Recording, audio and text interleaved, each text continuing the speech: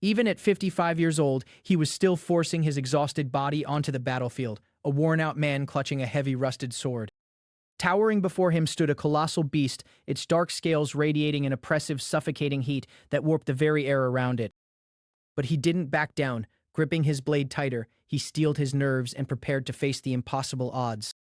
The monster unleashed an earth-shattering roar, a sound so deafening it felt like it could shatter the bones of any normal man. Blinding light erupted from the creature's gaping maw as a terrifying torrent of pure destruction blasted forward. Barely diving out of the way of the lethal strike, he let out a heavy sigh. This was just another miserable day in his pathetic life. Debris rained down like shrapnel as the beast's massive claws pulverized the very ground he had just been standing on. Before he could even catch his breath, another terrifying dragon swooped down from the dust, its jaws wide open and ready to feast. He braced his sword, his aging muscles screaming in agony. While the other players of his generation were hailed as legends and sword gods, he was just the forgotten veteran, a washed-up old man who never quite made it, written off as a swordsman with dementia. But it wasn't always this way. Years ago, the world had changed forever when the skies tore open and hell spilled out. Back then, he was just a helpless, traumatized child sitting in the blood-soaked rubble of his shattered reality. Just as death approached, a radiant figure descended from the heavens, turning to the boy with a warm, reassuring smile. Tears streamed uncontrollably down the boy's face as he realized he wasn't going to die in the ruins today. It was nothing short of a miracle, a fleeting, beautiful moment of hope in a world that had just been plunged into a nightmare. But that hope was a fragile thing. The true horror of the apocalypse had only just begun. A horrifying scream ripped through the air as monstrous, jagged claws claimed yet another innocent life right before his eyes. The day the collapse happened, the skies bled red, and an endless horde of nightmarish entities rained down upon humanity. Colossal aberrations tore through the city streets, effortlessly reducing skyscrapers to dust and turning humanity into prey. Grotesque, tentacled horrors roamed the wreckage, snatching up anyone who couldn't run fast enough. Driven by pure adrenaline and terror, he thrust his blade deep into an orc's flesh, desperate to survive the senseless slaughter. Black blood sprayed across the ruins as he fought with everything he had, tearing through the monsters in a frantic frenzy. But the reality of war was cruel. No matter how hard he fought, the sheer trauma of the slaughter etched itself deep into his soul. He eventually fell to his knees, utterly broken by the crushing weight of his own powerlessness. All around him lay the lifeless bodies of those he had sworn to protect, their armor shattered and their lives extinguished. Desperate screams echoed in the background, a haunting symphony of mankind's slow, agonizing extinction. Snapping back to the present battle, the old man panted heavily, his weary body pushed far beyond its absolute limits. He wiped the sweat from his brow, quietly cursing his own aging bones. What was he even doing fighting on the front lines at his age? But the dungeon wasn't done with him yet. From the pitch-black shadows of the cave, glowing red eyes locked onto their exhausted prey. 3 massive, shadow-drenched hounds emerged. With a bitter laugh, he raised his heavy sword once more. The monsters simply wouldn't let him catch his breath. The agonizing screams of his past still echoed relentlessly in his ears, haunting his every waking moment on the battlefield. He remembered dragging his battered body through the wasteland, surrounded by the rotting corpses of people he wasn't strong enough to save. Now, facing down a grotesque monstrosity in the present, he could feel his meager stamina draining by the second. His hands trembled violently around the hilt of his weapon. His body was finally giving out, betraying his will to live. A hollow, defeated smile crept across his bruised face. This time he might actually be doomed. The apocalypse had taken absolutely everything from him, stripping away his home, his family, and his future in an instant. He was left as nothing but a crying orphan standing completely alone in the freezing rain of a broken world. And yet, despite the crushing, suffocating despair staring him right in the face, he refused to give up. The memory of that blue-armored hero cutting through the darkness burned brightly in his mind, fueling his dying embers of resolve. That awe-inspiring strength, that unyielding presence, it was the single beacon of light that kept him moving forward all these years. When he had been at death's door as a fragile child, when the grotesque abyss had reached out to consume him whole, he had sworn to become a savior, throwing himself at the monsters with reckless abandon just to emulate his idol.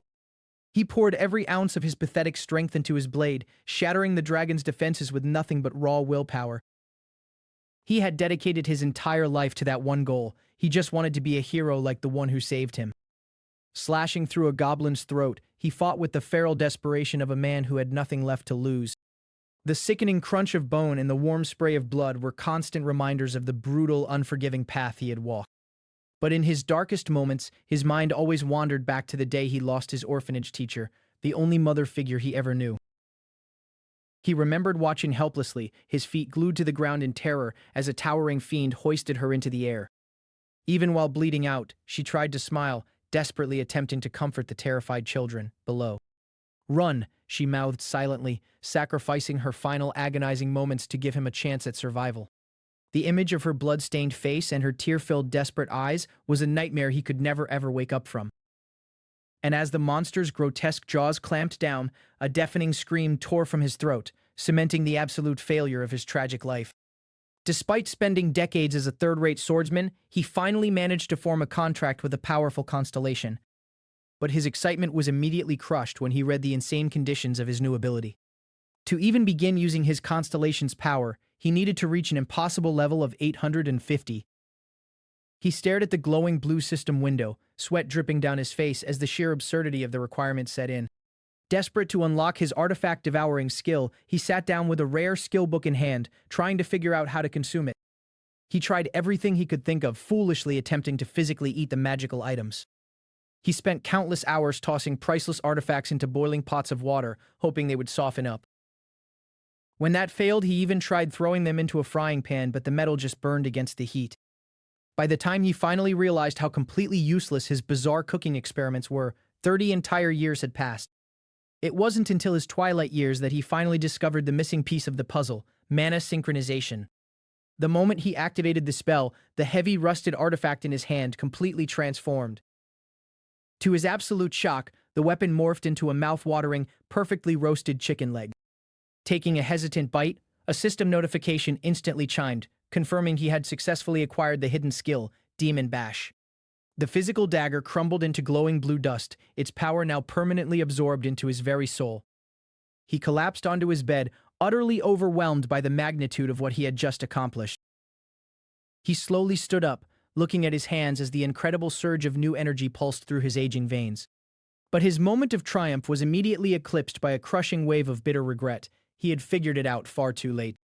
The system window slowly faded away, leaving him alone with the heavy realization of his wasted life. Deep within the dungeon, his contracted constellation nervously floated beside him, visibly panicking at the old man's despair. The celestial being awkwardly bowed its head, sincerely apologizing for not providing a proper instruction manual from the start. The constellation frantically typed out a message, assuring him that there was still plenty of time left to grow stronger. But the old swordsman completely snapped, screaming at the top of his lungs that he was already turning 60. He clutched his weapon, tears of frustration welling in his eyes as he looked at the glowing skill book hovering before him. The magical tome radiated a brilliant aura, mocking him with the power he could have wielded decades ago. Suddenly, the cave shook violently, and his eyes widened in absolute shock at the blinding energy erupting from the system.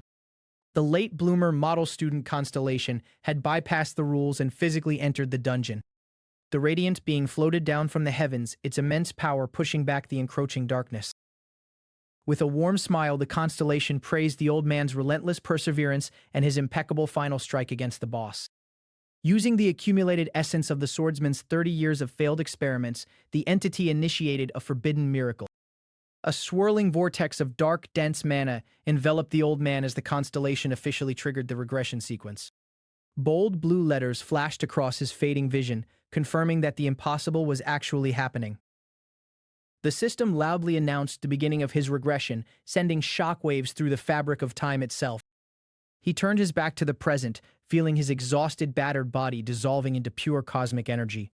A blinding flash of pure white light consumed the entire dungeon, erasing his tragic timeline from existence. When the light finally faded, the oppressive atmosphere of the old dungeon was replaced by the chaotic sounds of a modern raid. Standing tall with a calm, unbothered expression, the young regressor surveyed his new surroundings. Towering, bloodthirsty orcs roared in the distance, their massive weapons cleaving through the air with lethal force. The heavily armored team leader, Giin, barely blocked a devastating strike, his muscles straining under the pressure. But rather than focus on the monsters, Giin threw a sinister smirk toward the back of the group, targeting the new recruit. The corrupt leader gritted his teeth, furiously muttering about how he was going to teach the arrogant kid a deadly lesson. Yoon barked aggressive orders at his men, commanding the porters to stay back while the main fighters took the vanguard. A massive, swirling blue portal pulsed violently in the center of the street, radiating an ominous freezing aura. The heavily armed strike team marched toward the gate, fully prepared to face the nightmare waiting inside. Yoon confidently led the charge, completely unaware that the quiet newbie walking behind him possessed 30 years of combat experience. The young regressor simply watched the team leader's back, his eyes cold and analytical as he assessed the situation. Yoon glanced over his shoulder, his eyes narrowing as he finalized his twisted plan to use the kid as monster bait.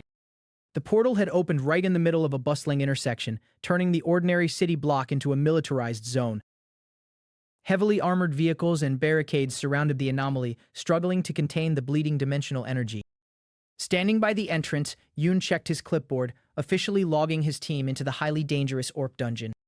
The nervous leader of the porter group approached Yoon, his face pale with deep concern over the raid's lineup. The porter desperately argued that bringing a complete amateur into a C-rank dungeon was an absolute suicide mission. But Yoon aggressively shut him down, screaming that his final decisions were not to be questioned by a lowly bag carrier. Unseen by the arguing men, the young regressor's constellation quietly floated in the air, frantically taking notes on the drama. The young man tuned out their bickering, his mind briefly flashing back to the miserable end of his previous life. His constellation watched him carefully, surprised by the chillingly calm demeanor of the usually frantic swordsman. In his past, he had spent decades chasing the shadow of the great hero who had saved him, constantly pushing beyond his limits. He remembered looking up at that majestic figure as a helpless child, swearing to one day reach that impossible level of strength. But reality had been cruel. He had ended up as a battered, worn-out old man, completely exhausted by the endless slaughter. He recalled staring up at the blood-red sky, wondering why he was still fighting death matches in his late 50s. Before his regression, his final triumph had been standing over the freshly slain corpse of the ancient dragon boss. It was a brutal, agonizing battle that had pushed his aging body to the absolute brink of total collapse. He had leaned heavily on his cracked sword, his lungs burning as he desperately gasped for air. Furious at his own pathetic weakness, he had screamed into the empty cavern, cursing his terribly delayed potential. It was during that exact raid, surrounded by dragon scales and rubble, that he had originally found the bronze-tier dagger. The Venomoth's dagger was a low-rank weapon, but he knew from his past life that it harbored a uniquely overpowered hidden skill. Snapping back to the present, the young regressor held that very same dagger, its blade glowing with raw potential. A system window popped up, calculating the perfect absorption rate based on his previous life's retrospective usage. A confident, predatory smile spread across his young face as the mana synchronized perfectly with his soul. The system announced the official start of the artifact absorption process, enveloping his body in a brilliant, blinding aura. Raw, unbridled energy surged through the air as the young man activated his unique devouring ability without a single moment of hesitation. To completely consume the weapon, his consciousness was violently pulled into the mysterious otherworldly void known as the Gap. Waiting for him in the darkness was his contracted constellation, hovering quietly with a massive magical tome in hand. The celestial being adjusted its glowing glasses, carefully monitoring the dangerous spiritual transition. In his previous life, this process had nearly destroyed him, his old body slowly fading into the chaotic abyss of the void. But the constellation had intervened, casting a powerful stabilization spell that anchored his soul to the mortal realm. The old swordsman had floated helplessly in the dark expanse, completely overwhelmed by the crushing pressure of the Gap. He had panicked, desperately looking around the void as his mind struggled to comprehend the sheer scale of the magic. He had called out to his constellation, terrified that his soul was going to be permanently erased from existence. But now, standing in that exact same void as a 25-year-old regressor, he simply smiled with absolute confidence.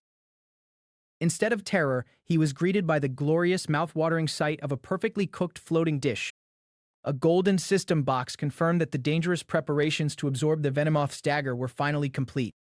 The magical weapon had fully manifested as a sizzling, golden-brown rotisserie chicken drizzled perfectly with olive oil. The young man let out a massive sigh of relief, incredibly thankful that the system hadn't generated a disgusting monster meat dish. Meanwhile, on a nearby television screen, a sharply dressed reporter was delivering the morning dungeon broadcast. He was interviewing CEO Han, a prominent figure in the hunter industry, discussing the escalating threat of the dimensional gates. As the two experts sat on the broadcast bench, they explained how the dungeons were essentially stepping stones for humanity's survival. The young regressor casually watched the screen, absorbing the current timeline's politics while getting ready for his first raid. He expertly twirled the dagger in his hand, his eyes sharp and focused as he prepared to step onto the battlefield. Arriving at the staging area, he was immediately greeted by Yoon, who threw on a perfectly fake, welcoming smile. The team leader stepped uncomfortably close, his eyes gleaming with a malicious, hidden agenda as he looked down at the newbie. Playing along with the act, the young man politely nodded, keeping his overwhelming aura completely suppressed. Yoon forcefully patted his shoulder, the heavy armor clanking as he pretended to hype up the new recruit. The corrupt leader threw his head back and laughed loudly, a booming, obnoxious sound that echoed across the staging ground. But behind that laugh, Yoon was already visualizing the kid getting brutally ripped apart by the dungeon's monsters. Turning his back, Yoon signaled for his elite squad to move out, leaving the supposedly helpless newbie with the porters. The young regressor simply rested his heavy longsword on his shoulder, his expression completely unfazed by the obvious trap. The veteran porters glared at him with open hostility, furious that a rookie was going to drag down their survival rate. Yoon glanced back one last time, a dark, sinister smirk pulling at his lips as they approached the portal's event horizon. The young man's eyes went deadpan. He could read the corrupt leader's pathetic intentions like an open book.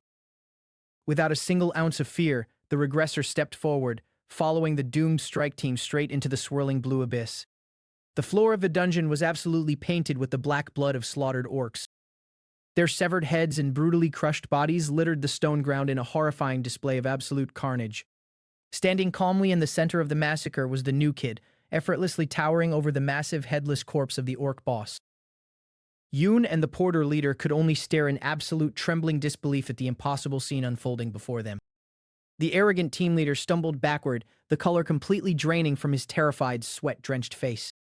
The porter leader stammered uncontrollably, trying to process how a level 1 newbie had just cleared a notoriously brutal dungeon single-handedly.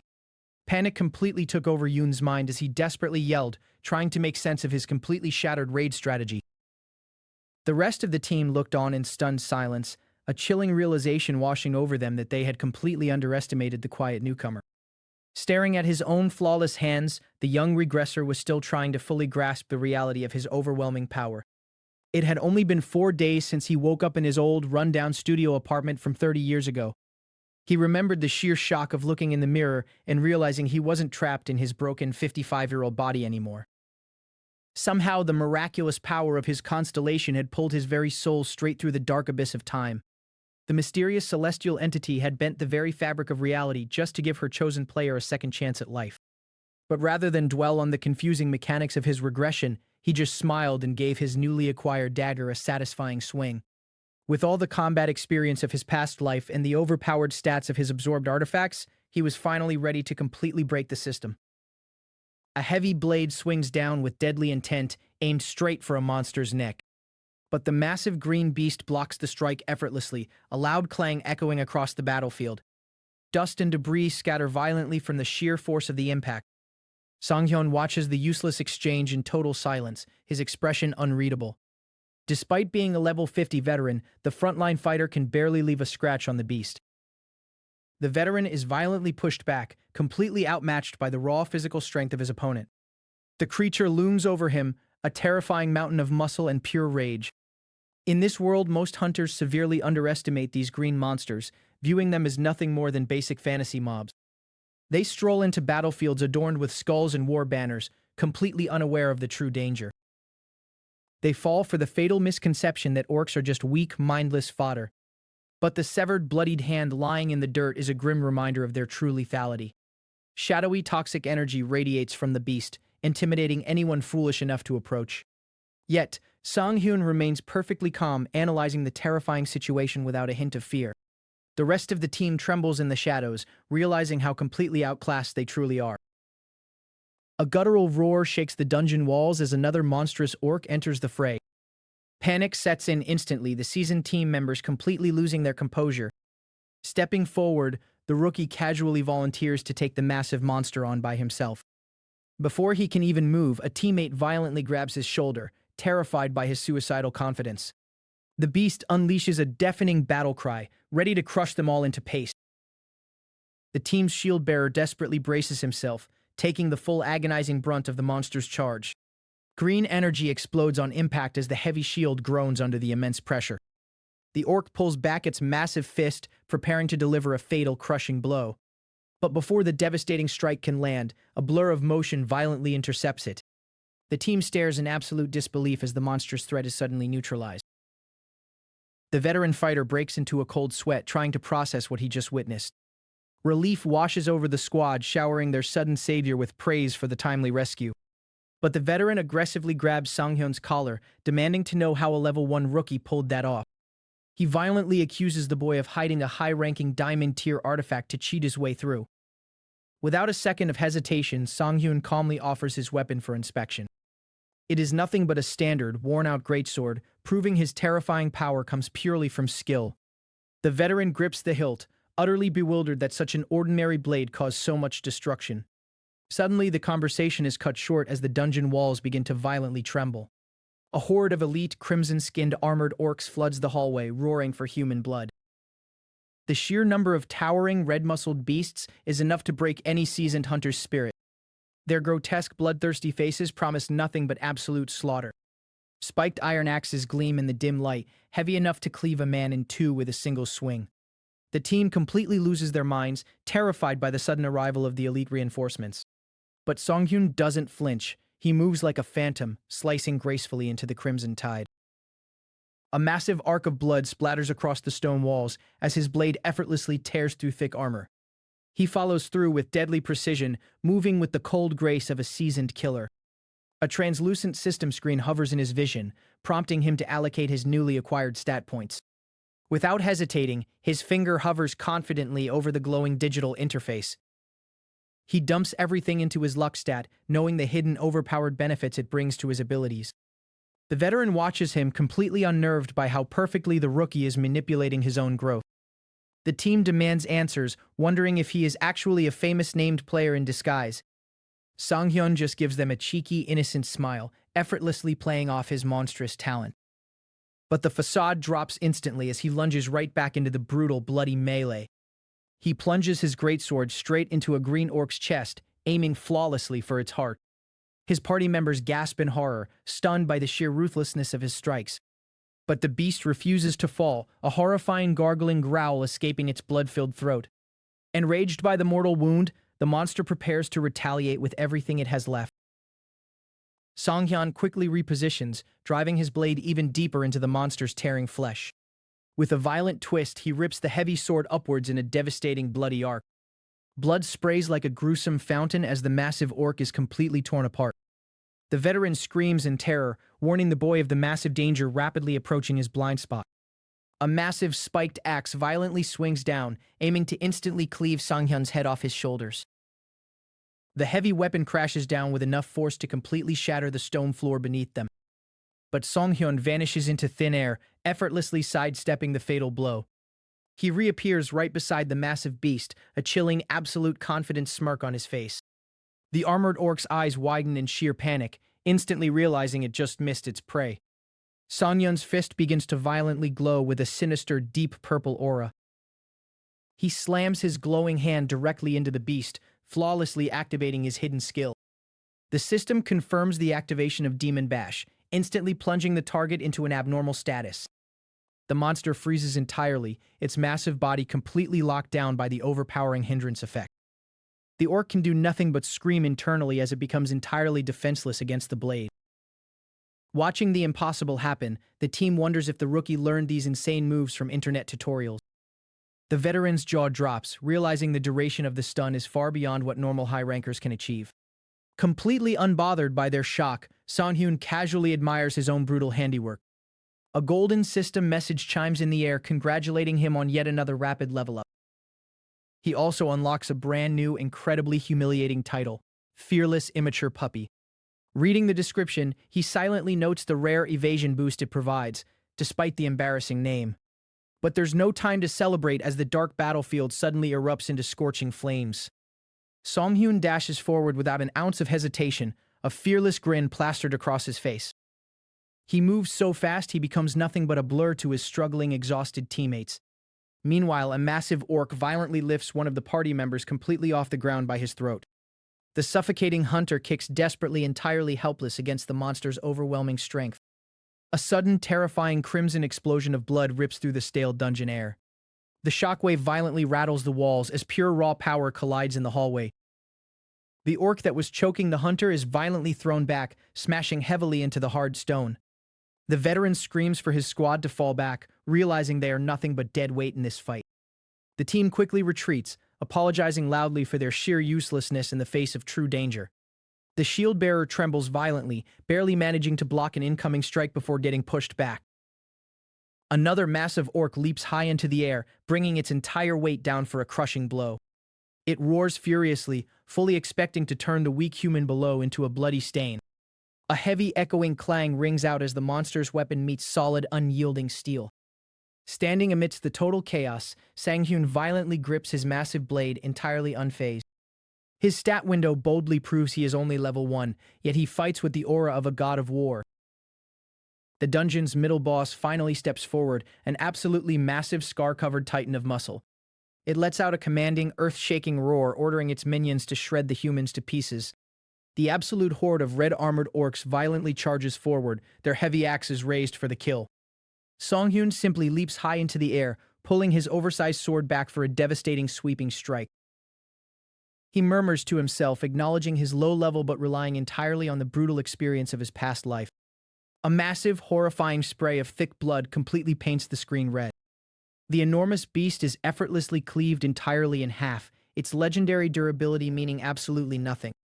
Sang-hyun follows through the brutal slash perfectly, his dark coat fluttering as he lands with deadly grace. The team can only scream in sheer, unadulterated disbelief at the completely one-sided massacre. With a swift, practiced motion, he sharply shakes the thick blood off his faded, chipped weapon. He tightens his grip, locking his cold, killer eyes onto the final trembling monster. Another brutal, blinding slash cuts violently through the dark dungeon corridor. The hallway falls completely silent, now completely littered with the severed, bloody bodies of elite monsters. The veteran drops his heavy weapon, entirely unable to comprehend what his eyes just witnessed. The corridor is painted completely red, a terrifying, gruesome testament to a level 1 rookie's rampage. A severed orc head rolls slowly across the cold floor, completely lifeless. Sang-hyun stands tall among the mountain of corpses, looking more like the dungeon's true boss than a human. The team leader screams at the top of his lungs, completely losing his cool at the sheer absurdity of the situation. The rest of the broken party desperately struggles to fend off the few remaining stragglers. A massive axe violently swings wildly through the air, almost taking off a terrified hunter's head. The vanguard barely manages to hold the collapsing line with his violently cracking shield. The veteran jumps into the fray, desperate to contribute at least something to the terrifying fight.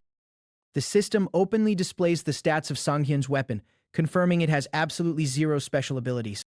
Sang-hyun calmly tells the veteran to step back, his voice completely steady and commanding. The older hunter grits his teeth hard, incredibly frustrated by his own pathetic weakness. A massive, spiked behemoth steps violently out from the shadows, towering terrifyingly over everyone.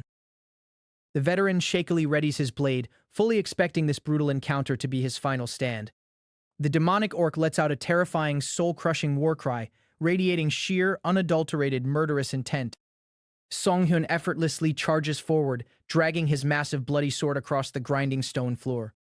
He violently swings with all his might, forcefully tearing a massive chunk of flesh off the beast. The monster roars in absolute blinding agony, entirely unprepared for the sheer raw power behind the strike. A massive shockwave erupts violently as the heavy blade meets thick, unyielding demonic armor. The explosive impact forces everyone to cover their eyes from the blinding, burning sparks. The demonic beast angrily raises its heavy hammer, preparing to retaliate with a completely crushing blow. The veteran screams in absolute terror, realizing the incoming strike is going to obliterate them all. The rest of the squad watches in absolute horror, completely paralyzed by the looming shadow of death. Sang-hyun suddenly leaps backward out of the way, moving with completely supernatural fluid agility. The veteran violently yells out, fully convinced the cocky rookie has finally lost his mind. Sang-hyun lands gracefully on his feet, entirely unbothered by the absolute chaos destroying the room around him. The demonic beast violently slams its massive weapon into the ground, completely shattering the stone floor. A massive, terrifying crater forms instantly as the sheer force of the blow destroys the entire hallway. But Sungyun is already miles away from the brutal impact zone, completely unharmed and totally relaxed. A new chapter in the rookie's legendary, blood-soaked rise officially begins. The terrified team slowly regroups, walking down the gloomy, ruined hallway while frantically catching their breath. The veteran aggressively scolds the rookie, warning him not to get a big head just because he awakened. The exhausted team members whisper among themselves, still violently struggling to process his insane strength. A teammate cautiously pats his shoulder, extremely grateful but entirely intimidated by his dark presence. Sanghyun simply flashes a bright, innocent smile, playing the part of a naive, harmless rookie perfectly. The party leader turns around abruptly, sternly reminding him not to overstep his boundaries in this dungeon. The boy stands completely alone in the corridor, casually resting his massive sword into the cracked ground. The veteran violently glares at him, making it crystal clear that the upcoming demon orc is completely out of his league. But Songhyun just grins brightly, confidently asking if he can keep the rare artifact if he solos the boss. The intense, suffocating atmosphere in the dungeon refuses to settle down for even a second. The team leader violently scoffs, fully thinking the boy's endless arrogance is finally going to get him killed. The squad heavily begins to walk away, fully expecting the overpowered rookie to fall in line and follow orders. But Songhyun remains completely rooted to the spot, his cold eyes locked deeply onto the darkness ahead. A sudden, chilling realization hits him, remembering exactly why he joined this specific party in his past life. The confused teammates quickly glance back, wondering why the boy isn't following them into the next room. With a fearless, absolutely terrifying smirk, he prepares to leave them behind and violently hunt the dungeon's true boss entirely alone. A heavy groan escapes the wounded man as he barely regains consciousness on the cold floor. The seasoned tank leader collapses against the stone wall, completely bewildered by the sudden party wipeout. Watching the pathetic display, he simply clicks his tongue in sheer disappointment. Towering over the broken squad is a massive, bloodthirsty beast wielding a colossal axe. Despair rapidly sets in as the veterans realize they are all going to die in this room. The monster flashes a wicked, jagged grin, completely savoring the heavy scent of blood. Sweat aggressively drips down the leader's face as absolute terror paralyzes his entire body. Dark, suffocating energy radiates from the hulking brute, violently crushing any remaining hope. But while the veterans cower in fear, the young rookie calmly steps forward without a hint of hesitation.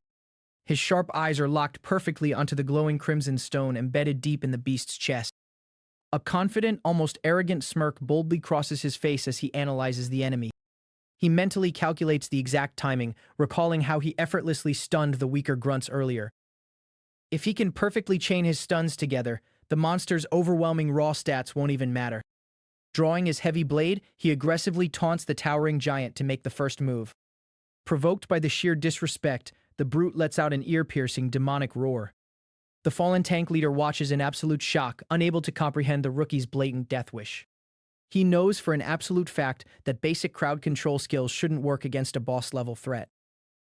The monster lunges forward, bringing its devastating weapon down to instantly crush the boy. Yet he fluidly dodges the fatal blow, a completely relaxed smile never leaving his face. He moves with a cold, calculated precision that can only be forged from years of brutal past life experience. Sparks violently fly as his sword seamlessly deflects a heavy strike that should have cleaved him in half. The crimson stone heavily pulses with a mesmerizing light amidst the chaotic clash of metal. It's a notoriously rare drop, an artifact that most veteran players can spend lifetimes actively hunting for. In his previous life, his entire high-level squad had completely failed to conquer this very dungeon. He was forced to painfully watch another incredibly lucky team claim the ultimate prize. The bitter memory of their arrogant boasting still actively fuels his current dark obsession. They had paraded the artifact around, treating it like nothing more than a fast ticket to early retirement. But this time, his determined eyes tracked the prize, absolutely refusing to let history repeat itself. Knowing his current stats are way too low to overpower the beast, he completely shifts his combat style. Instead of blocking directly, he uses the monster's own massive momentum to line up a fatal, piercing counter. A sharp, predatory grin flashes across his face as the trap springs perfectly into place. He casually turns his back to the raging monster, walking away as if the deadly fight completely bores him. The veteran tank just stares, utterly dumbfounded by the sheer suicidal disrespect on display. The rookie lets out a soft, mocking chuckle, highly amused by the veteran party's sheer panic. The teammates exchange terrified glances, absolutely convinced the kid has finally lost his mind. He easily parries a stray heavy attack without even bothering to fully turn around. The leader stammers in disbelief, realizing the cocky kid actually managed to heavily damage the creature. Infuriated by the total humiliation, the massive beast erupts into a violent, earth-shaking frenzy. It aggressively swings its heavy weapon down, desperate to turn the arrogant human into a bloody stain. But with a minimal, perfect shift in his footing, he effortlessly sidesteps the catastrophic impact. His intense gaze perfectly tracks every single micro-movement of the hulking boss. The deadly weapon violently tears through the air, missing his body by mere fractions of an inch. He slips flawlessly into the monster's blind spot, heavily exploiting a fatal weakness in its wide swings. The colossal axe buries itself deep into the stone floor, completely halting the beast's aggressive momentum. The tank leader watches the masterclass in evasion, his previous superiority complex entirely shattered. He completely refuses to accept that a raw amateur is single-handedly outplaying a monster that nearly wiped them. Deep down, bitter envy aggressively gnaws at the veteran, wishing he possessed such a broken crowd control skill. Suddenly, the crimson stone glows brilliantly, violently resonating with intense magical energy. The system window firmly confirms the rare artifact's incredible stat-boosting properties. He heavily stares at the notification, knowing this single item will completely accelerate his entire build. Blind panic heavily surges through the party as they desperately look to their battered leader for orders. The veteran glares intensely, his deeply wounded pride making him desperate to quickly reclaim control. Completely unbothered by the heavy tension, the rookie maintains his infuriatingly relaxed, easygoing posture. The leader violently storms forward, demanding that the scattered party immediately fall back into strict formation. He aggressively points a warning finger, determined to firmly put the cocky newcomer back in his place. The bruised and heavily battered teammates cautiously rally behind their fiercely struggling commander. The veteran sternly warns that a few lucky dodges won't save him from real, grueling battlefield danger. But instead of quietly backing down, the rookie's grip heavily tightens around his sword hilt. He fully draws his massive blade, completely ignoring the useless, desperate advice of a failing commander. He knows for a fact that rapidly securing his core skill takes absolute priority over a fragile ego. The party cautiously pushes open the heavy iron doors, slowly revealing the true nightmare waiting ahead. Standing ominously in the dead center of the gloomy chamber is the towering middle boss. The tank leader swallows heavily, feeling the overwhelming, suffocating pressure instantly crush his lungs. The dark, eerie dungeon lighting casts terrifying shadows across the giant beast's heavily scarred body. A cold system notification officially announces their entry into the deadly middle boss room. The massive creature tightly locks its glowing red eyes onto the fragile intruders entering its domain. Despite the sheer, terrifying danger, one of the arrogant party members immediately starts running his mouth. He furiously questions if the kid really thinks he can solo the entire high-level dungeon. The leader scowls, quickly realizing that group cohesion has completely fallen apart at the worst possible time. He mentally curses himself heavily for ever listening to the reckless advice of a cocky newbie.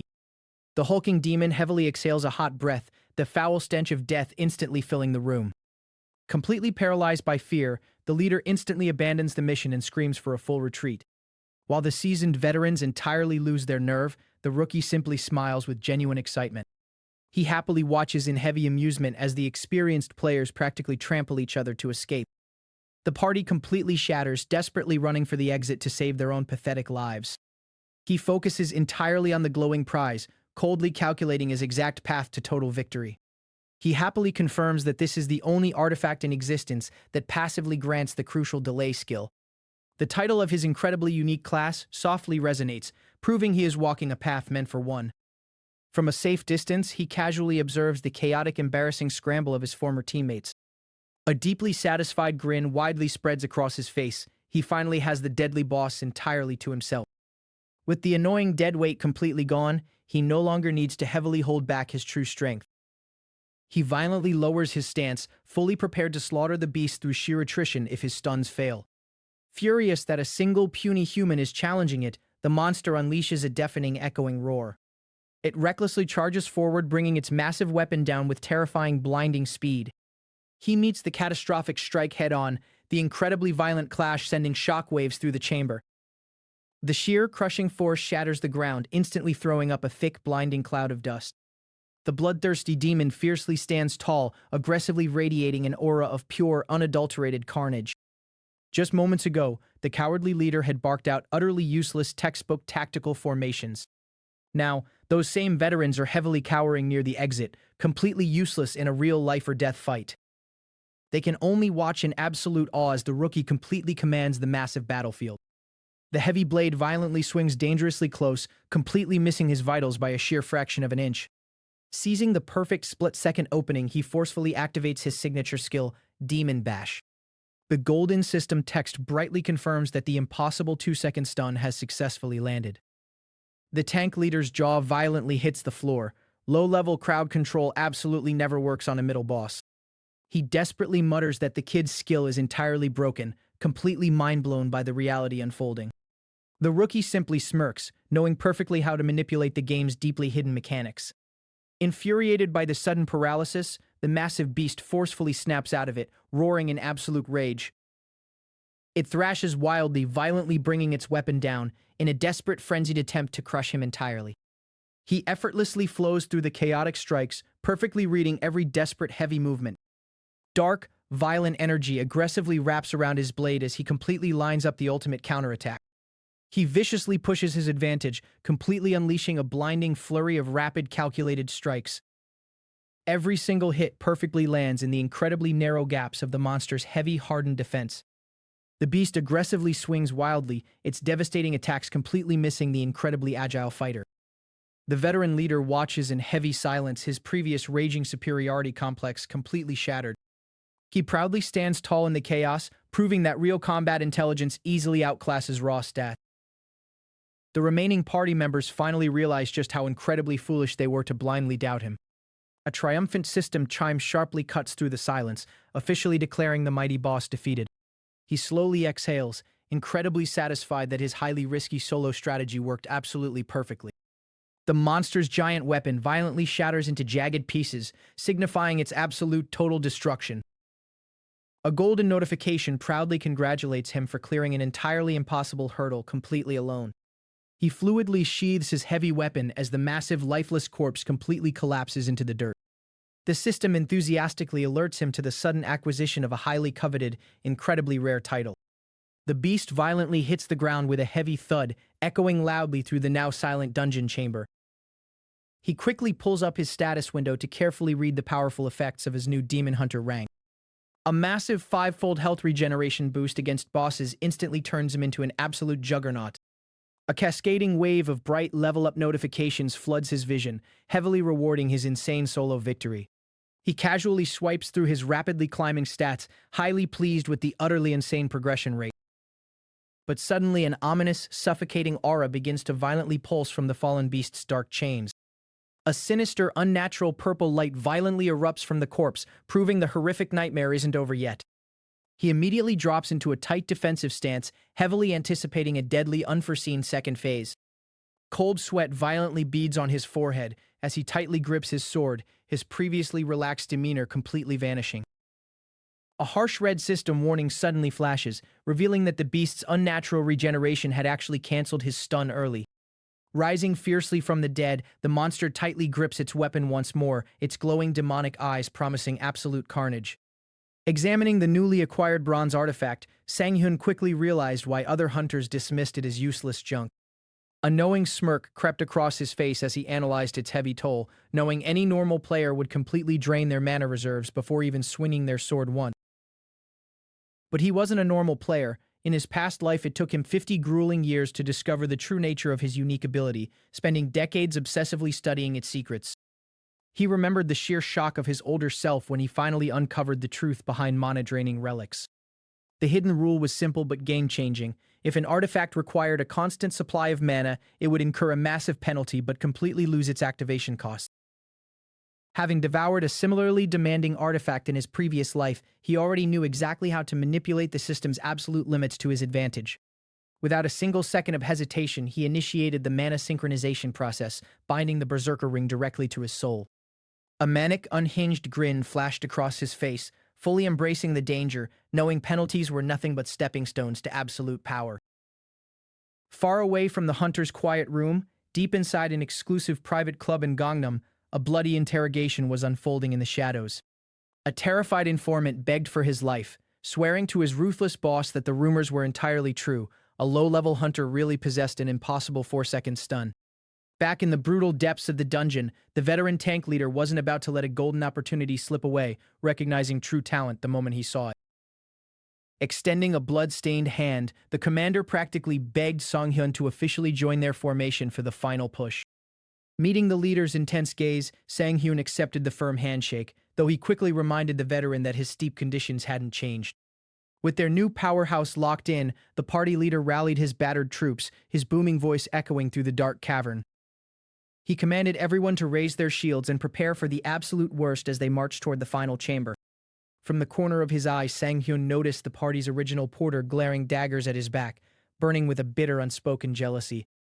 Oblivious to the brewing tension, the leader cheered loudly, promising the exhausted crew a massive feast and heavy drinking once they cleared the final hurdle. The massive stone doors of the boss room slowly grinded open, revealing a suffocating pitch-black darkness. A deafening, blood-curdling roar shattered the silence, echoing from the terrifying beast lurking within the shadows. The final boss, a colossal orc berserker, stomped into the dim light, radiating pure, unadulterated killing intent. As the raid party charged into the massive chamber, the ground violently trembled beneath their desperate footsteps. The heavily armored tank rushed to the front line, bracing his reinforced shield against the overwhelming impact of the monster's first strike.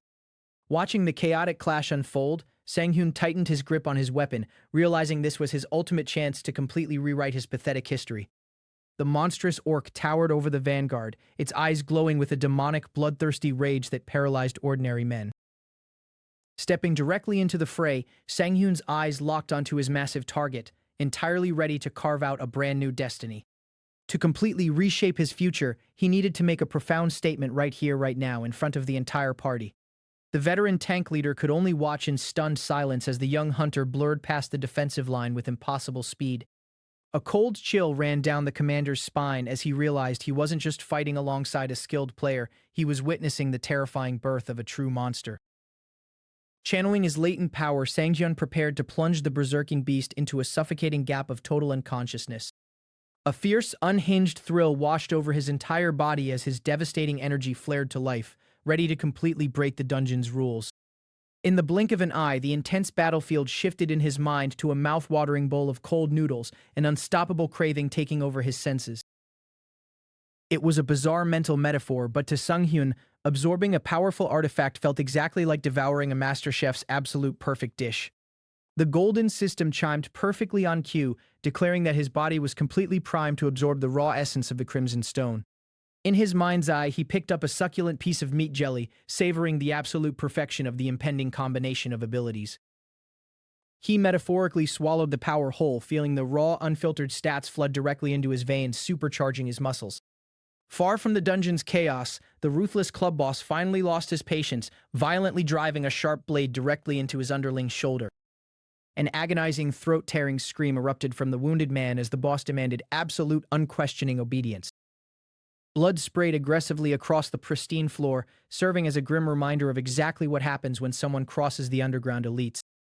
Back in the perilous boss room, the tank leader tried to assert control, bravely offering to take the vanguard position to protect his new asset.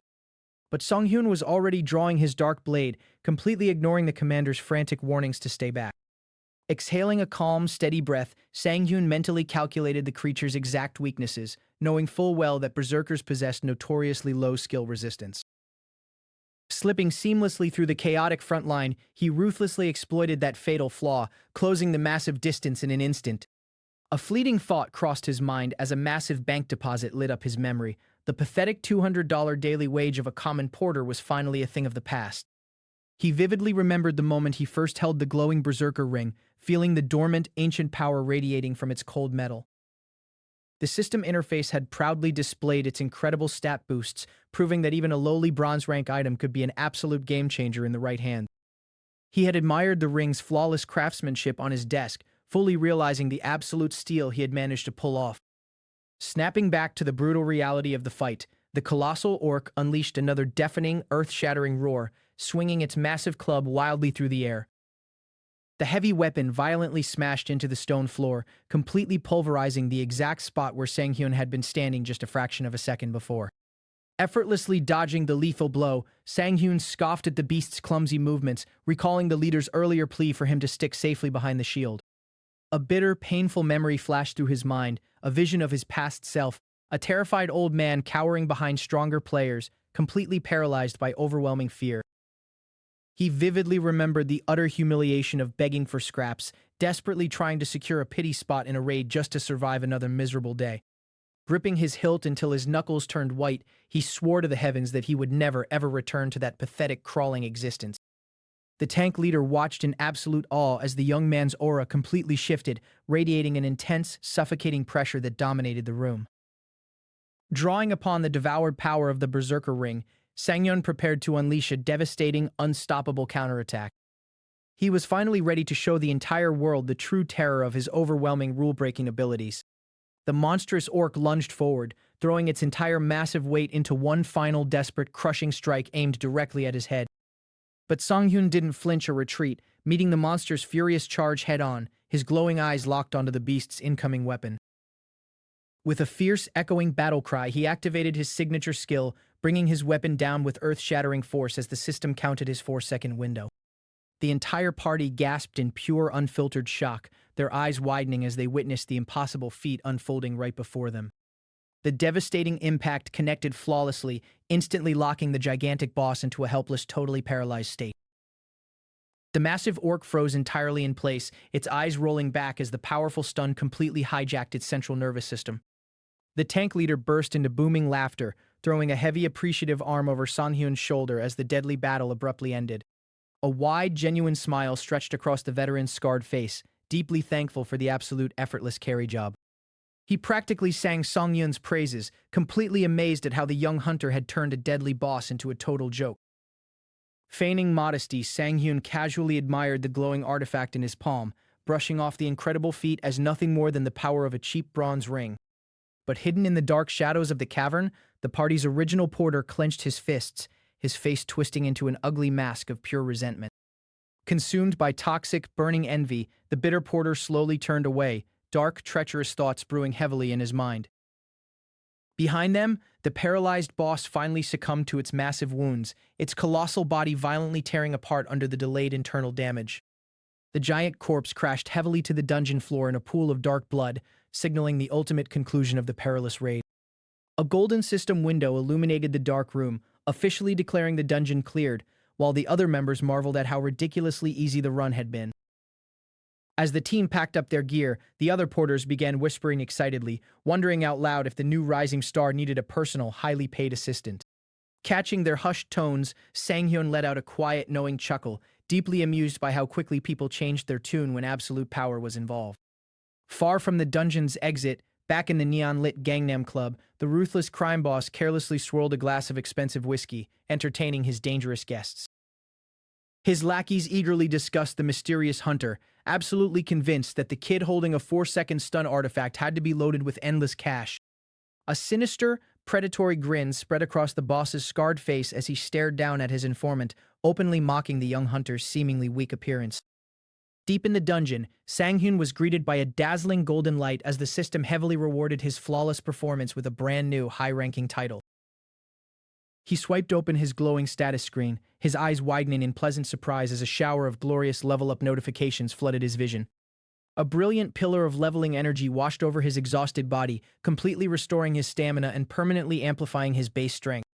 Reading the fine print of his new title, he realized it permanently extended the duration of all his status effects by a massive 10%. The math instantly clicked in his head, making his eyes widen. His already broken 4-second stun had just evolved into a completely game-shattering 4.4 seconds. His thoughts immediately drifted to the legendary high rankers of his past life, specifically the infamous powerhouse known as Ghostblade. Ghostblade was a total monster who dominated the Korean hunting scene, known far and wide as the ultimate title collector and the absolute peak of swordsmanship.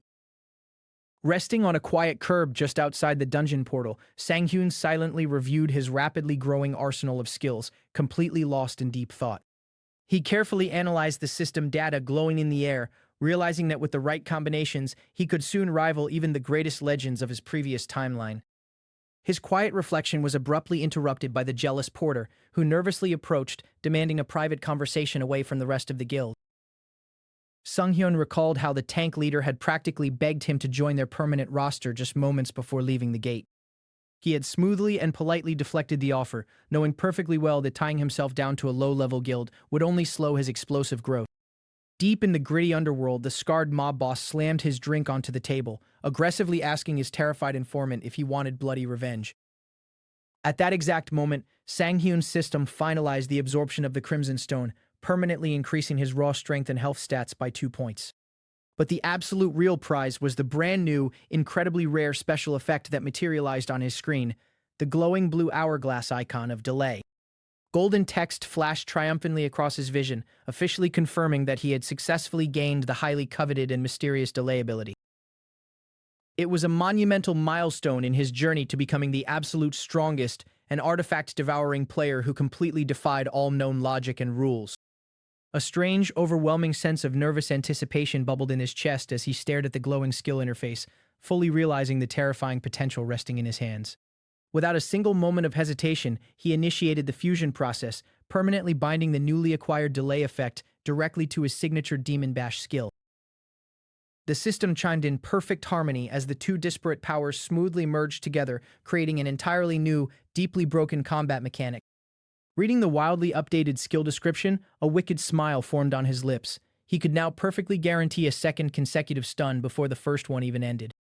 Miles away, the jealous porter aggressively ground his teeth, furiously typing on his phone as he bitterly cursed the profound unfairness of the hunter world. Standing safely in the shadows of the street, the traitorous porter officially crossed the line, selling out Song-hyun's exact location to the violent underground thugs. Completely unaware of the deadly bounty placed on his head, the bright morning sun shone over Sang-hyun's quiet apartment building in the Songpa district. Safe inside his home, Sang-hyun let out a joyous, carefree cheer, absolutely thrilled with his massive haul and completely ready to conquer the hunter world.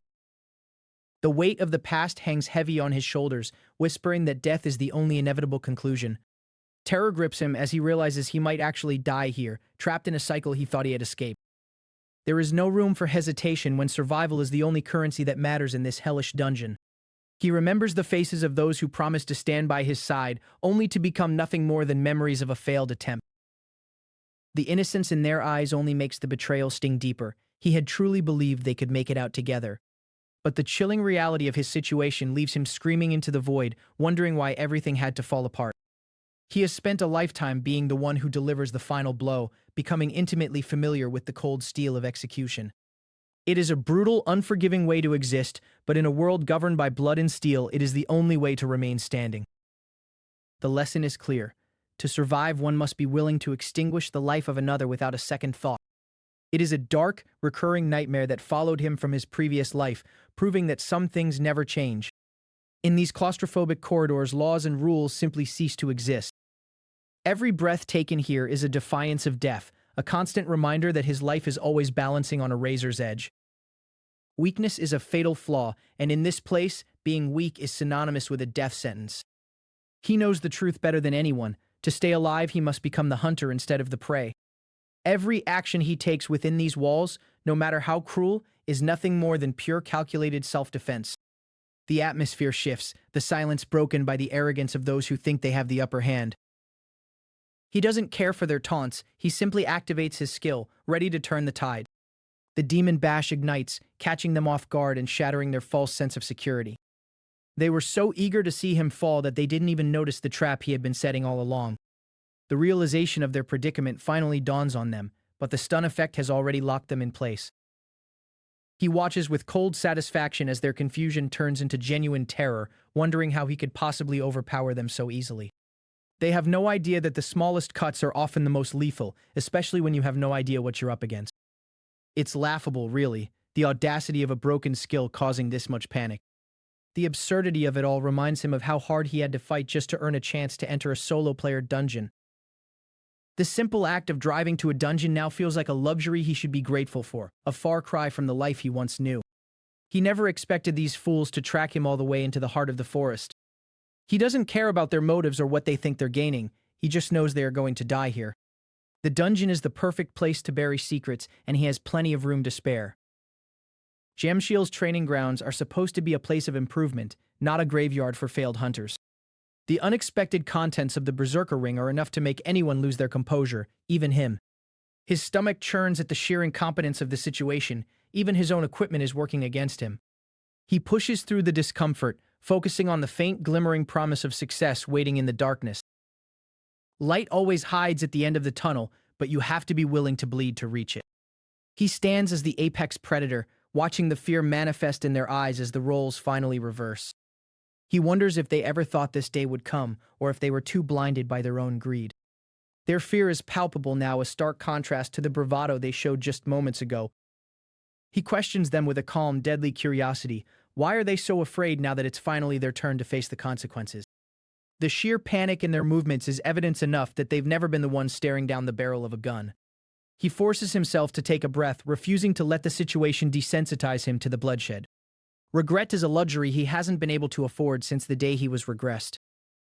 He sighs, realizing that his dreams of catching a constellation's eye are becoming increasingly unrealistic. He keeps moving, keeping his eyes peeled, never letting his guard slip for a single second. The question of why they would throw their lives away like this continues to haunt his thoughts. He looks down at his hands, trying to reconcile the violence with the necessity of his survival.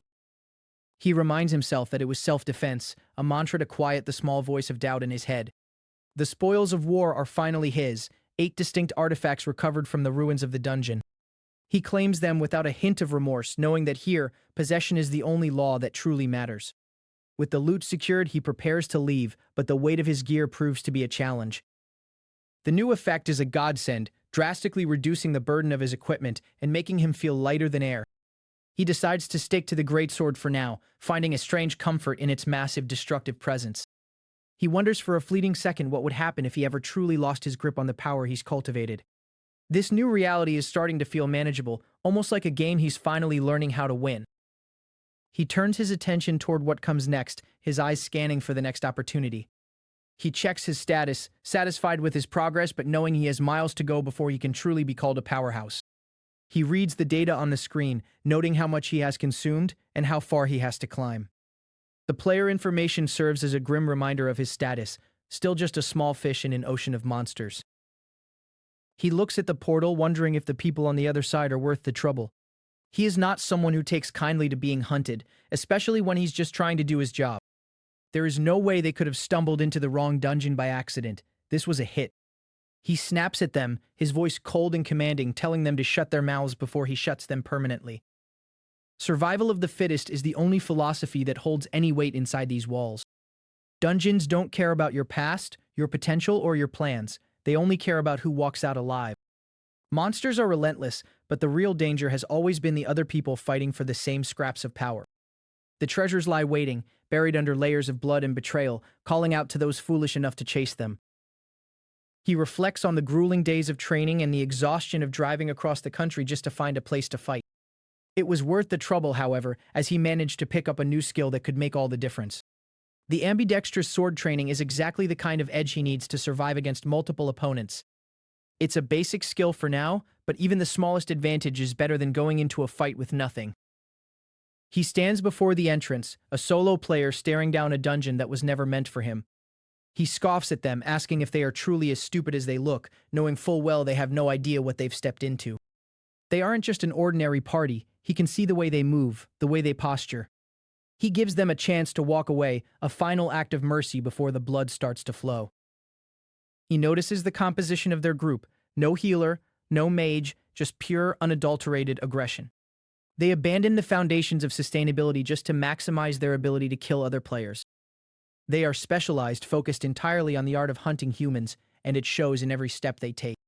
The Hyena Pack, a name that fits them perfectly, scroungers who only know how to take from the weak. He challenges them, demanding to know why they are still trying to maintain their charade. They scramble, realizing too late that they are the ones being hunted. He laughs in the face of their threats, refusing to let them intimidate him for even a second. They panic, yelling at each other to keep their distance, terrified of what he might do next. They scramble for position, hoping that some tactical formation will save them from their inevitable end. They try to reassure each other, but the fear is already eating them alive from the inside out. The shock on their faces is priceless when they realize one of their own has been taken out. He wonders if they really thought a level 100 idiot could be beaten so easily. They are amateurs, despite their recent awakening, and they've made the fatal mistake of underestimating him. He confronts them with the truth, calling out their shady practices for what they really are. They are nothing but organ dealers, parasites who feed on the bodies of those they kill. He tries to wrap his head around their twisted logic, but he realizes there is no reason to be found here. They aren't a team bonded by trust. They are predators held together by nothing more than shared greed. He reveals their goal, the harvesting of mana stones from human bodies, a process as disgusting as it is profitable. He tells them he has seen the dark underbelly of this world, and he is not impressed by their little operation. They laugh in his face, completely dismissing the weight of their own crimes. They think they have the power to intimidate him, not realizing they are talking to someone who has already lived a lifetime of violence. They spew insults, their rage masking the creeping realization that they are completely outmatched. He watches them with a cold, detached intensity, weighing their lives against the price of his own time. They threaten him, claiming he won't even have a body left to bury, but the words ring hollow. He knows the Players Association has been trying to hunt them down for years, but they are too slippery to catch. He is well aware of the danger they pose, but he has prepared for every possible outcome. He knows the archers are the most dangerous, the ones who dictate the flow of the battle from the shadows. He decides it is time to end this, to wrap up the loose ends and continue with his business. He smiles, knowing that he has lured them exactly where he wanted them all along. He has been patient, waiting for the perfect moment to reveal his hand. He tosses his greatsword, a gamble that leaves him momentarily vulnerable but sets the stage for a much larger trap. They see the sword hit the ground and think he has made a fatal error, unaware of the carnage that is about to follow. They think he is defenseless, the perfect opening they have been waiting for to land a killing blow. They rush in, desperate to capitalize on what they believe to be his biggest mistake. He watches them descend, knowing that in just a few seconds the battle will be over. They are completely insane, diving into a situation they haven't even begun to understand. He looks at his status window one last time, reminding himself of what he needs to accomplish. He knows the constellations are watching, and he needs to be careful about how he presents himself to them. He contemplates his stats, thinking about who would be the best fit for his unique style of play. He wants a partner who complements his luck, someone who can turn even the worst odds into a winning hand.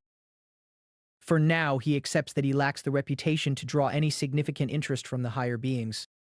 Training is all he has, and he knows that the path to true power starts with self-discipline. There is no better place to hone his skills than in a place filled with enemies that want him dead. They scream at him, their voices filled with a desperate, pathetic rage that does nothing to change their situation. He tells them to do it the easy way, offering them one final chance before he makes things much, much worse. He treats them like unruly children, mocking their subservience to their leader. He demands that they listen, that they recognize who is actually in control of this fight. He stands his ground, cold and unshakable, waiting for them to make the next move. He warns them not to waste his time, his patience wearing thin as he prepares for the final strike. He looks at them, not with fear, but with the weary boredom of someone who has seen this script 1,000 times before. The tension is thick enough to cut, a final standoff before the inevitable conclusion of their short, brutal lives. He prepares himself, ready to deliver the final word in a conversation they never should have started. The battlefield is a blur of motion and steel, with Songhyun locked in a dance of death against the goblin horde. He moves with a precision that defies the chaos, his blade carving through the air as he fends off the relentless attackers. With a blindfold obscuring his vision, he relies entirely on his heightened senses to anticipate every strike before it even lands. The pressure is immense, yet he holds his ground, turning the tide of the skirmish with calculated, lethal efficiency. A goblin shrieks in agony as its life is abruptly ended, echoing through the dark, suffocating tunnels. He draws breath in the aftermath, the weight of the moment pressing down on him as he realizes how close he just came to death. The blood drips from his blade, a grim reminder of the thin line he walks between victory and total annihilation. He stands amidst the carnage, his mind racing with the realization of his own fragility in this brutal new reality. The thrill of the fight begins to fade, replaced by the chilling awareness of his own narrow escape. He knows that in this life, one mistake is all it takes to lose everything, and that thought sends a shiver down his spine. He realizes he's been courting disaster, and the adrenaline of the narrow victory leaves him feeling exposed. He has to be smarter, to be more careful, because the next time his luck might just run out. but the rewards of his struggle begin to manifest, proving that the risk was, in some twisted way, necessary. His mind drifts back to the path that led him here, dissecting his every move to ensure his survival. He contemplates his past, the hardships that forced him to sharpen his instincts, and the toll it has taken on his soul. The memories are painful, but they are the bedrock of his newfound power and his ability to see the world for what it truly is. The celestial powers are watching, intrigued by his mysterious path and the way he bends destiny to his will. Even the fickle goddess of luck seems captivated, extending her influence toward him in a silent, cosmic invitation. He focuses on the very air around him, listening to the subtle shifts in pressure that betray the presence of his enemies. This state of total focus is his new sanctuary, a meditative trance that allows him to transcend his physical limits. He recalls the enemy who dared to charge him at the very start of this ordeal, a dangerous encounter that could have ended it all. To think that such a pathetic creature would carry a precious status-cleansing artifact, it was a gamble he barely survived. If he hadn't trusted his instincts and acted with absolute coldness, he would have been utterly destroyed by that status effect. The thought of it makes him clench his teeth. He can't afford such reckless trust again. He vows to be more vigilant, to scrutinize every detail before throwing himself into the fray. The artifact he secured, the recovery ring, feels heavy in his hand, a testament to his scavenged victory. He examines its properties, recognizing that this simple piece of jewelry is now the lifeline he desperately needs. With a flick of his wrist, he prepares the ring, knowing it will be the difference between life and death in the coming trials. He feels the mana begin to flow and synchronize, binding the artifact to his very essence. The realization hits him, he is evolving, consuming the remnants of others to build a foundation for his own ascendancy. The interface blooms before his eyes, displaying the fruits of his relentless grind and the stats he has fought tooth and nail to claim. Strength, dexterity, mana, the numbers climb, painting a picture of a player far stronger than his level should ever allow. He looks over his status window with a faint smirk, knowing that others at his level would be nothing compared to him. He reflects on his return, questioning how long it has truly been since he found himself back in this cycle. The feeling is intoxicating, the slow, steady climb toward power that he was denied for so long. He realizes that even small efforts, when compounded, lead to massive shifts in his overall capabilities. The new title, Lucky Day, pulses with potential, offering him the very thing he needs to defy the odds once more. With his luck surging, he starts to see the patterns in his growth, a roadmap to becoming an unstoppable force.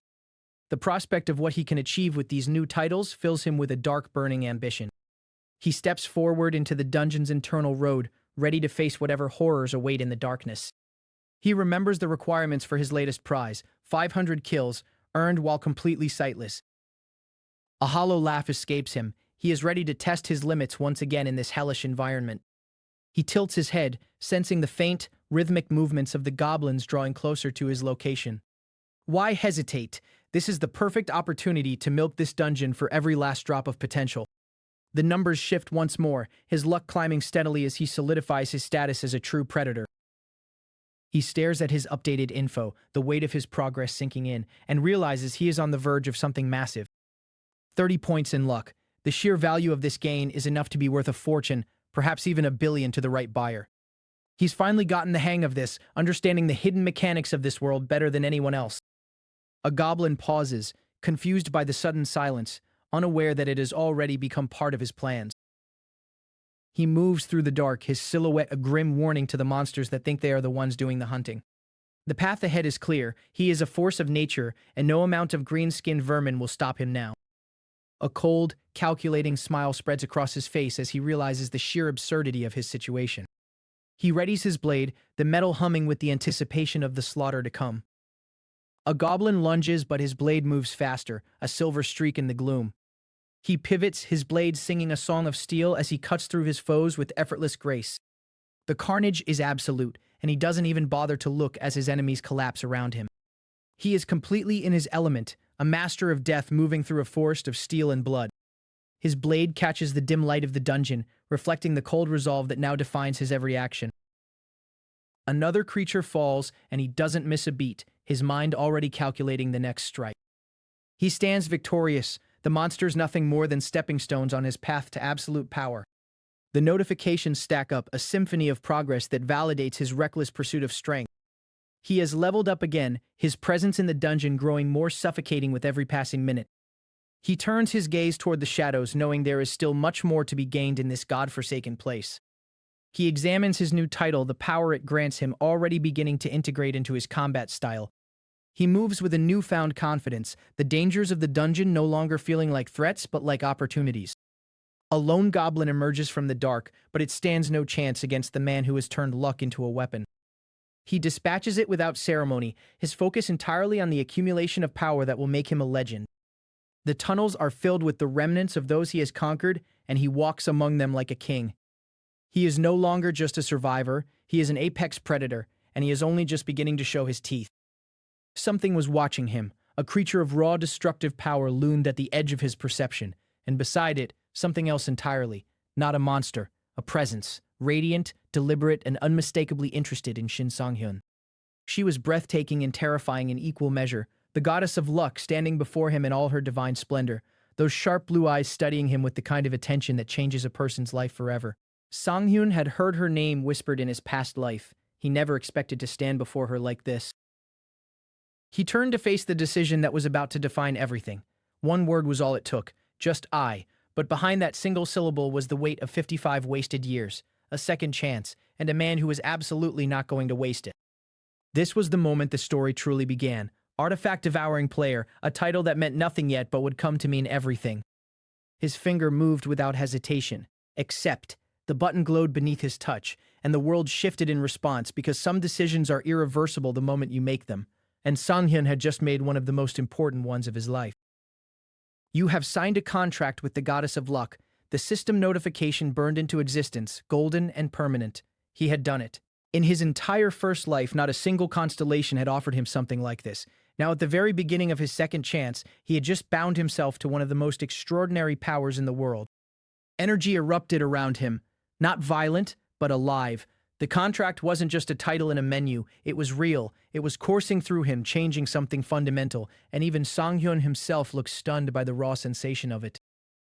The creature nearby reacted with shock, because whatever had just happened in that moment, even the monsters in this dungeon could feel that something had shifted. Something that should not have been possible just became possible. And the system confirmed exactly how serious things had gotten. The Goblin Lord had already tried to put Sang-hyun down with a status ailment, Overwhelm, a debuff designed to crush a player's will to fight before the battle even really started. But Sang-hyun just smiled. Did you really think that would work? The Goblin Lord had made its move, and it had bet on the wrong man entirely. The slash that answered that arrogance was clean and absolute. The Overwhelm hadn't landed the way the creature intended because Sang-hyun had seen this kind of trick before in another lifetime, and he had planned for exactly this. The goddess of luck watched it all with a smile that was equal parts amusement and genuine delight. She had chosen an interesting player, and she already knew it. Sang-hyun laughed, a real unguarded laugh, the kind he probably hadn't allowed himself in decades. Haha, not arrogance. Just the genuine relief of a man who had spent an entire lifetime being too late, too slow, too unlucky, and was finally getting something right. The creature nearby froze. A massive question mark seemed to hang over the whole situation, because from a monster's perspective, the player standing before it should have been rattled by now. Instead, he was laughing. The Constellation Network buzzed with commentary. 3 of them were already weighing in, most urging him to trust his instincts and forge his own fate. But one dissenting voice whispered that maybe, just maybe, he had made the wrong call. Sang-hyun filed that away without letting it shake him. He stared at the goddess before him, radiant, impossible, real, and all he could think was that he couldn't believe this was actually happening. After everything, after all those decades, he still couldn't quite wrap his head around the fact that a constellation of this caliber was standing in front of him. But disbelief was a luxury he couldn't afford right now. His jaw tightened, his mind sharpened, because even surrounded by divine attention, there was still a dungeon to clear and a body that was running on adrenaline and nothing else. Then came a notification that stopped him cold. The Pilgrim of Grand Space was curious about his true intentions. Sang-hyun knew that name. He knew exactly what it meant, and it made absolutely no sense that this being was here. The Pilgrim materialized with the gravity of something ancient and unknowable, a robed figure that carried the weight of entire dimensions in its presence. This was a constellation that appeared exclusively to players destined to become saints. So why was it looking at Sang-hyun?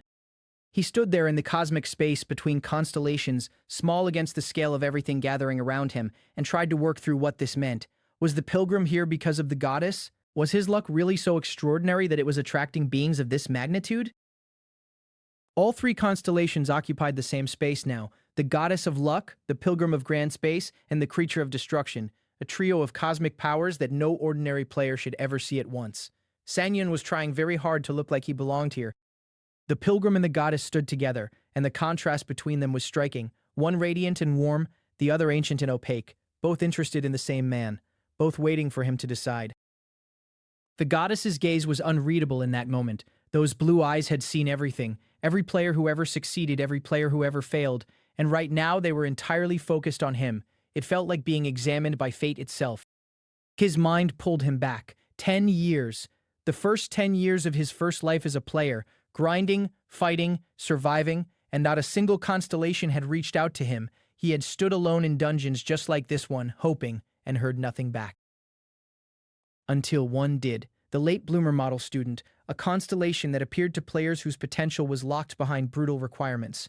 Sanghyun had clung to that offer like a lifeline, and back then it had genuinely felt like salvation. His appearance was like a ray of saving grace to me.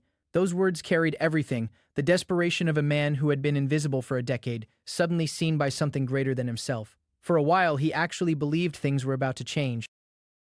He remembered charging into those early dungeons with the team he'd built, young and hopeful and full of energy that his aging body had long since burned through. "Let's go," the battle cry of someone who still believed the system was fair. But the enthusiasm faded. The same man, later, quieter, slower, wearing the same armor over a body that had taken too many hits, still saying "let's go," but without the fire behind it. The spark was still there, just buried under years of nothing changed. And yet he kept going. Even when his body screamed at him and the recovery skills barely made a dent, he kept stepping into the next dungeon, and the next, and the next. That was the one thing time never took from him. The Goblin Lord shrieked as Sanghyun's attack connected Ki-E-E-A, the creature recoiling in genuine shock, because whatever this player was carrying into this fight, it hit a lot harder than a man at his level had any right to hit. The skill had its limitations, and Sanghyun knew them better than anyone. It couldn't completely stop the target from moving, a critical gap that had cost him plenty in his first life. But he hadn't come back to rely on the same broken tools. It could be useful when killing weaker mobs, a practical assessment from a man who had spent decades learning that no skill was useless, only misapplied. He already knew exactly where this one fit. The Goblin Lord surged back with violent force, unwilling to be put down quietly, its red mane blazing, its rage building with each exchange. This wasn't a creature that accepted losing. A burst of energy ripped through the dungeon, the impact of the exchange sending shockwaves through the air. Things were escalating exactly as Sanghyun expected, and he had prepared for precisely this. And then the notification arrived with the weight of finality. "You have signed a contract with the goddess of luck." The goddess reacted with a flash of approval, her expression shifting into something that was almost proud. The deal was sealed. The system terms were iron. Even death wouldn't dissolve this contract for 30 years. That clause sat in his chest like a stone, because in this new life, dying wasn't a reset button. Whatever he built here, he had to protect. Something from another dimension had noticed. A being was carefully watching Sanghyun and the goddess as their contract was finalized, watching with the patient attention of something that had been observing players for a very long time. That unseen gaze sent a chill through the whole scene. The goddess herself leaned closer, her expression shifting from delight to something more focused. She was reading him, not just his actions, but his intentions, his history, the shape of his desperation and hope all tangled together. 15 constellations sent their congratulations. 15. The number alone was staggering, a sign of how much weight this contract carried in the cosmic hierarchy. Whatever Sanghyun had just done, the entire constellation network had taken notice. Sanghyun looked at all of it and said, with complete sincerity, "What the hell? Why are so many of you?" The system was moving faster than even he had planned for, and for just a moment, the composed strategist behind those blue eyes gave way to a genuinely overwhelmed human being. He steadied himself, took a breath. Well, the word was calm, measured, a man pulling himself back from the edge of being starstruck by beings who had just decided his life was worth watching. The goddess floated before him in the cosmic space between dimensions, and he extended his hand, not with desperation, but with the quiet confidence of someone who had finally earned the right to reach this far. The contract between them glowed as it completed. Back in the dungeon, the Goblin Lord paid for every second of that distraction. Sanghyun's blade tore through it with an efficiency that was almost clinical, because in his mind, the constellation business was already handled. This was just cleanup. The creature's screams cut through the air as the attack carved deep, blood-red slashes painting the dungeon walls in proof that the fight was ending, and ending entirely on Songyun's terms. The system chimed in with something that made his expression shift immediately. The second effect of the delay skill had triggered with a 90% chance, and the stun had been extended further. That was the goddess of luck's influence, bending probability in his favor in real time. Whoa, the second time worked too? Even Songyun was impressed, and he was not an easy man to impress. The goddess's passive effect on his luck was already pulling off results that shouldn't statistically happen back to back. The Goblin Lord screamed, "Keck!" Pure disbelief from a boss monster that had never expected to be dismantled this methodically by a single player. Its confusion was its last coherent emotion. The goddess extended her hand gracefully, and the gesture carried the warmth of a being who had just made a decision she was genuinely pleased with. She wasn't just offering a contract, she was offering a partnership. That smile said everything. She wasn't doing this out of obligation or political calculation. She was genuinely delighted, because somewhere across all the timelines and player histories she'd witnessed, she had never seen anything quite like Shin Sang-hyun. The ring on her finger caught the light as she reached toward him, a detail so small and so loaded with meaning that it stopped the moment from feeling transactional. This was personal. This was real. Sang-hyun looked at her sideways, and the smirk on his face was the smirk of a man who had spent decades being nobody, and was only now beginning to understand what he might actually become. "Tell me your wish." The contract menu materialized in full, and the goddess spoke the words with the tone of someone who genuinely meant them. This wasn't ceremony, she was asking. Effect number 3 landed like a bomb. 100% chance to obtain an artifact from every middle boss and boss monster regardless of their rank. In a world built on probability and grind, that single clause rewrote the entire economy of dungeon clearing. The full weight of the contract effects crashed over Songyun in waves, the goddess beside him radiating satisfaction, the golden system text glowing so brightly it seemed to push back the darkness of the dungeon entirely. "Oh, aren't all of these really broken skills?" The thought escaped before he could contain it, because looking at the contract terms laid out in full, even a man who had planned for this couldn't quite believe how complete the package was. It wasn't just good. It was obscene. The system announced it flatly. 3 constellations had entered, then a beat, and then 3 constellations have entered. That second line wasn't a typo. The speed at which beings of that magnitude were arriving was something that had never happened to him before. He stood with his back to them, watching the light bloom in front of him, and in that moment the full magnitude of what was happening finally settled into his bones. This wasn't the same life as before, not even close. He laughed, genuinely, openly, with the kind of energy that comes from a man who had been grinding in the dark for 30 years and had just stepped into sunlight. "Ha ha ha, how was the little show I put on?" He had played this perfectly, and the constellations had watched every second of it. The goddess tilted her head and made the kind of face that could only be described as adorably offended, because yes, she had been played a little, and somehow that made her like him even more. With the contract complete and the cosmic audience satisfied, she turned to him with a look that said the real journey was only beginning. Standing side by side, the goddess of luck and the man she had just chosen felt less like a constellation, and her player, and more like 2 people at the start of something much larger. But Songyun's mind was already working again, gulping down the excitement, locking away the giddy energy, returning to the calculating part of himself that had kept him alive through decades of nothing. He needed to think about the other constellations. He needed to be careful. That smirk returned, controlled and deliberate. Whatever nervousness had crept in during the constellation meeting was already gone. He was back to being exactly who he needed to be, a player who had lived this once and learned every lesson the hard way. Dungeon number 101. Final boss room. The text appeared like a title card, cold and official, a reminder that no matter how extraordinary the constellation business was, there was still a dungeon that needed to be cleared, and a boss that needed to die. The energy built immediately, the boss encounter igniting the room with a force that made the earlier goblin fights feel like a warm-up. This was a different scale of threat, and Songyun walked into it without breaking stride.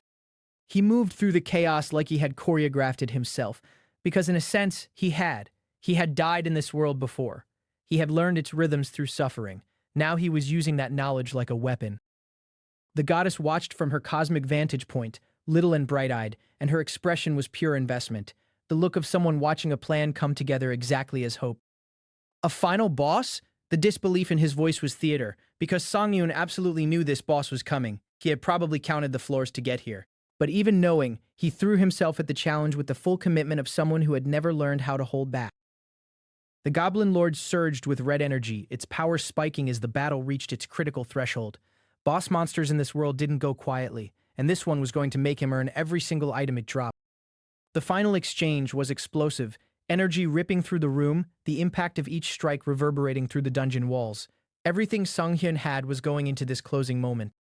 He cut through the darkness like he belonged in it, sharp, precise, every movement carrying the muscle memory of a lifetime spent fighting things that should have killed him. He was in his element.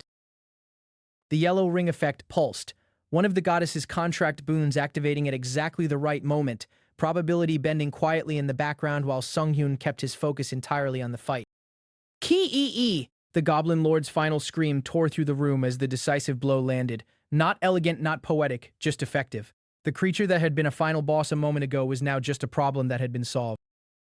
The clash of the final exchange detonated outward, light and force meeting in one concentrated burst that marked the exact moment the Goblin Lord lost this fight. 100% critical chance. The goddess had delivered exactly what she promised. The white energy of the finishing strike painted the dungeon in silence, the echoes of the battle already fading. The room that had been a war zone 30 seconds ago was now just a room with a dead boss and a guaranteed artifact waiting to be claimed. Final boss, consumed by greed, Goblin Lord. The nameplate appeared with the weight of an obituary. This creature had a title. It had a history. It had been a nightmare for countless other players. For Song-hyun, it had been a proof of concept. He brought his sword down one final time, the killstroke clean and complete, the white light of it cutting through everything that remained, then silence, then the sound of a system about to be very generous.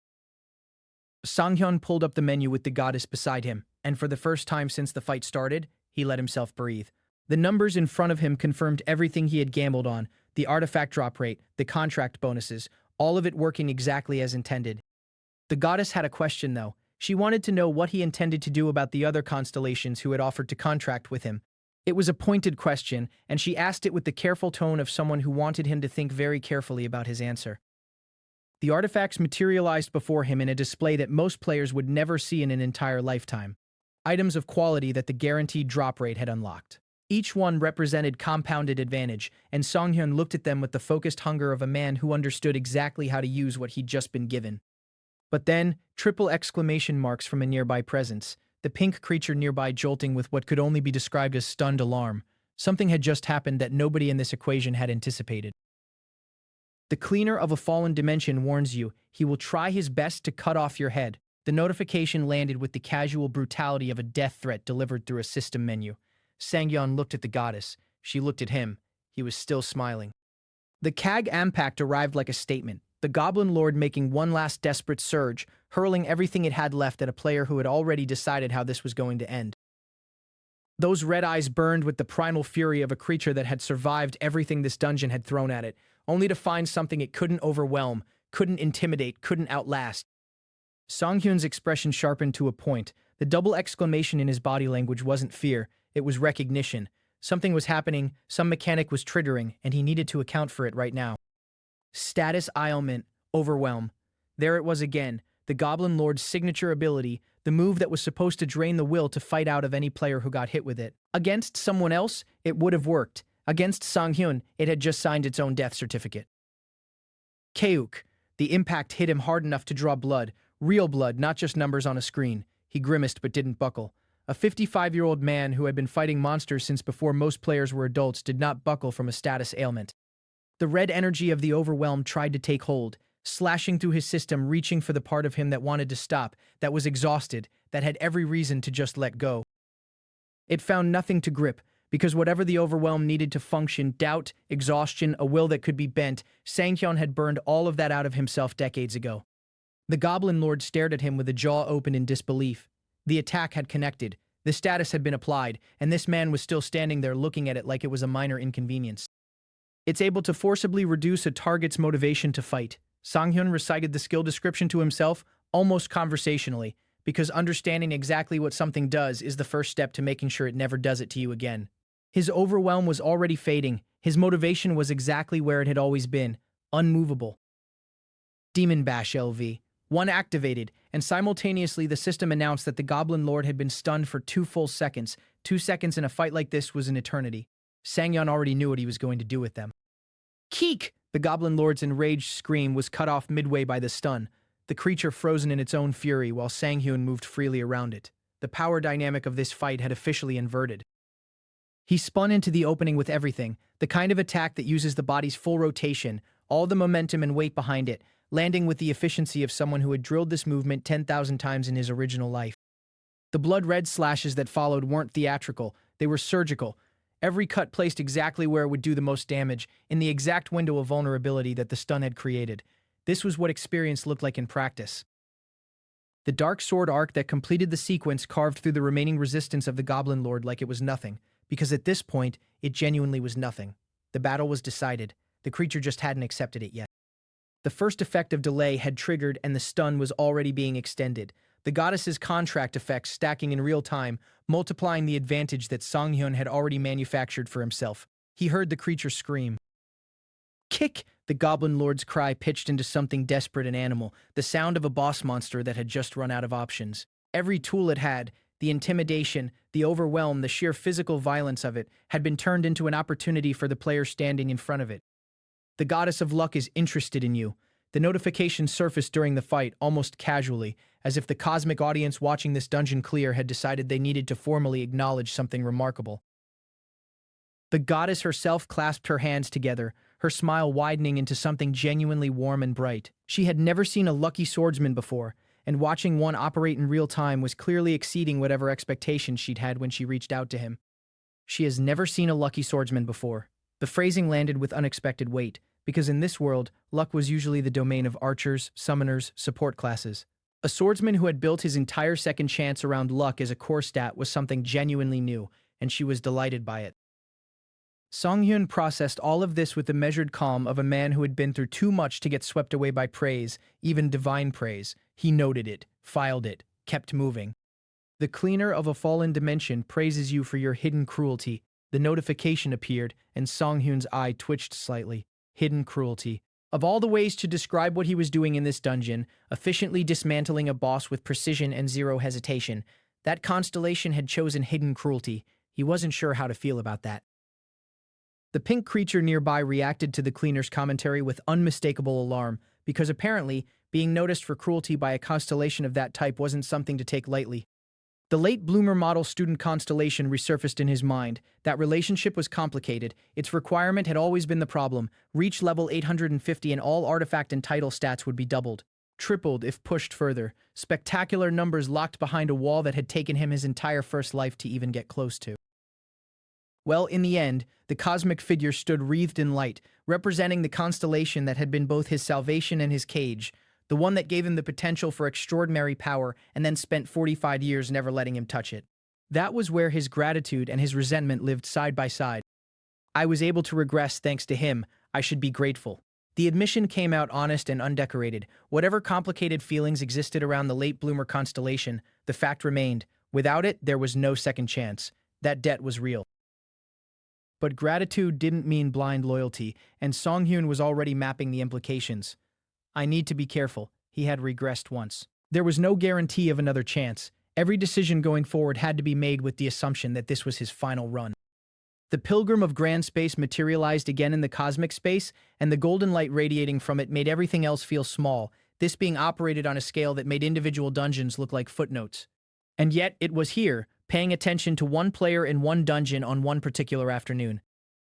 The goddess of luck claims that since she does not have any exclusive desires, the message trailed into something Songhyun hadn't expected. She was telling him something that changed the arithmetic of his decision completely. Even if you were to choose a different constellation now, she promises that you can contract with her at a later time. Songhyun stared at that message for a long moment. The goddess of luck was giving him an out, deliberately making herself less essential to his immediate choice so that the decision he made next would be entirely his own. That kind of generosity from a constellation was almost unheard of, and it told him everything he needed to know about who she was. He looked at all of it, the offers, the warnings, the promise of future contracts, the hostile constellations already plotting against him, and his expression settled into that familiar, dangerous calm. The smirk of a man who was finally playing a game he understood, with cards he had never been allowed to hold before. Then the name surfaced, the Archer of Miracles, a figure wreathed in golden light, armor gleaming, presence immense, the kind of person that stories get written about. Hashimoto Yuki. Even the name carried weight. Hashimoto Yuki, the Archer of Miracles, was given the greatest of praises among archers. Songhyun held that name in his mind carefully. In his first life, this person had been a legend, someone so far above him that comparing their trajectories would have been insulting to both of them. But this wasn't his first life anymore. And the way Sang-hyun was looking at that name now wasn't admiration, it was calculation. A woman with purple hair looks directly at him and extends an invitation. Just like that, no build-up, no warning. The most powerful player he's ever stood in front of is asking him to come with her. Somewhere nearby, someone watching can barely contain themselves. The jealousy is raw and unfiltered, because everyone knows what an offer like that means. Being chosen by her isn't luck, it's a changing point. But he doesn't flinch. He meets her eyes and asks the only question that matters: on what condition? Not starstruck, not nervous, just calculated. She wasn't expecting that. She laughs, not mocking, genuinely amused, because it's been a long time since someone stood in front of her and asked for terms instead of just saying yes. The level up notification tears through the moment. His stats refresh, his title updates, and the system acknowledges what he just survived, but his mind is already somewhere else entirely. The title burns onto his record, a badge earned through pain, not performance, plus 30 luck, plus 10 evasion, and a passive that lets him strengthen one of his skills further. The system rewarded him for enduring, not just winning. He exhales. Between the thugs who tailed him and the dungeon that nearly broke him, he's starting to feel the weight of pushing too hard, too fast. His body is keeping score even when his mind refuses to. The goddess of luck chimes in, cheerful and unbothered, pointing out that surviving everything he survived today wasn't purely skill. It was fortune. Real, measurable fortune. He pushes back. Wouldn't most people assume it was just talent? There's a quiet pride in the question, the kind that doesn't want to owe anyone, even a goddess, credit for his survival. She doesn't argue. She simply says that having good luck is a skill in itself, and that she's proud to be supporting someone with his fortune. Then, almost immediately, her tone shifts entirely. She pivots with a smile, and he can't help but notice how fast she changed her stance. Money. That's where his head goes after everything. Not rest, not recovery. Money. And right now, there's only one place in the world where he can earn the kind of money his plans actually require. The system didn't appear in a vacuum. It came with an entire world built around it. Quests, structures, hierarchies. And at the top of that structure sits an organization powerful enough to shape the lives of every player alive. The Players Association, the name alone carries weight, an institution born alongside the Age of Awakening, and the single body that controls what players can and cannot do. If he wants to operate at the level he's planning, he'll have to move through them. And he intends to. The grin on his face isn't reckless, it's the look of someone who already knows the board better than the people sitting at it. His car rattles, warning lights flood the dashboard all at once, the kind of cascade that says this vehicle is done. Not inconvenient, just one more thing adding pressure to an already impossible situation. He stares at the dashboard, completely dry about it. Does he need a new car? Yeah, probably. Add it to the list. But the car is just the surface problem. Underneath it is something heavier, the statistical reality that at his current level he's walking around with a target on his back. Crimes don't find players at random, they find the ones stuck in the middle. The memory of what he saw earlier, the bodies, the violence, the danger closing in from every angle, hasn't left him. He can't keep surviving by instinct alone. He needs structure, he needs a safer environment. Living in a player town would solve that. Constant surveillance, controlled zones, a place where someone like him doesn't have to watch every corner just to get through the day. He can't stop, even with everything falling apart around him. The broken car, the exhaustion, the constant threat, he refuses to let any of it become a reason to slow down. 2 hours earlier, somewhere on the Honam Expressway, he's driving with a quiet kind of satisfaction. The goblin shield sitting beside him was a gamble. Used equipment from a monster, but it did its job. He's eating rice and kimchi on the road, laughing softly to himself about the absurdity of it. A man who just survived a goblin dungeon, eating a simple Korean meal, completely unbothered by how strange his life has become. He punches the gas. The quest arena is waiting. He's not nervous, he's excited. The kind of excitement that only comes when someone has already made up their mind and just needs to arrive. But the moment he walks up to the entrance, he's stopped cold. A guard blocks his path and the sheer indignity of it hits him hard. He can't believe he's being stopped at the front door. The guard doesn't care about his confidence or his record. Rules are rules, and right now his level doesn't open every door. The administrator in front of him is firm, but not unkind. She's seen too many players overestimate themselves. She's not blocking him out of cruelty. She's trying to keep him alive. She breaks down emotionally when she thinks about what he's asking. She's seen players die because they believed they were ready. The tears aren't for show. She genuinely doesn't want to add another name to that list. He turns away from her concern, expression unreadable. He hears what she's saying. He understands the logic. But understanding something and letting it stop you are two different things entirely. He quietly asks the goddess of luck, if he pumps his luck stat, will the rank of his artifact drops increase? It's a calculated question, not random grinding. He's already thinking about the next tier. The answer comes in the form of a system notification that hits like a thunderclap. Mana synchronization with the has begun. The artifact pulses with life, and beside him, the goddess reacts with visible delight. Back at the quest arena entrance, the administrator is still pleading. She pulls out numbers, logic, precedent, anything to convince him to walk away. He listens to all of it and still doesn't move. He turns to face her fully. His answer is no. Simple, final, not aggressive, just immovable.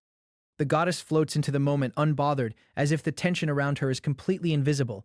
She's already decided this is going to work out. She always does. He mentally reviews his stats. His luck is already past 100. He didn't even realize how fast it climbed. The number stares back at him, almost unreal. And now he understands what that means. Once a stat breaks the 100 threshold, every related effect gets a 10% bonus on top.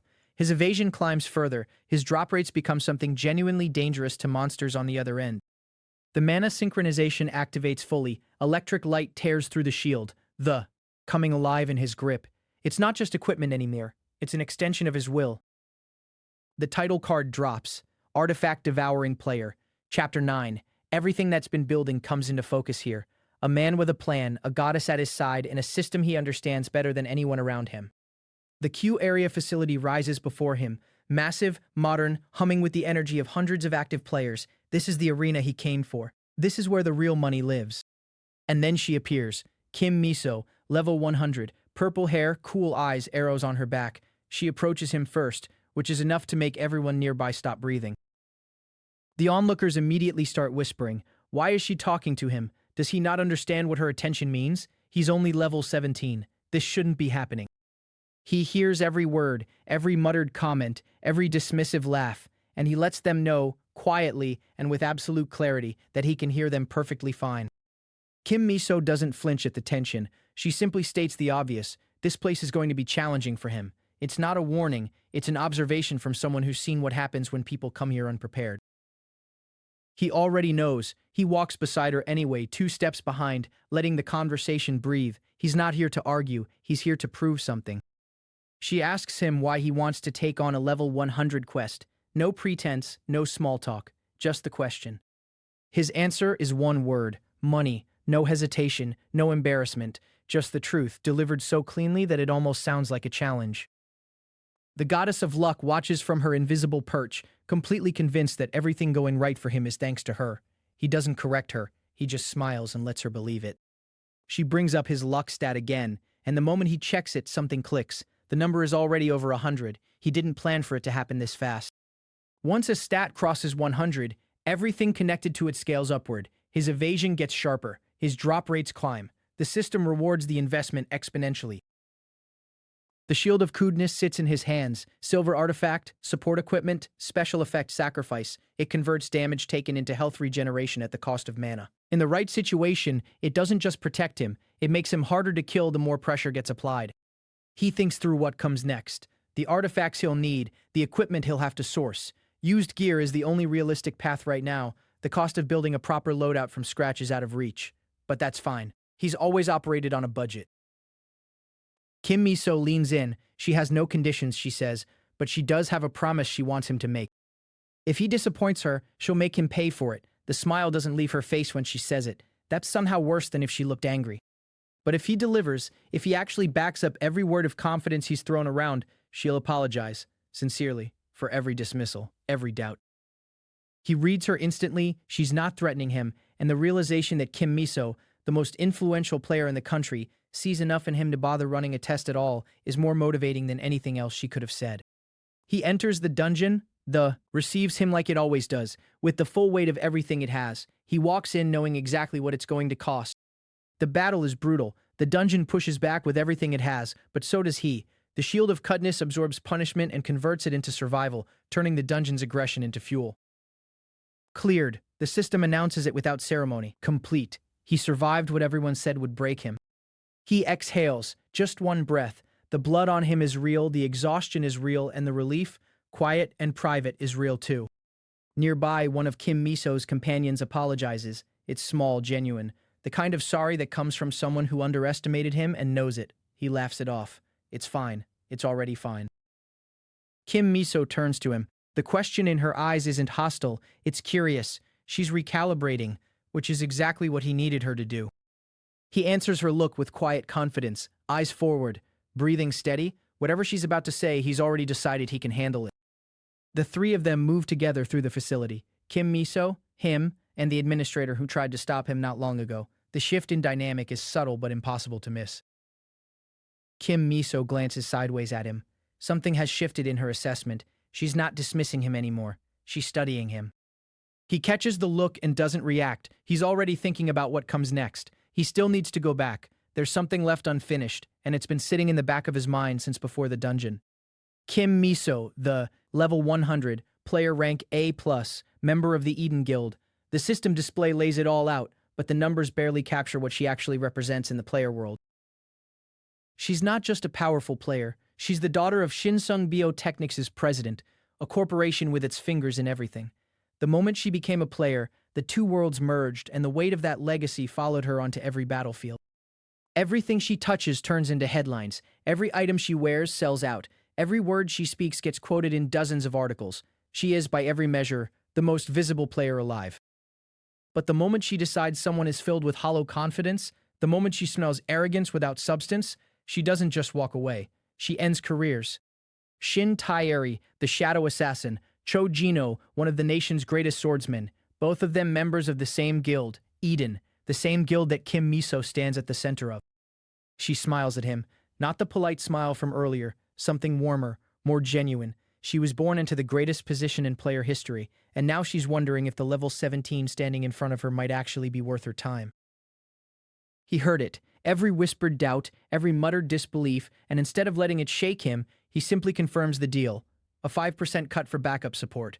That's the offer on the table, and he's already decided it's generous enough. Kim Miso doesn't hide her skepticism. She leans into it, telling him straight that she isn't agreeing because of his terms. She's agreeing in spite of them. The difference matters to her, even if it doesn't matter to him.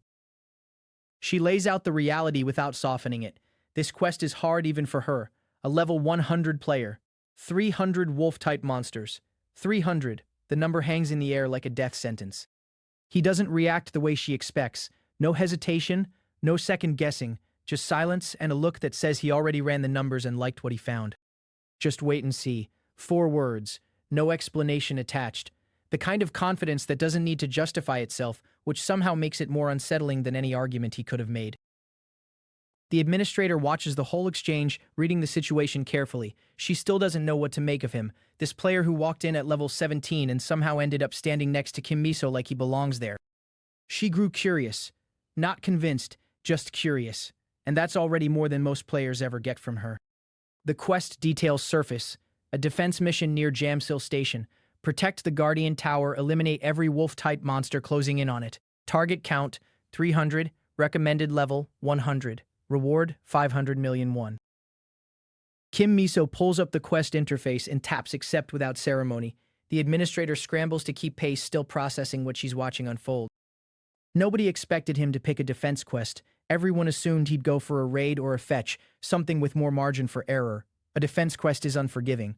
Every monster that slips through is a failure. Kim Miso's expression sharpens. She already pressed accept, and she's not walking it back. Whatever comes next, she's committed. The quest initializes. Lightning cracks across the transfer gate as both players are pulled toward the quest zone. The world around them compresses into energy, and then releases. The administrator clutches her tablet and watches them disappear. She's already bracing for the worst.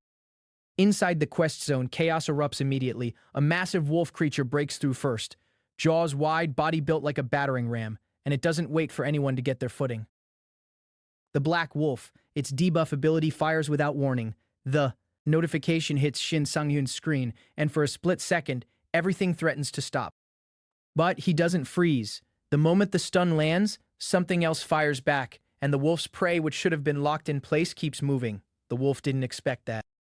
That brief window of confusion is all he needs. He closes the gap before the creature can recalibrate.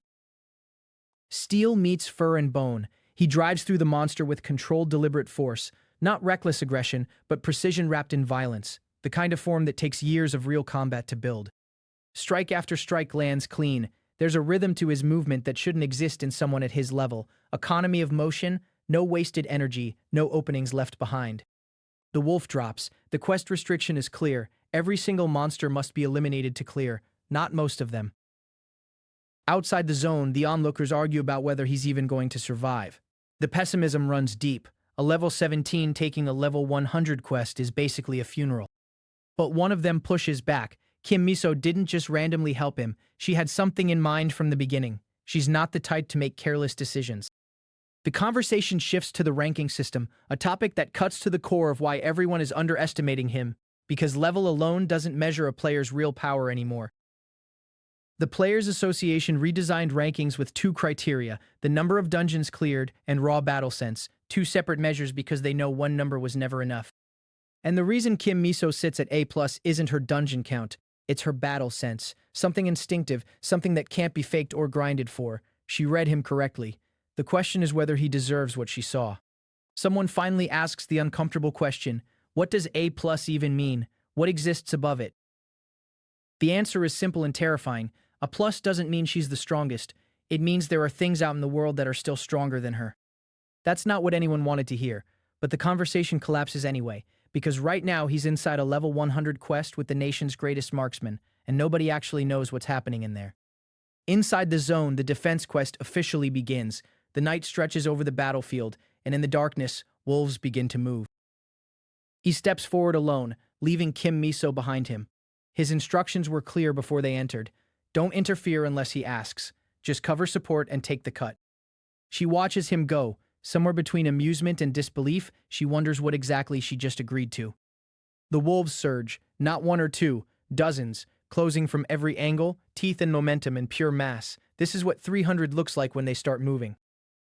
He doesn't run. He plants himself and lets his body do what it was trained to do.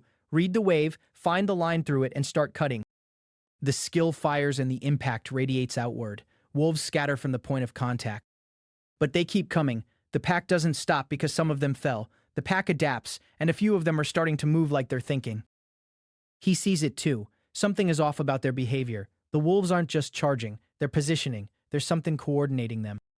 He locks on to the source and calls it. He'll handle all of them. Not some, not most.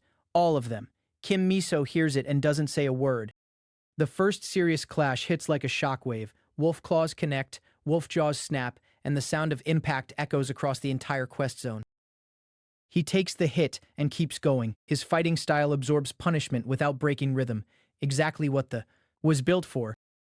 Kim Miso watches him work. She wanted to dismiss what she was seeing. She really did, but there are no flaws in his strikes. Not one. His stance is textbook, better than textbook. It maximizes reach, controls space, and never sacrifices defense for offense. Giin, her own guild's best swordsman, used to describe this exact balance as a standard no one ever actually achieved. And this level 17 is living it in real time. On top of the technique, every single movement is efficient. No wasted steps. Every swing eliminates multiple targets. He treats the battlefield like a math problem, and he's solving it fast. But even she has to admit, there's still room to grow. He's not perfect. He has ceiling left, which somehow makes it worse, because what he's showing right now is already terrifying.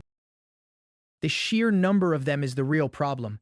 300 isn't a number you fight through with skill alone. The wolves just keep coming, filling the space left by everyone he drops.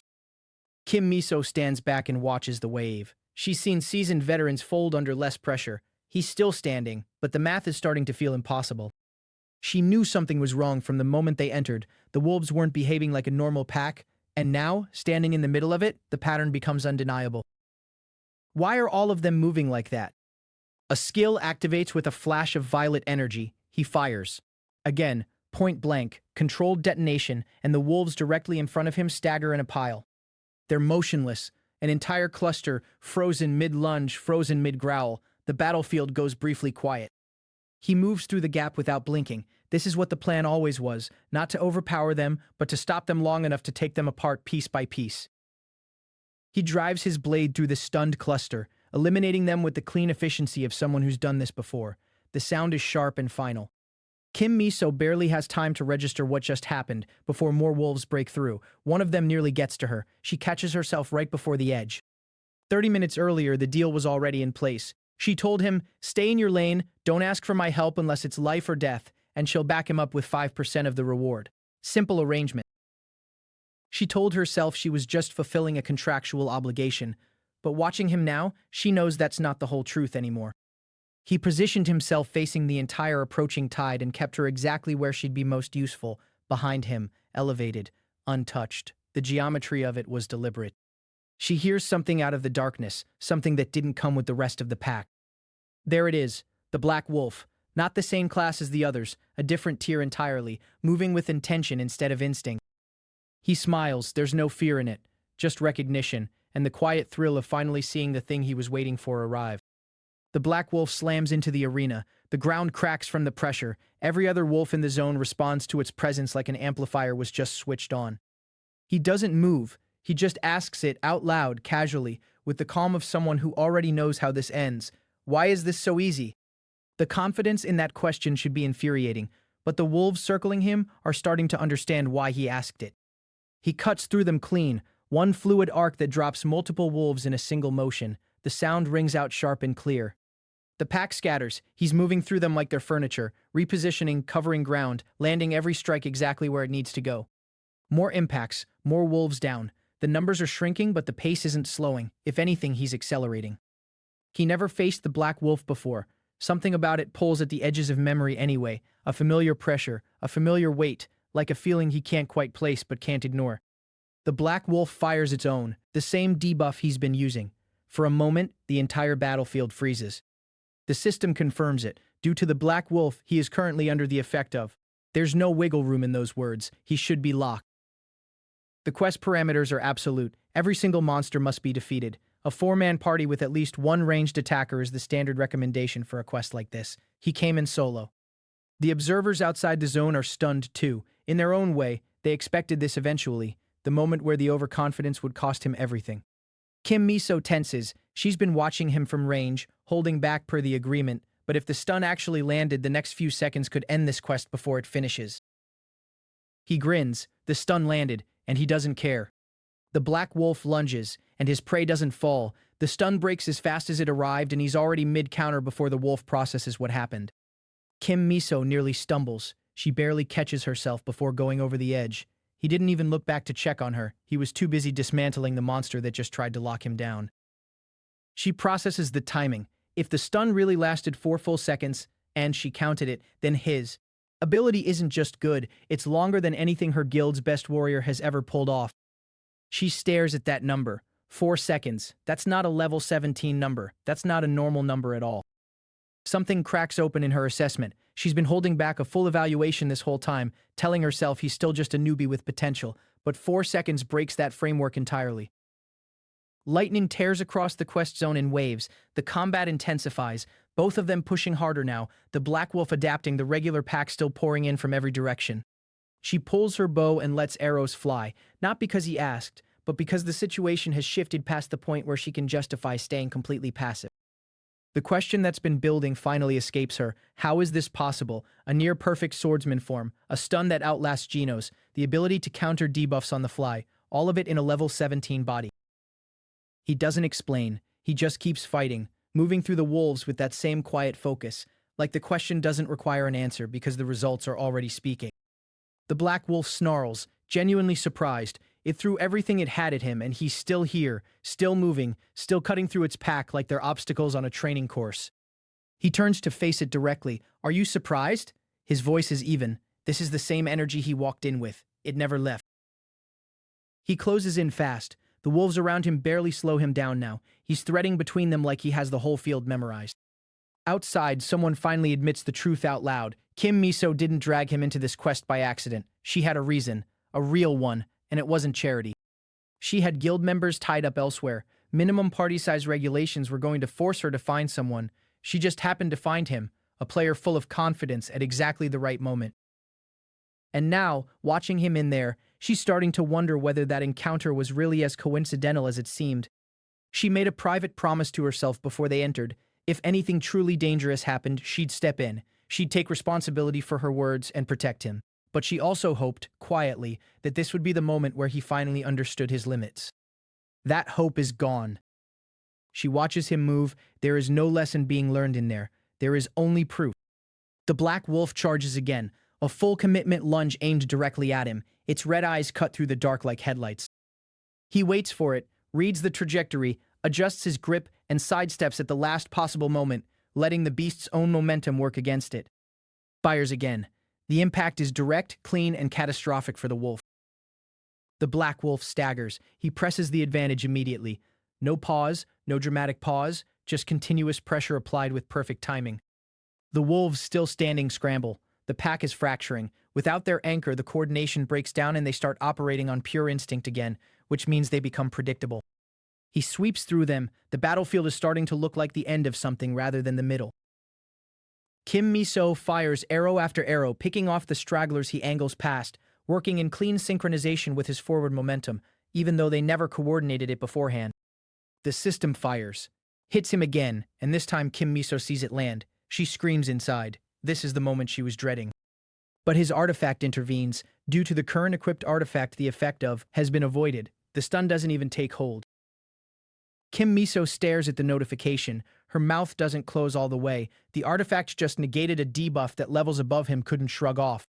She laughs. Not a mocking laugh, but the kind that escapes when something breaks your expectations so completely that the only honest response is disbelief.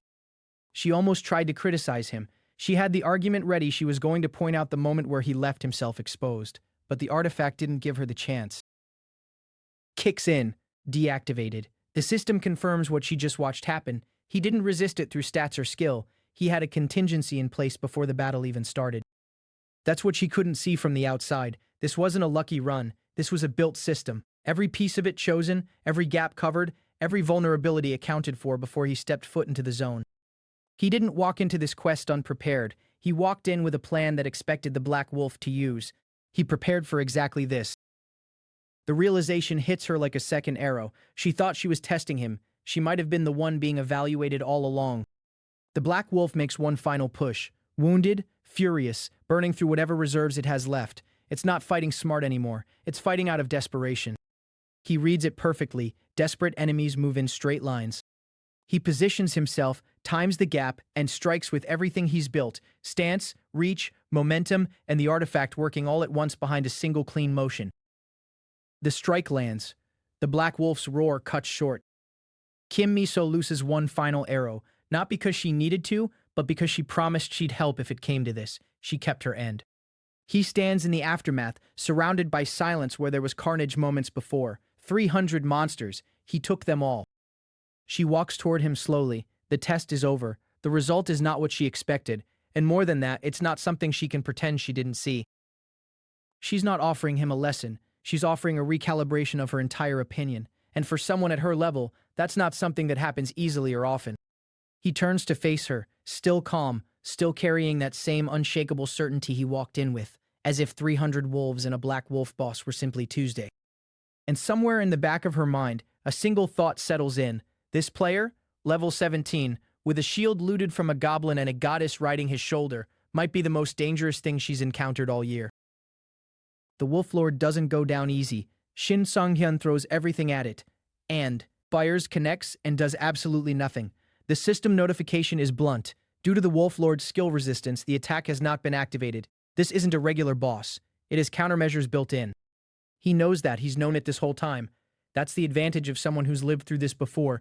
He already knows every move this creature is going to make. And still, he keeps pressing forward. The Wolf Lord twists and slams him off its body. He falls, rolls, and catches himself before the landing kills his momentum. His HP bar is already deep in the red, 120 out of 700. The system notification hits anyway. It finally broke through the resistance. A small window. But small windows are all he's ever needed. The Wolf Lord roars, raw fury, wounded pride, the sound of something that hasn't had prey fight back like this in a very long time. He doesn't stop. 299 down, one left. The quest tracker stares back at him, one monster away from clearing everything. His body tells him to stop. Every signal it has is screaming at him to rest, to breathe, to take even 30 seconds off. He checks his HP and keeps moving anyway. 2 level-up notifications fire back to back. The system registers the carnage he's walked through tonight and rewards it accordingly. He doesn't celebrate, he just absorbs the numbers and keeps his eyes on the Wolf Lord. The new title arrives. Rank D status debuffs caused by wolf-type monsters are ignored. Bossed monsters are exempt. It's a direct answer to everything this dungeon threw at him all night. He checks the stat screen while he still has a moment. The levels are climbing fast, he's rushing through them, and he knows it. There's a reason for the speed and a direction behind all of it. Kim Miso watches from a distance and can't find the right word for what she's seeing. She lands on one anyway, insane, not as an insult, as the only honest description available. He drives the blade into the Wolf Lord with full force, sparks flying from the impact, the shockwave of it rolling outward. The creature doesn't fall, it absorbs the hit and keeps standing. The Wolf Lord glares at him with one eye, the other already gone. Its body is wrecked, its pride is wrecked, and yet it refuses to end. He pushes through its resistance again, strike after strike, each one landing exactly where he intends, building towards something specific. He's not just fighting the boss, he's executing a plan against it. He's done this before, countless times. The thought crosses his mind as muscle memory guides his hands through patterns that feel worn in, like footprints in a path he's walked so many times it carved itself into him. Kim Miso watches from range. She's not impressed easily, she's been watching players fight her whole life, and right now she's out of dismissals. She gives the honest read. He has no flaws in his form, his stance maximizes reach. His skill has a stun longer than anything her own guild's best warrior can produce, and he's only level 17. The list of impossible things about him keeps getting longer. Outside the quest zone, bystanders are still debating whether the Wolf Lord is even beatable. One of them frames it correctly. Kim Miso got ranked A+ purely because of battle sense, and she's fighting alongside him right now. That means something. The ranking system flashes on screen as context. A+ isn't about dungeon clear count, it's about reading a battlefield in real time. Kim Miso earned it purely through instinct. Which means her decision to partner with this level 17 wasn't charity or coincidence, it was a read. Defense Quest, The Age of the Night and Wolves, the title of the battle therein hangs over everything that's happening, a name for the kind of night that forges players or breaks them. He smiles at the Wolf Lord. Even now, even after everything, there's something in him that's enjoying this. The Wolf Lord fires another attack, a calculated furious strike built to finally put him down for good. He sidesteps it with a movement so precise it looks effortless. He knew it was coming.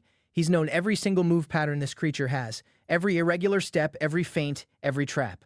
All of it cataloged. Kim Miso sees it from her position. She's starting to genuinely believe in him now, not because he told her to, but because the evidence has accumulated past the point where disbelief is sustainable.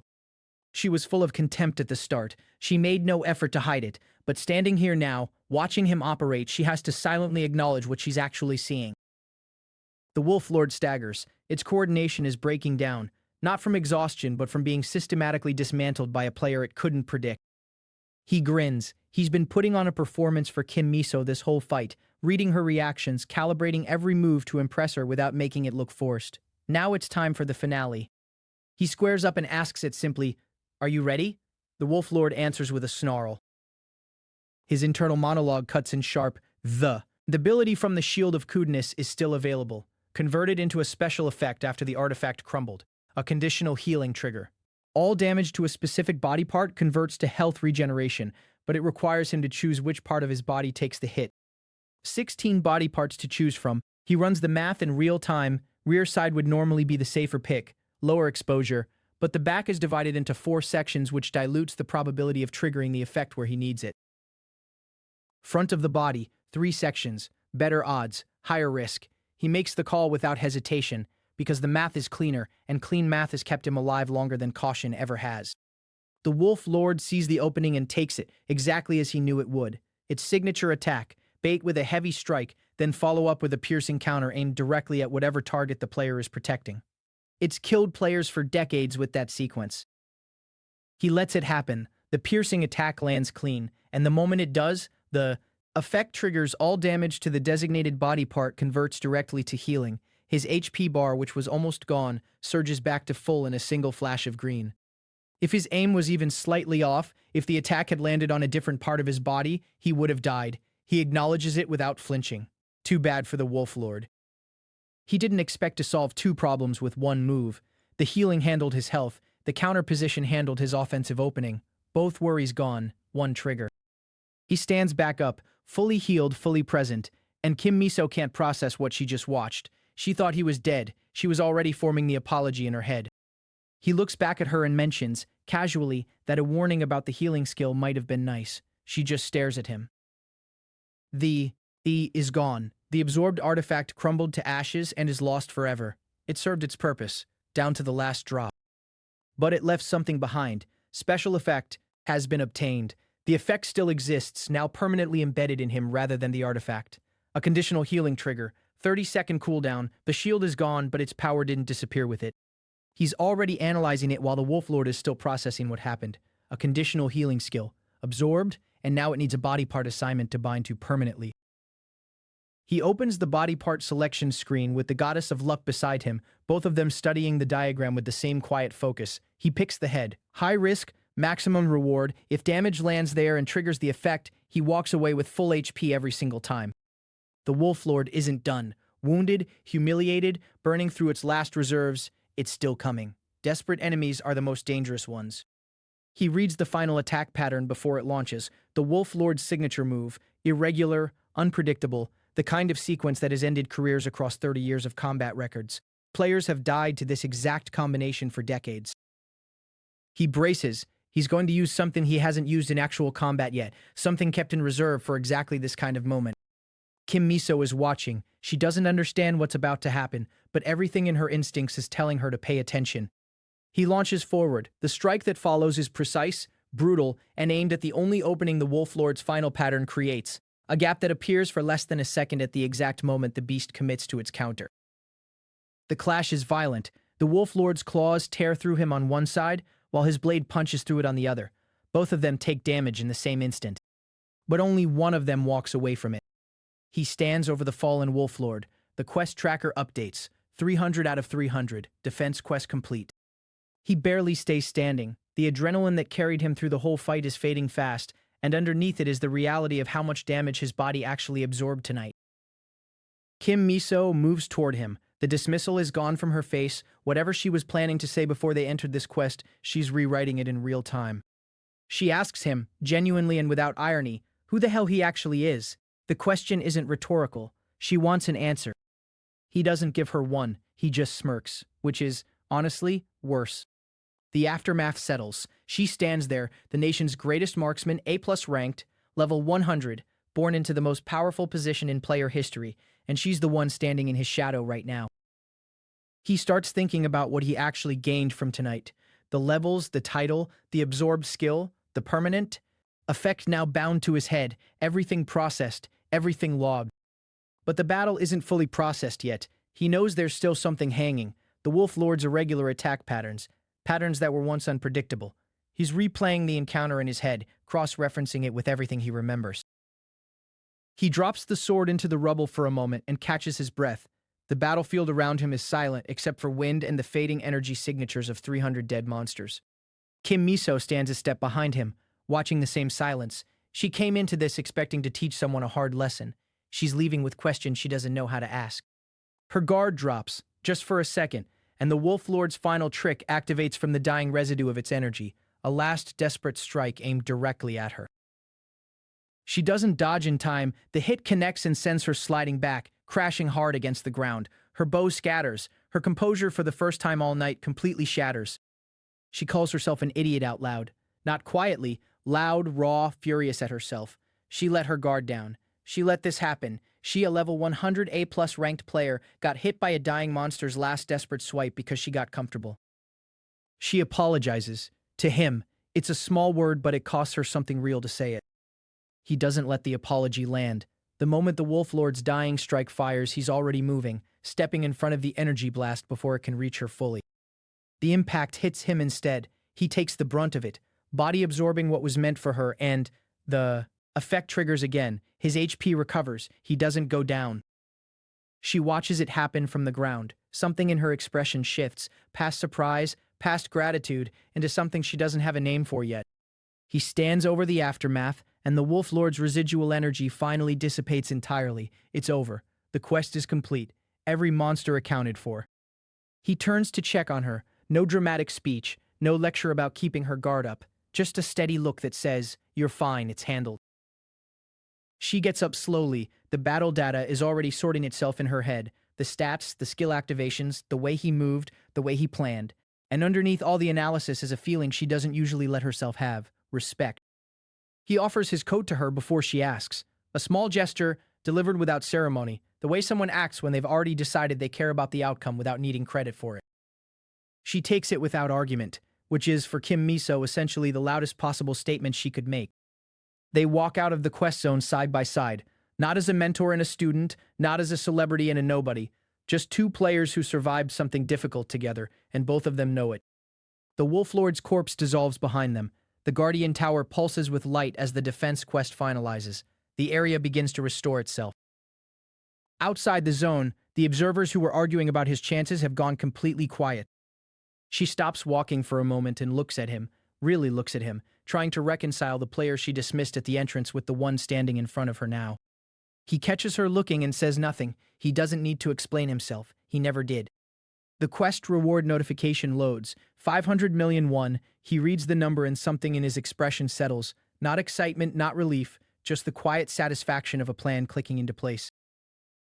That was always the goal. Not to impress Kim Miso, not to prove anything to the bystanders, not to earn a title or a level. The money, that was always the reason he walked in here. She watches him react to the number and understands for the first time that his confidence was never arrogance, it was investment. He calculated this entire outcome before it happened.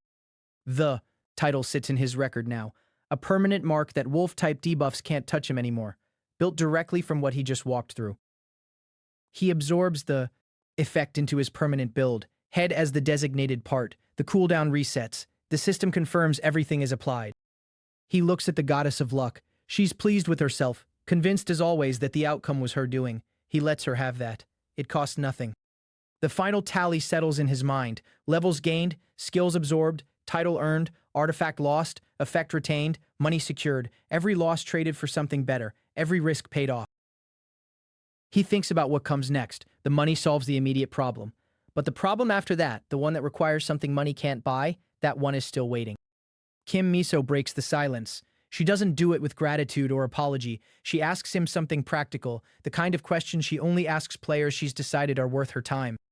He answers without making it a moment, just talks to her the way he'd talk to anyone, which somehow lands harder than anything performative he could have done. She files it, doesn't respond right away, lets it sit while she finishes processing the evening in full. The quest zone finishes dissolving around them. The city comes back into view. Lights, traffic, the ordinary world that has no idea what just happened in here. He looks out at it and thinks about the next step. Not rest, not celebration, just the next move in a sequence that only he can see the end of.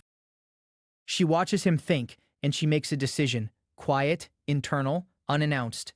That this player is someone she's going to need to keep watching. He starts walking. She falls into step beside him without being asked. Neither of them acknowledge it. The Wolf Lord knew how to fight. It knew irregular attack patterns. It knew how to adapt. But what it didn't know, what it couldn't have known, was that the players standing in front of it had already lived through 30 years of its patterns being analyzed. He looks back once at the quest zone, just for a second, then turns forward and keeps walking. Irregular attacks are his specialty. Or they were. But if every move gets cataloged long enough, nothing stays irregular forever. And that, more than anything else, is what's waiting for him at the end of this road. Staring at the legendary artifact in his hand, Shin Sang-yoon realizes that devouring this piece will allow him to permanently absorb a staggering 40% of its raw stats. But it isn't just about the base attributes. The true power lies within its locked-in, passive special effects. The hidden ability, known as the Age of Dogs and Wolves, grants him an absolute absence of cooldowns while multiplying his health recovery and regeneration rate by 5 times under a dungeon moon. Even more absurdly, it completely paralyzes any canine or wolf-related monster just by being in his presence. With a smug grin spreading across his face, Sang-hyun realizes he has effectively become completely untouchable against wolf-type beasts. The divine energy surges as a sudden notification confirms that his mana synchronization with the Blue Moonstone has successfully initiated. Back in the safety of the dungeon lobby, the goddess of luck cheerfully pops up to brag, asking if he finally believes in her divine power after experiencing what it feels like to truly win at life. Songhyun merely scoffs at her self-absorbed attitude, wondering why on earth he should be bowing down in gratitude to a deity who just tags along. Before he can even finish his thought, a massive system anomaly strikes, completely halting the peaceful atmosphere. Driven by spite and envy over Songhyun's seemingly impossible fortune, a rival entity known as the One with Ripped Lips lodges a formal complaint, accusing him of possessing unfair, manipulated luck. Unwilling to let the balance shatter, the system itself intervenes, instantly calling upon all the supreme constellations to cast their votes on whether the meddling goddess of luck should be completely banished. The countdown timer flashes aggressively as the divine trial begins, with the banishment votes rapidly climbing against the cornered goddess. The voting screen ticks higher and higher, threatening to strip Songhyun of his luck-based blessing right after his greatest victory. But the goddess of luck isn't one to take a hit lying down, turning the tables by turning the entire trial into an absolute mockery of her accuser. In a sudden twist of unanimous cosmic irony, the system shifts its target completely, concluding that the One with Ripped Lips is the actual fraud and revoking their status as an operating constellation permanently. With the annoying threat instantly blown away, the goddess celebrates her complete victory over her rival. Meanwhile, a nearby elite hunter remains completely stunned, assuming Sanghyun must have somehow soloed a high-level stage all by himself in the past. The pink-haired hunter, Kim Miso, lets out an exhausted sigh, realizing the sheer absurdity of the misunderstanding. Songhyun tries to play it down with a nervous laugh, humbly admitting that his victory was entirely carried by the strength of his specific artifact, rather than pure unassisted combat skill. Miso quickly reassures him, pointing out that having the foresight to acquire and utilize the perfect gear is a massive skill in its own right. She emphasizes that his achievement shouldn't be undermined, especially considering her own weapon is an astronomical luxury worth over 200 billion won. To her, comparing a regular hunter carrying a basic common street-grade sword to someone of Songhyun's caliber is just completely insulting. Before the awkward conversation can drag on any longer, Miso steps in firmly, politely dismissing the crowding onlookers by stating she and Songhyun have urgent personal matters to discuss in private.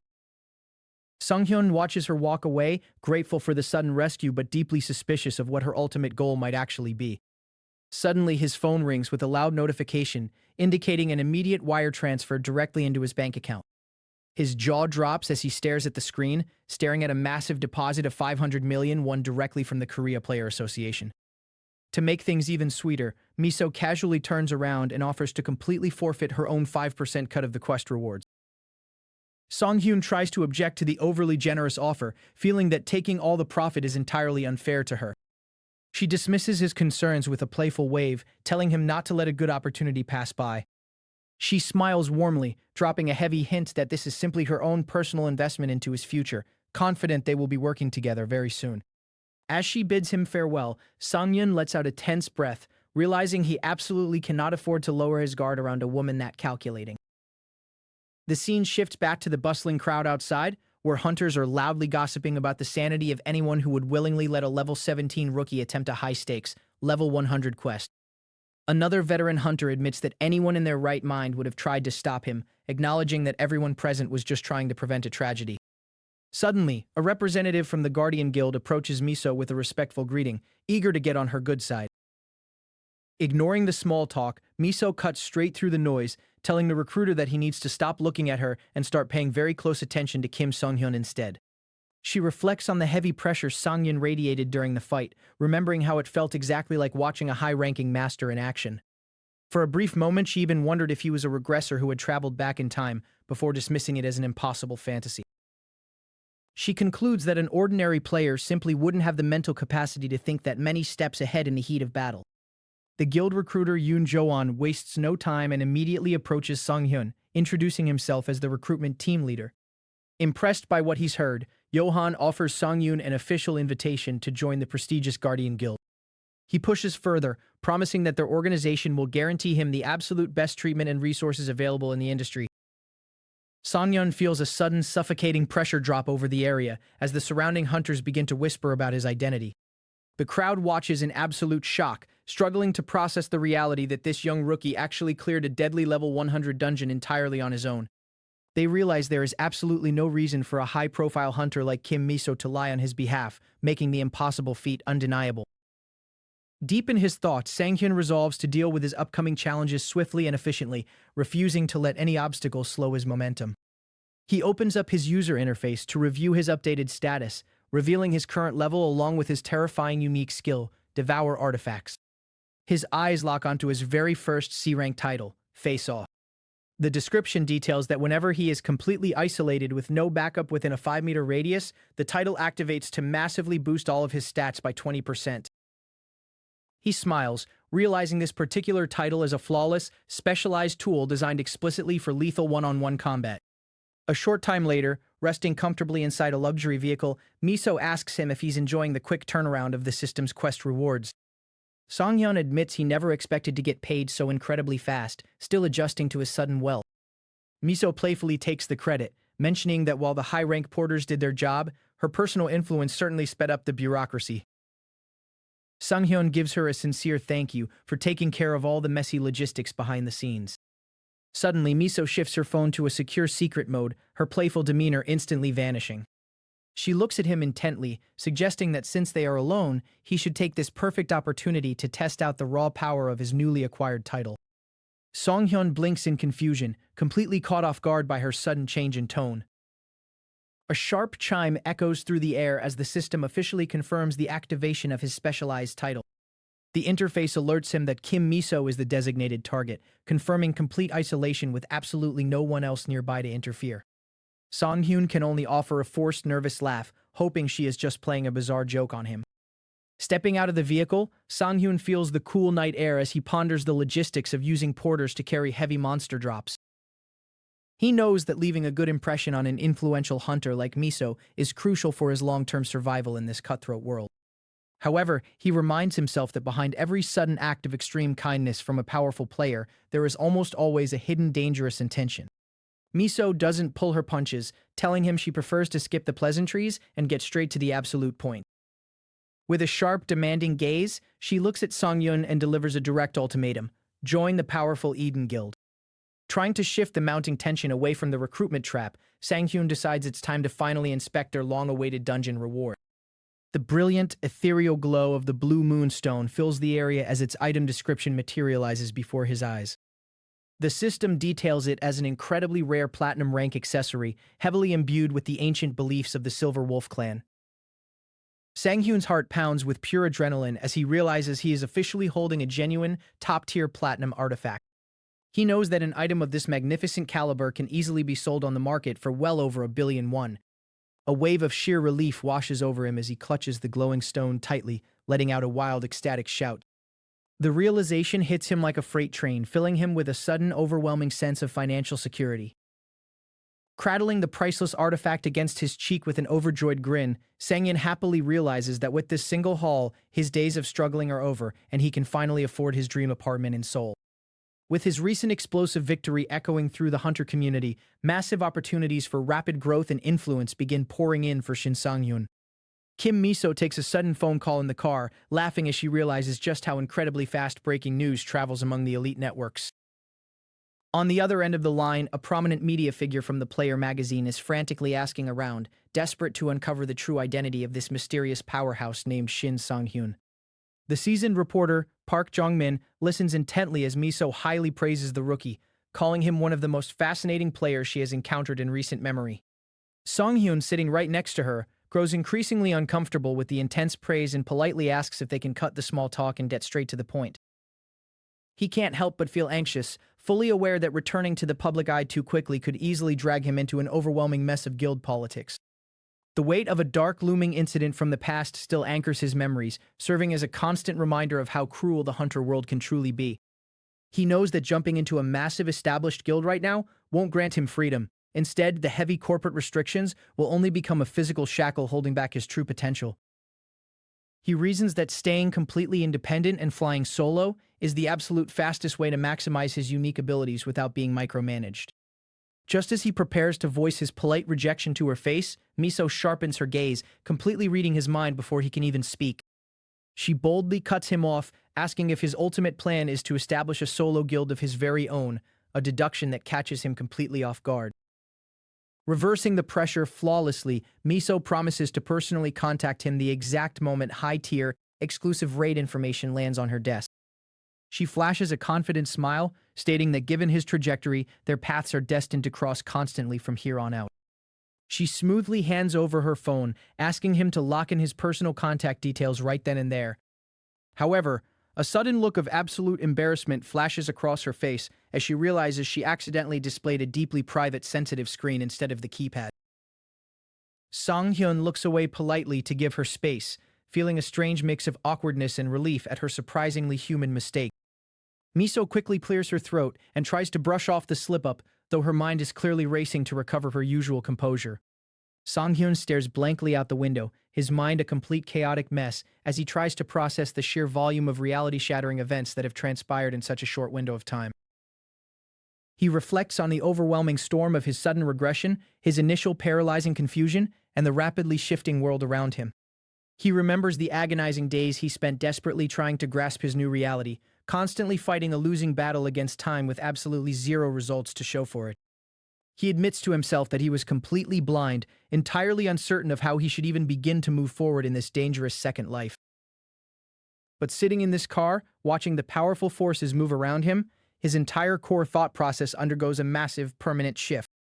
He turns back to Miso, quietly amazed by how sharp and perceptive she truly is under that playful exterior. Miso casually shrugs it off, reminding him that as the daughter of a massive conglomerate's chairman, pulling off a simple deduction like that is second nature to her. She leans in close, lowering her voice to emphasize that keeping his solo ambitions an absolute secret between the two of them is paramount. Sang-hyun realizes that even though she fully anticipated his desire to remain independent, she still chose to treat him with utmost respect. She laid every single one of her cards openly on the table, showed genuine human interest, and actively forged a mutually beneficial alliance. He can't help but admire her, realizing she is an incredibly shrewd elite negotiator who knows exactly how to get what she wants without causing animosity. He notices a brief flicker of hidden baggage in her eyes, but quickly reminds himself that in a world this brutal, every single player carries their own heavy burdens. After all, Sang-hyun himself harbors a dark, monumental secret from his past life that he can never openly share with a living soul. The terrifying paranoia creeps in as he contemplates the sheer chaos that would erupt if the world ever discovered he was a regressor who knew the future. He recognizes that his foreknowledge is his greatest weapon, but if leaked, it will instantaneously turn him into a prime target for every corrupt organization on the planet. His thoughts drift momentarily to his old comrades from his previous timeline, wondering what they could possibly be doing right now in this altered past. He feels a deep, bittersweet pang of nostalgia, remembering how they fought side by side for several grueling years before everything reset. He recalls the exact moment an elite scout from a top-tier organization cornered him, practically begging him to join the renowned Eden Guild. Sang-hyun recognizes that her blunt, aggressive approach wasn't born out of a lack of manners, but rather an absolute, unshakable confidence in her guild's supreme power. She spoke of the Eden Guild as in paradise for hunters, an elite haven where a player's wildest ambitions could realistically be fulfilled. She confidently promised him that if he took her hand and joined their ranks, he would absolutely never look back or regret it. Sang-hyun would be lying if he said he hadn't entirely anticipated this exact sequence of events unfolding after his display of power.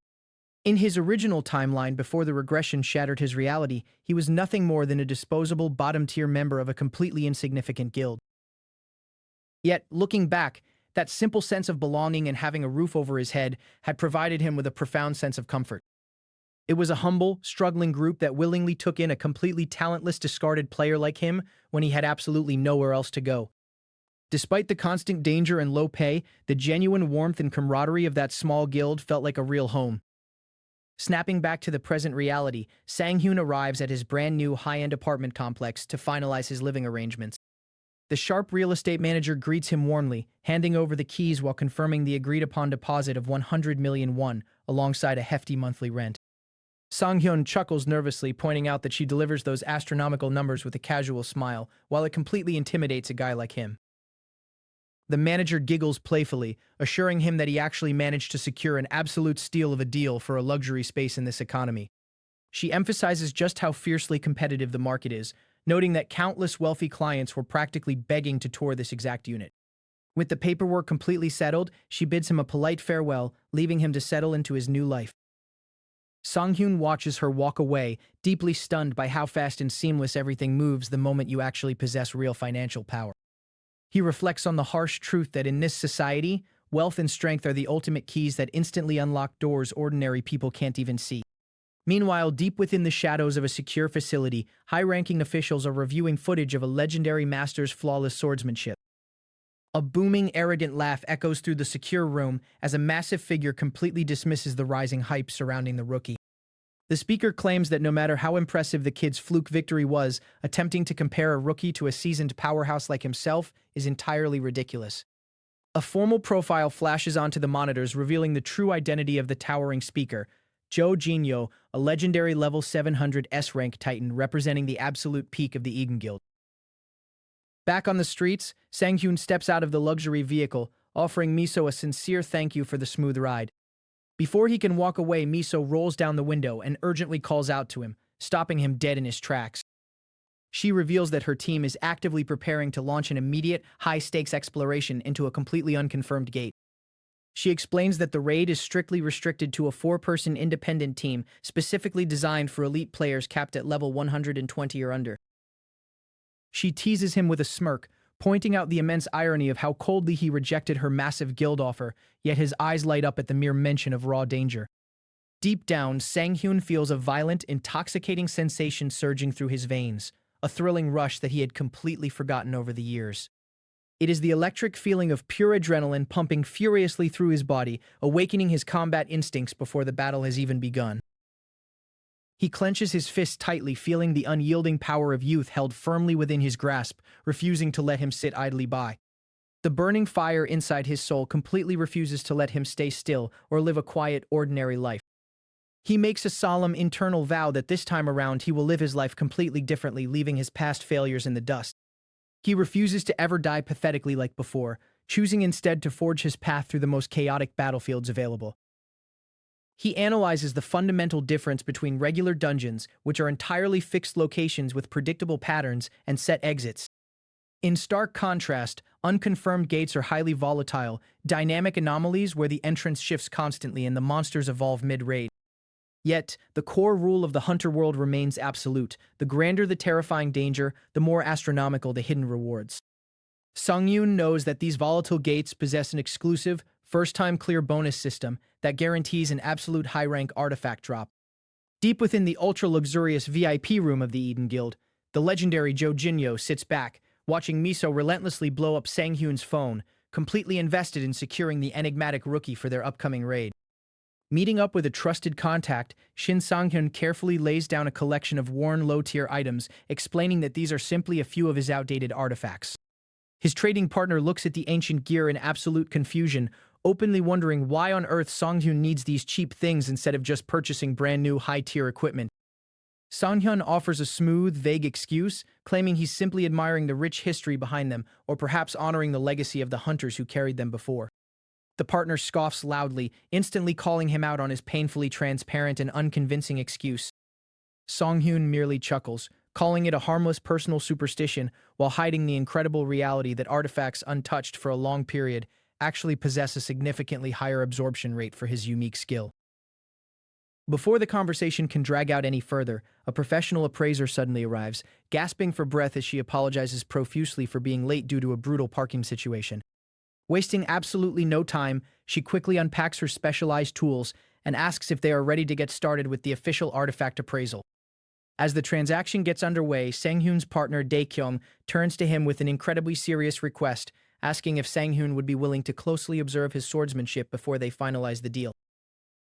Sang-hyun tries to wave it off with a humble smile, claiming his own combat skills are far too unpolished to be giving anyone else professional advice.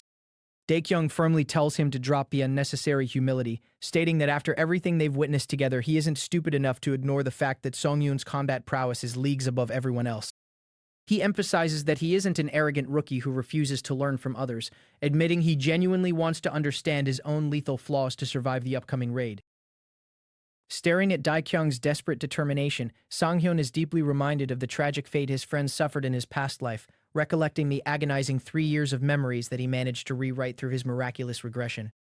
He notes that according to later investigations in the original timeline, Dae-kyung was fatally ambushed due to an opening on his left side, a vulnerability that Sang-hyun can now prevent entirely. A confident grin spreads across Sang-hyun's face as he realizes the sheer perfect timing of it all, especially since he just unlocked a powerful new skill that fits this exact scenario. He recalls the absurdly broken mechanics of his Blue Moon Stone, which grants him a complete absence of cooldowns while multiplying his health regeneration fivefold under a dungeon moon. The passive artifact effect guarantees that any canine or wolf-type beast is rendered completely paralyzed when facing him, effectively making him an absolute apex predator against beasts.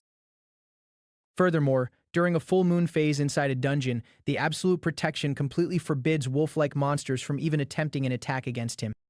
Just then, a sudden phone call disrupts the heavy atmosphere as Song-hyun confirms he received the urgent details, thanking the caller for providing the intel ahead of schedule. On the other end of the line, Miso confirms she's just keeping him ahead of the game, promising to ring him back the moment the gate parameters shift.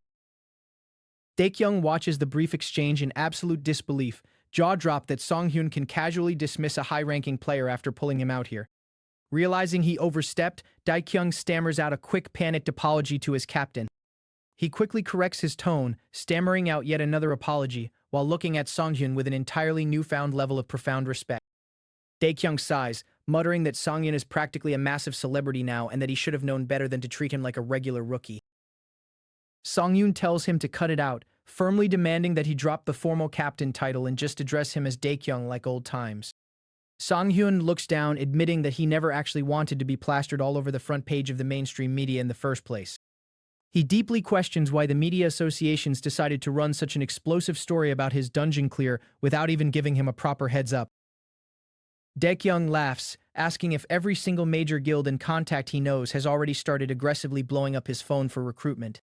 Song-hyun merely smiles, keeping it vague by stating he isn't entirely sure if they've reached that level of desperate pursuit just yet. Shifting his focus back to the training floor, Sang-hyun decides to cut straight to the chase regarding Daekyung's combat stance. He brings up the specific physical layout of Daekyung's previous battles, asking him to confirm a very precise detail. Daekyung enthusiastically nods, shouting his immense gratitude as he realizes Sang-hyun is actually going to personally coach him. Sang-hyun calmly tells him there's absolutely no need for such emotional thanks, reminding him that this instruction isn't a free handout and is part of their business arrangement. Daekyung blinks in surprise at the abrupt transition, realizing Sang-hyun has already analyzed his movements before he could even showcase the rest of his techniques. Sang-hyun zeroes in on his posture, directly asking if there is an underlying physical trauma or a hidden injury affecting his left arm. Daekyung gasps in absolute shock, completely floored by how Sang-hyun managed to deduce a secret he had hidden from everyone.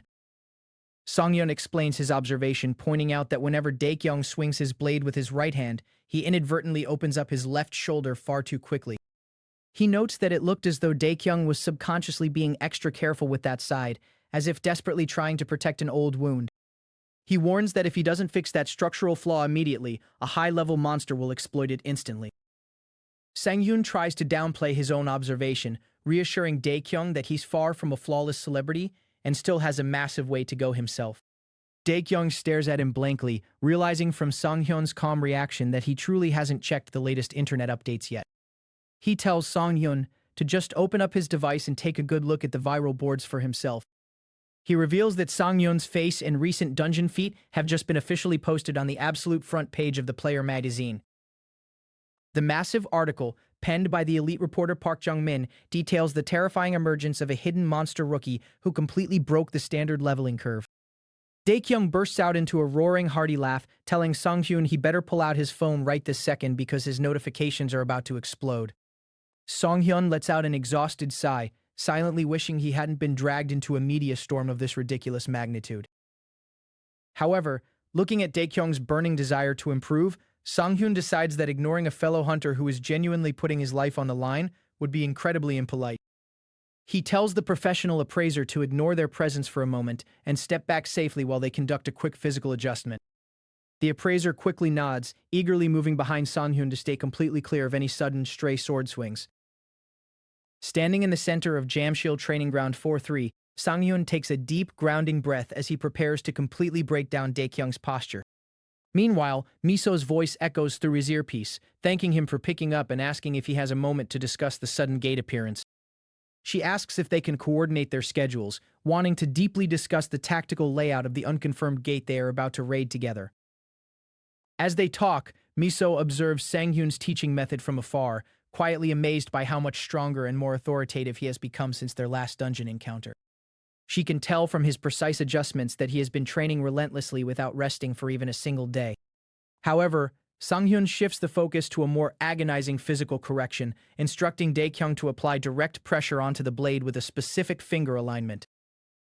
Dae-kyung strains under the intense physical correction, sweating profusely as he realizes this adjustment is far harder than it looks. The pressure is intense, causing Dae-kyung to let out an absolute scream of agony, begging Sang-hyun to ease up on the brutal muscle adjustment. Sang-hyun merely laughs it off, firmly telling him to hold on just a little bit longer if he genuinely wants to fix his fatal blind spot. Despite the intense burning pain, Dae-kyung grins through his teeth, admitting he can already feel his structural balance rapidly improving. Sang-hyun smiles back, promising him that his swordsmanship will get exponentially better from here on out, before barking out the next command to duck down. The appraiser stands in the corner, staring at the duo with an expression of pure, unadulterated judgment, completely bewildered by their chaotic dynamic. Dae-kyung groans in absolute agony as Sang-hyun forces his posture even lower, pushing his physical limits to the absolute brink. Sang-hyun remains completely relentless, telling his friend to endure the pain because the battlefield won't show him any mercy. The appraiser watches the bizarre training session unfold, completely questioning what kind of intense, masochistic ritual she is witnessing. Later that evening, after returning home from the bizarre encounter, the appraiser frantically opens her search bar to research the strange world of hunters. Her recent search history reveals a hilarious descent into curiosity, looking up reports from the Player Association alongside bizarre questions about why hunters pose with swords. The appraisal screen finally flashes green, confirming that the detailed evaluation of the worn artifacts is complete, clearing the way for Sang-hyun to devour them and fuel his meteoric rise. Walking through the bustling Playertown building C Plaza, Shin Sang-hyun reflects on his recent purchase, completely satisfied with spending over 400 million won, because he knows the underlying attributes he'll permanently absorb are worth exponentially more.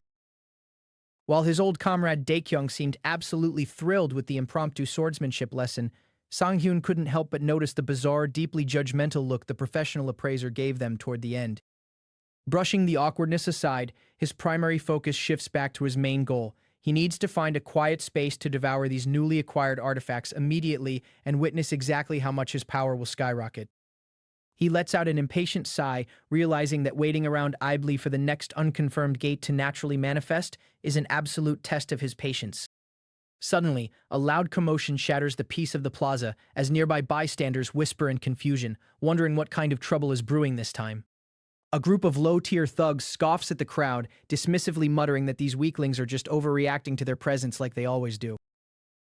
One of the arrogant punks aggressively corners a defenseless female player, sleazily asking if she lives around here and trying to force her into compliance. Without a shred of fear, she coldly cuts him off, bluntly stating that she has a boyfriend and wants him out of her face immediately.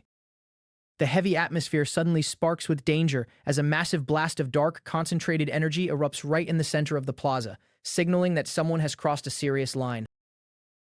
An ominous system warning flashes into reality, confirming that the surrounding players have just been forcefully enveloped in a heavy barrier effect.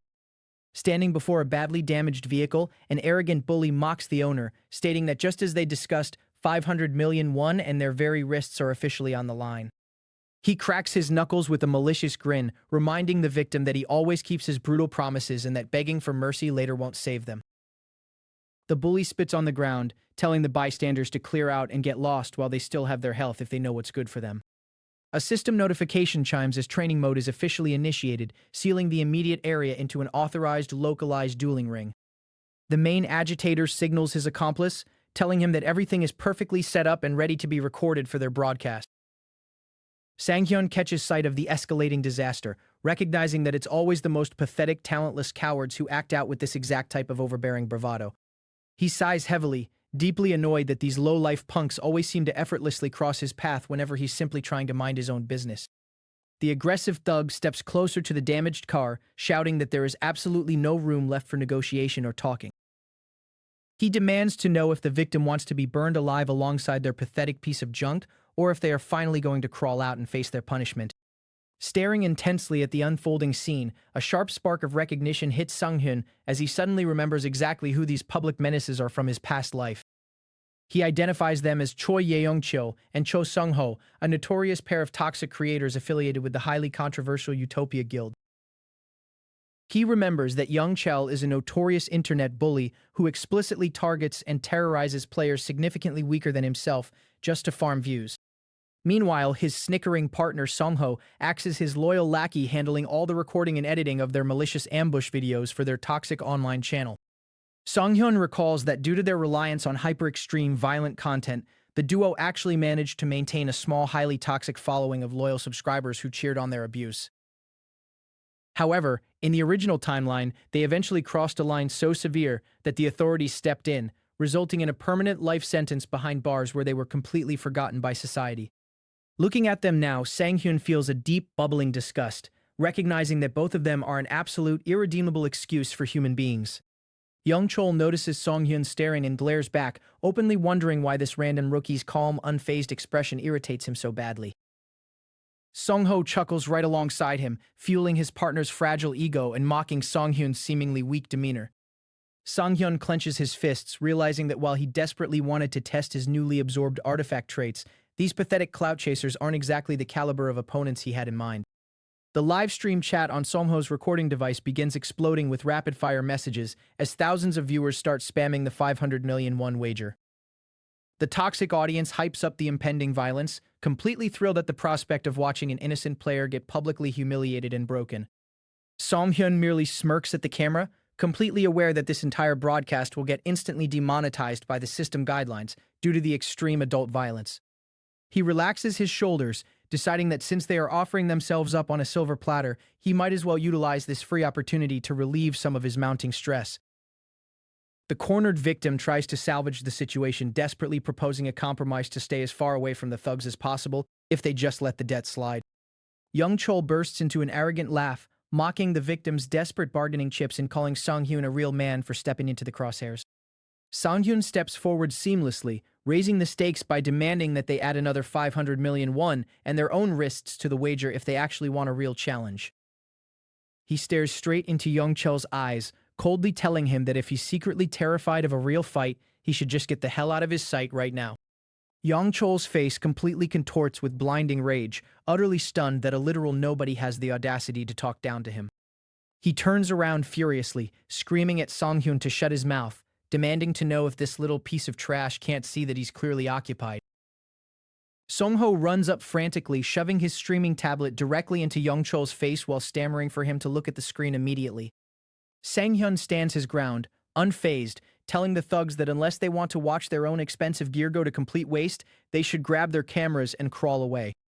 Young Chel shoves his lackey aside, growling in pure irritation as he demands to know what could possibly be important enough to interrupt him.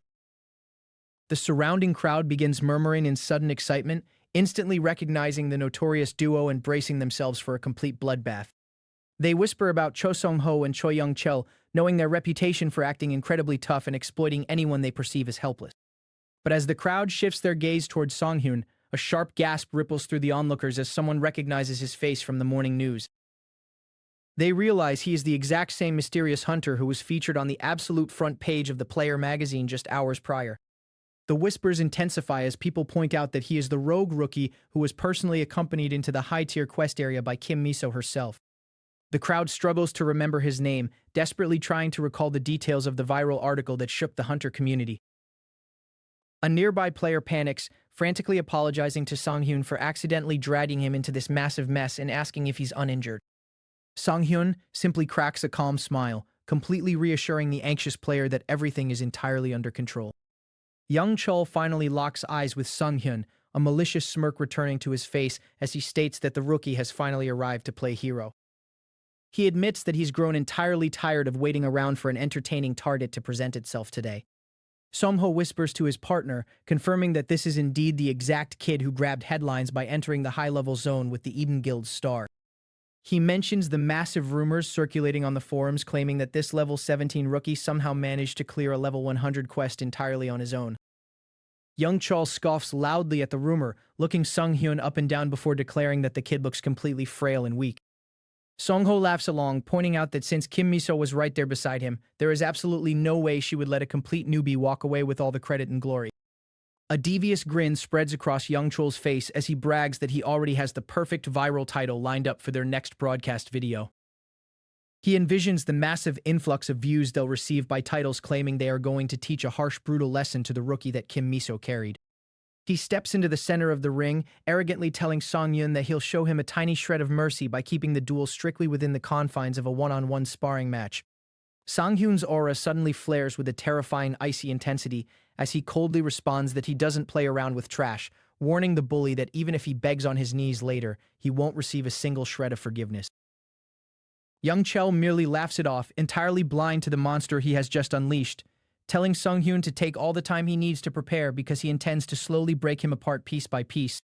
The scene flashes back to 3 hours prior, inside the quiet appraisal room, where Shin Sang-hyun warmly thanks the professional appraiser for helping them wrap up the deal so smoothly and efficiently. The appraiser waves her hands in modest dismissal, insisting that both Sang-hyun and Dae-kyung did all the heavy lifting during the transaction. Dae-kyung lets out a roaring, hearty laugh, throwing his arm up as he enthusiastically proposes that they all head out for a celebratory drink on a successful day like this. Flush with his recent massive earnings from the Player Association, Dae-kyung confidently tells them to pick any high-end place they want, boasting that his treat means they can eat whatever they desire. The appraiser reacts with absolute delight, her eyes sparkling as she gleefully suggests they go for premium beef, completely thrilled by the generous invitation. However, Sang-hyun speaks up with an apologetic tone, explaining to the group that he unfortunately has somewhere urgent he needs to attend to right away. Dae-kyung smiles understandingly, telling him that if he has prior commitments, he should absolutely go take care of them without worrying about the dinner. A wave of sudden panic washes over the appraiser as she desperately wonders if Sang-hyun is pulling away because she asked for premium beef, frantically offering to tone down her request. Sang-hyun quickly corrects the hilarious misunderstanding, reassuring her that he simply has to go somewhere else entirely and that it has absolutely nothing to do with her. Relieved by his words, the appraiser lets out a soft sigh, accepting that his departure is completely unavoidable. Dae-kyung turns back to the appraiser, suggesting that the two of them should still head out to enjoy the meal together regardless. Suddenly, the appraiser halts her steps as a look of intense realization hits her face, remembering a vital piece of information. She gasps loudly, exclaiming that she completely forgot about a massively important time-sensitive event she absolutely must attend this evening. Sung-hyun watches them with a quiet smirk, knowing that for a player with his unique devouring ability, consuming stale, untouched artifacts is infinitely more intoxicating than any alcohol. He bids them a brief, respectful farewell, promising that he will see them both very soon as he prepares to make his move. The memories fade as the story shifts directly into the present duel, where a massive shockwave ripples through the localized training ring. Within the luxury VIP lounge of the elite Eden Guild, a senior official stares intensely at a live broadcast, instantly recognizing the rookie. He questions why on earth the highly sought-after rogue player they've been desperately trying to recruit is currently featured on a trashy internet stream. Kim Miso crosses her arms, watching the broadcast with a deeply serious expression, quietly analyzing the situation unfolding on screen. The senior official leans forward, adjusting his glasses as he notes that despite the chaotic situation, the young kid's physical movements look exceptionally sharp and polished. Meanwhile, deep within his internal soul space, Sang-hyun watches the physical essence of the artifacts manifest as an alluring culinary dish, realizing that even though the gear belonged to an older veteran, the raw energy looks incredibly pristine. The entity representing his power smirks, jokingly commenting on how surprisingly appealing the manifest food appears to younger men. A brilliant flash of system text materializes, calculating the absorption potential of the items he acquired from Dae-kyung. The system confirms that because the artifacts were utilized by an experienced hunter over a long duration, their internal resonance has skyrocketed, raising the final absorption rate to a staggering 90%. Song-hyun is completely floored by the notification, his eyes widening as he realizes a 90% rate is an absolute jackpot compared to his usual expectations. He recalls his past struggles where he could typically only harvest a tiny tenth of an item's original attributes. He realizes that when gear is actively maintained and bonded with a powerful user, it makes a massive world of difference for his unique devouring skill. Back in the real world, the live stream chat explodes with thousands of toxic messages, mockingly calling out the bully and warning him that he's about to get completely exposed. A viewer types frantically, warning the arrogant influencer to be incredibly careful because the rookie is clearly built different. The toxic audience laughs, betting that the high-tier thug will easily dodge any slow, amateurish strike the rookie throws. The scene shatters with intense violence as a devastating localized explosion rocks the concrete plaza, throwing a massive cloud of dust into the air. The surrounding onlookers shield their eyes, completely bewildered and terrified by the raw, unexpected destructive force echoing through the barrier. Sang-hyun stands perfectly calm amidst the smoke, reminding the bully of his earlier statement that absolutely no forgiveness would be granted, even if he begged on his knees. A nearby hunter squinting through the dust suddenly recognizes the precise stance of the aggressive thug leading the ambush. He identifies the attacker as Choi Young-chol, a notorious B-rank vanguard affiliated with the controversial Utopia Guild. He whispers to his companion, revealing the dark rumors that Young-chol freely abuses his power and terrorizes rookies solely because his biological uncle happens to be Utopia's powerful guildmaster. Back inside the Eden Guild headquarters, the senior official notices Miso's unusually tense demeanor, asking if something is deeply bothering her. He presses further, wondering why she looks so uncharacteristically serious while watching a simple street brawl between low-tier players. Sang-hyun ignores the outside chatter entirely, his mind reeling as he calculates the sheer, unadulterated stat gains pouring into his body from the 90% absorption rate. He realizes that once he finishes completely cleaning his plates and absorbing every single one of these items, his baseline power will reach completely unprecedented heights. The sheer anticipation causes a thrill to run down his spine, unable to even comprehend the absolute monster he is about to become. A sharp, definitive chime echoes in his mind as his specialized C-rank title, Face Off, violently roars into an active state. The system interface confirms that his target, Choi Young-chol, is completely isolated with absolutely no allies or backup remaining within a 5-meter radius. With the isolation criteria flawlessly met, the title's heavy combat multipliers instantly activate, surging raw power directly into Sang-hyun's muscles. However, Sang-hyun looks down at his hand with a slight frown, muttering to himself that the immediate physical feedback feels strangely lackluster compared to his true potential. He immediately calls up his detailed status menu to assess his current baseline attributes. The holographic screen materializes, displaying his current level of 27 alongside his unique title, Face Off. It highlights his governing constellation, the Goddess of Luck, along with his exclusive absolute skill, Devour Artifacts. His eyes scan down to his total consumed artifacts, which has now officially reached a formidable count of 17 distinct items. He reviews his current health pool standing firmly at 880, alongside a mana pool of 124. The status menu expands, listing his detailed core attributes ranging from his raw strength and stamina to his dexterity and mana manipulation. He notes his elevated luck and evasion stats, followed closely by his reinforced defensive threshold. Seeing his available attribute points resting at 0, he prepares to manually test his adjusted limits in real-time combat. On the streaming tablet, a viewer mocks the situation in the live chat, laughing at how the overconfident influencer is suddenly shaking in his boots. Another comment flies by, wondering if the notorious Young-chol has already completely run out of gas after a single exchange. The online crowd ruthlessly taunts the bully, telling him he better turn up the heat before he gets completely humiliated on his own broadcast. Young-chol violently grinds his teeth, his face twisting into an absolute mask of pure unadulterated humiliation as he realizes he can't break the rookie. He lets out an infuriated roar, completely unable to accept that a literal level 17 nobody is looking down on his B-rank authority. He lunges forward blindly, his movements fueled by sheer desperation and messy rage as he throws everything into a reckless assault. Sang-hyun doesn't even flinch, his eyes narrowing as he effortlessly reads the incredibly sloppy telegraphed trajectory of the incoming strike. With absolute, pixel-perfect precision, he shifts his weight, dodging the heavy blade by a mere hair's breadth without breaking a single sweat. He slides past the bully's guard seamlessly, his face an eerie mask of complete composure as he prepares a devastating counterattack. Young-chol's eyes widen in absolute horror as he realizes his massive swing met nothing but empty air, leaving his entire left flank completely exposed. Before the thug can even attempt to pull back his weapon, Sang-hyun firmly plants his feet, channeling his reinforced strength directly into his arm. With a swift, blinding motion, he drives a brutal, crushing blow straight into the bully's unprotected midsection. The sheer impact of the strike reverberates through the entire training ring, completely knocking the wind out of the arrogant vanguard. Young-chol is sent violently stumbling backward, clutching his torso in agonizing pain as his weapon slips from his trembling fingers.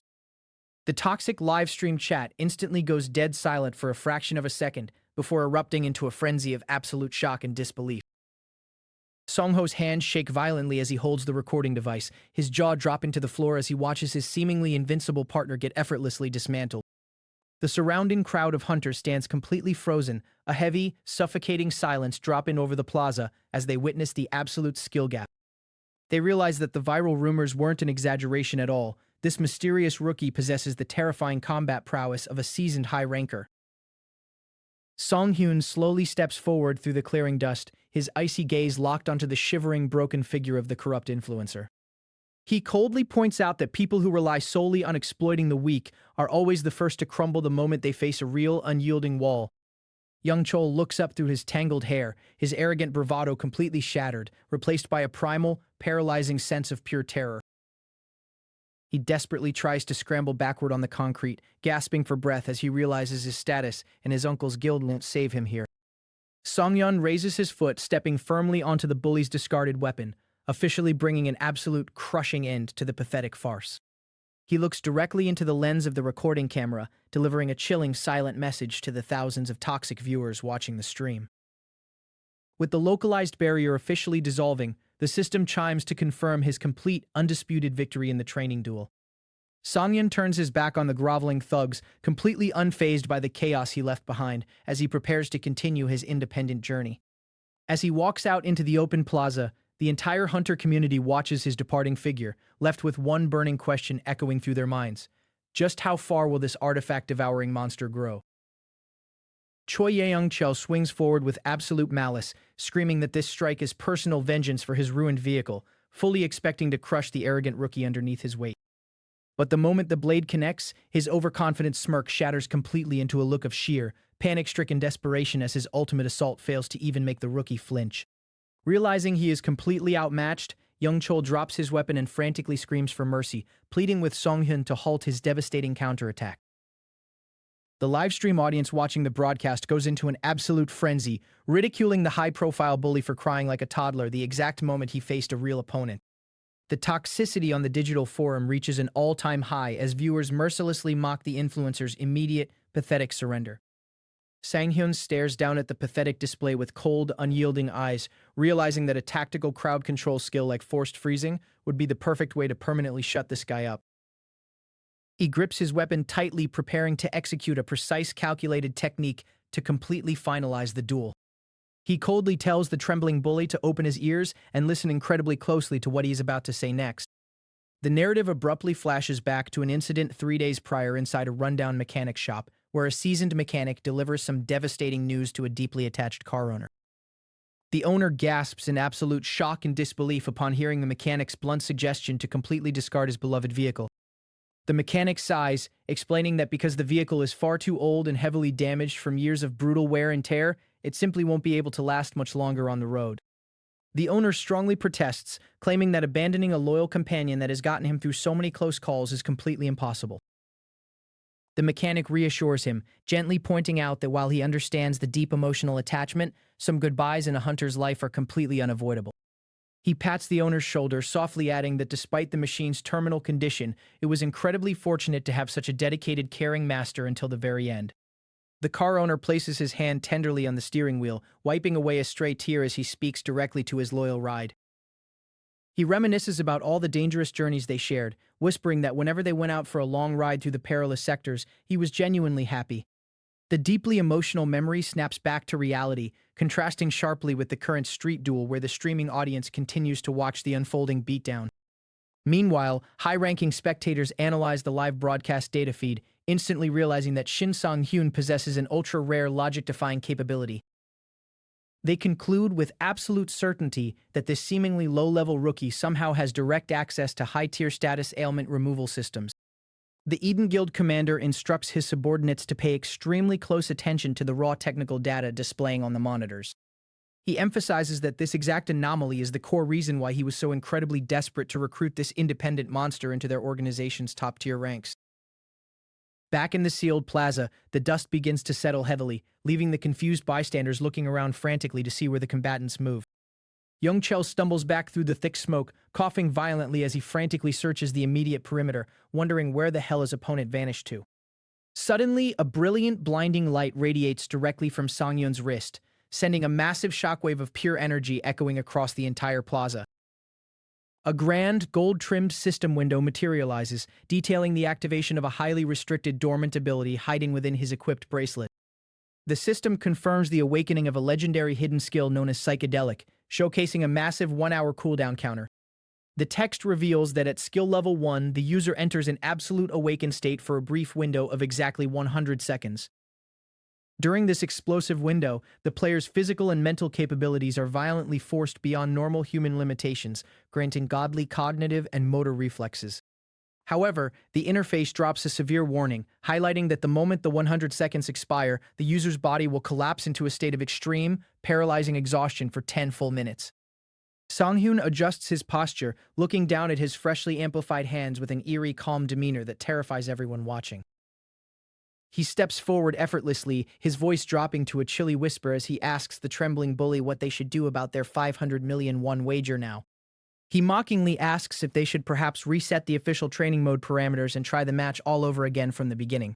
Young Chol completely breaks down, screaming at the top of his lungs for the monster to stay back and get lost. He punches the ground in absolute fury and regret, cursing himself for letting his guard down simply because he naively assumed Songhyun was an inexperienced rookie. He recognizes with pure terror that the kid's baseline power is completely unnatural, far exceeding the limits of any standard high-rank vanguard he has ever faced. Gasping for air, the shattered influencer completely throws away his pride, desperately yelling out that Songhyun wins the wager fairly. Songhyun's gaze sharpens to an absolute point of lethal intent, calmly declaring that it is officially time for him to collect his debt. Young Chol flinches violently, his mind racing as he wonders what kind of absolute retribution the rookie is preparing to unleash upon him. Songhyun steps into his blind spot, coldly reminding him that this entire public disaster started solely because of his own arrogant, unprovoked actions. A digital notification chimes in the background as a viewer named Crying Baby Yongcheol enters the live chat, completely stunned by the sudden turn of events. The streaming broadcast reaches its absolute peak viewership as thousands of people tune in to witness the final crushing conclusion of the street duel. Songhyun raises his arm, a massive surge of condensed physical aura gathering around his weapon as he announces the absolute finale of the match. The brilliant golden aura crackles violently, completely illuminating the dark corners of the sealed plaza with a blinding radiance. Nearby hunters look on with bated breath, realizing that the sheer volume of energy being channeled is enough to completely level the surrounding concrete structures. An old hunter in the crowd tries to calm the panicking civilians, assuring them that the system's training mode parameters should theoretically prevent any permanent, fatal damage from occurring to the loser. However, a seasoned analyst counters that if the attacker possesses a method to rapidly acquire rare piercing skills within such a short window, the safety barrier might fail entirely. Young Chol watches the glowing aura gather above his head, sweating profusely as he realizes this single strike could permanently ruin his career. He mutters under his breath that the situation has gone completely past the point of no return, his body refusing to move due to primal fear. A highly detailed item overview flashes before Sanghyun's eyes, revealing the underlying mechanics of the rare accessory he purchased from Daekyeon. The system displays the item as a B-rank auxiliary equipment piece, granting a massive flat bonus of +8 to strength and +10 to baseline stamina. It highlights the near-impossible 0.01% probability of ever successfully unlocking a hidden skill dormant within its structure. The profile names the legendary ability as Psychedelic, noting that while the ancient bracelet belonged to holy saints, the chances of an ordinary player ever awakening it are practically non-existent. The text notes that most logical people should absolutely never count on such a miraculous manifestation ever happening during their lifetime. Yet, through his supreme regression knowledge and devouring skill, Songhyun completely bypassed the mathematical limitations to force the hidden trait out. He marvels at the sheer absurdity of the mechanic, wondering if an ordinary hunter would ever believe that such low odds could be mastered so effortlessly. He realizes that in order to possess this level of reality-bending luck, a player must truly be favored by the cosmos itself. A massive system alert flashes across the battlefield, confirming that the localized safety barrier has successfully mitigated a fatal surge of damage. Songho drops his camera entirely, running toward his fallen partner while screaming his name in absolute unadulterated panic. The stream chat goes completely wild, with users spamming Songhyun's name in capital letters, celebrating the absolute destruction of the notorious bully. A viewer types out a theory, betting everything that the mysterious rookie must possess a secret status ailment removal skill to look this flawless. Another commenter argues that the status removal isn't even the craziest part of the fight. pointing toward the rookie's impossible combat speed. Young Chol pushes himself up off the debris, shaking violently as he finally realizes the terrifying truth about his opponent. He looks up at Sang-hyun, noticing that the rookie's surrounding aura has shifted into an entirely different oppressive realm compared to the start of the match. He desperately wonders what kind of unholy, forbidden training the kid must have gone through to manifest such a suffocating pressure. He confirms that the hidden skill definitely activated flawlessly, yet the expected back-end debuff seems to have zero effect on the rookie. He reasons that unless Sang-hyun possesses a god-tier cleansing technique, it should be physically impossible for him to escape the paralyzing aftermath of the awakening. He watches Sang-hyun take a slow, agonizingly calm step forward, his mind screaming in denial as he questions if this monster can truly be classified as a newbie. Young Chol lets out a painful grunt, his body completely giving out as he collapses back onto the concrete, unable to withstand the lingering pressure. From her secure viewing deck, Miso identifies the technique with absolute certainty, recognizing it as a highly restricted, high-tier awakening skill. Her senior commander looks over in surprise, asking if she's completely certain that a low-level rookie like Sang-hyun could command such an advanced form of power. She crosses her arms, explaining that given the terrifying visual feedback, there are officially only two logical possibilities left to explain his existence. She narrows her eyes, concluding that either Sang-hyun had absolutely no tactical reason to reveal this monstrous trump card when he was raiding with her, or he has found a way to completely rewrite the rules of the system itself, leaving them to wonder just what kind of storm this artifact-devouring player will unleash next. The crushed and humiliated Choi Yang-chol lies defeated on the concrete, his shattered pride radiating like a foul odor as nearby onlookers mockingly comment on how absolute his downfall was. His trembling accomplice Cho Sung-ho panics completely, his hands shaking as he desperately wonders how they are going to survive the fallout of this public disaster. Sung-ho realizes with horror that their viral video channel is completely dead and that they mistakenly targeted an absolute monster hiding under the guise of a rookie. A shadow falls heavily over the defeated thugs as an authoritative figure approaches, coldly stating that it looks like they have messed up beyond all recognition. The newcomer steps forward with complete confidence, introducing himself as Moon Bae-kyun, the elite Kangdong regional manager representing the influential Utopia Guild.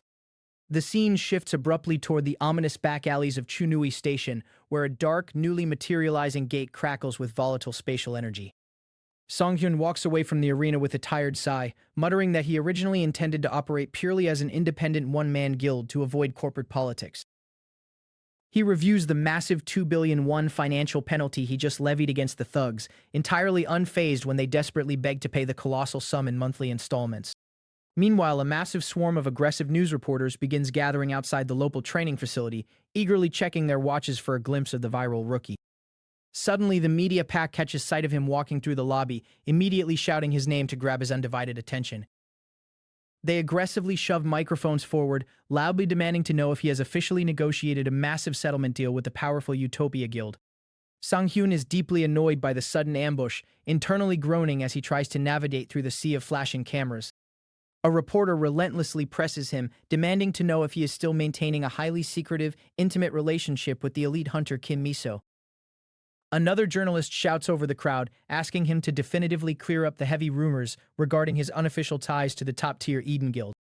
Sang-hyun cuts them off coldly, firmly stating that he has absolutely nothing to say to the media and telling them to get out of his path. The press ignores his warning entirely, chasing his footsteps as they demand to know if he is just returning from a secret, high-intensity training session. They yell out that the public has a fundamental right to know the truth behind his explosive growth and hidden combat capabilities. They beg him to stop avoiding the cameras and finally reveal the secret methods he used to effortlessly shatter the leveling records. The narrative flashes back slightly to Moon Bae-kyun, who quickly bows to Sang-hyun in polite apology for the unprovoked hostility his guild members displayed. Bae-kyun notes to himself that this is an incredibly fascinating situation, finding it miraculous that a newly awakened player effortlessly took down an experienced vanguard like Young-cho. He emphasizes that he stepped in personally to completely handle the legal fallout and ensure Sang-hyun receives a massive flawless compensation package. He politely asks if the young rookie would be willing to spare a few moments of his valuable time to discuss a major business proposal. Sang-hyun looks at him with complete indifference, calmly demanding to know his official name and exactly which corporate entity he answers to. Sang-hyun reflects on his recent stats, confident that the staggering amount of permanent progress he has absorbed will keep him safe in any upcoming crisis. He thinks back to Dae-kyung, marveling at how a simple transaction with an old comrade yielded a treasure trove of high-tier hidden abilities.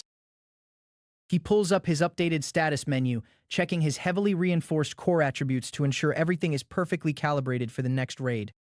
His strength and stamina have both surged to an impressive flat baseline of 100, while his dexterity stands firmly at 33.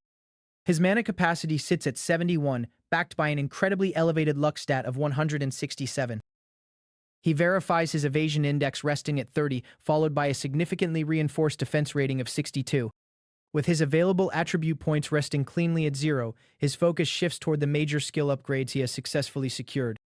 He notes with immense satisfaction that his core combat skill, Demon Bash, has successfully leveled up through his constant combat exposure. He calculates that under the passive influence of his legendary Overwhelming Power title, the initial status crowd control effect will now lock down a target for a brutal 2.6 seconds. He factors in the auxiliary delay multipliers, realizing the extended effect will actually trap his enemies for a massive duration. He is completely stunned as he confirms the total stun duration will comfortably exceed 5 full seconds of absolute paralysis. The detailed profile for Demon Bash materializes, displaying its status as a high-tier hidden skill capable of leaving targets completely vulnerable. The text highlights a strict 15-second cooldown limit when utilized consecutively against the exact same opponent. It notes that at skill level 2, the technique can effortlessly hinder either a massive monster or a human player, with the success rate scaling directly against the victim's innate resistance. Next, he examines his freshly integrated dual-wielding training, which is officially manifested as a core passive warrior skill. The interface confirms that at skill level 2, his overall physical adaptability with massive long-reaching blades is exceptionally high.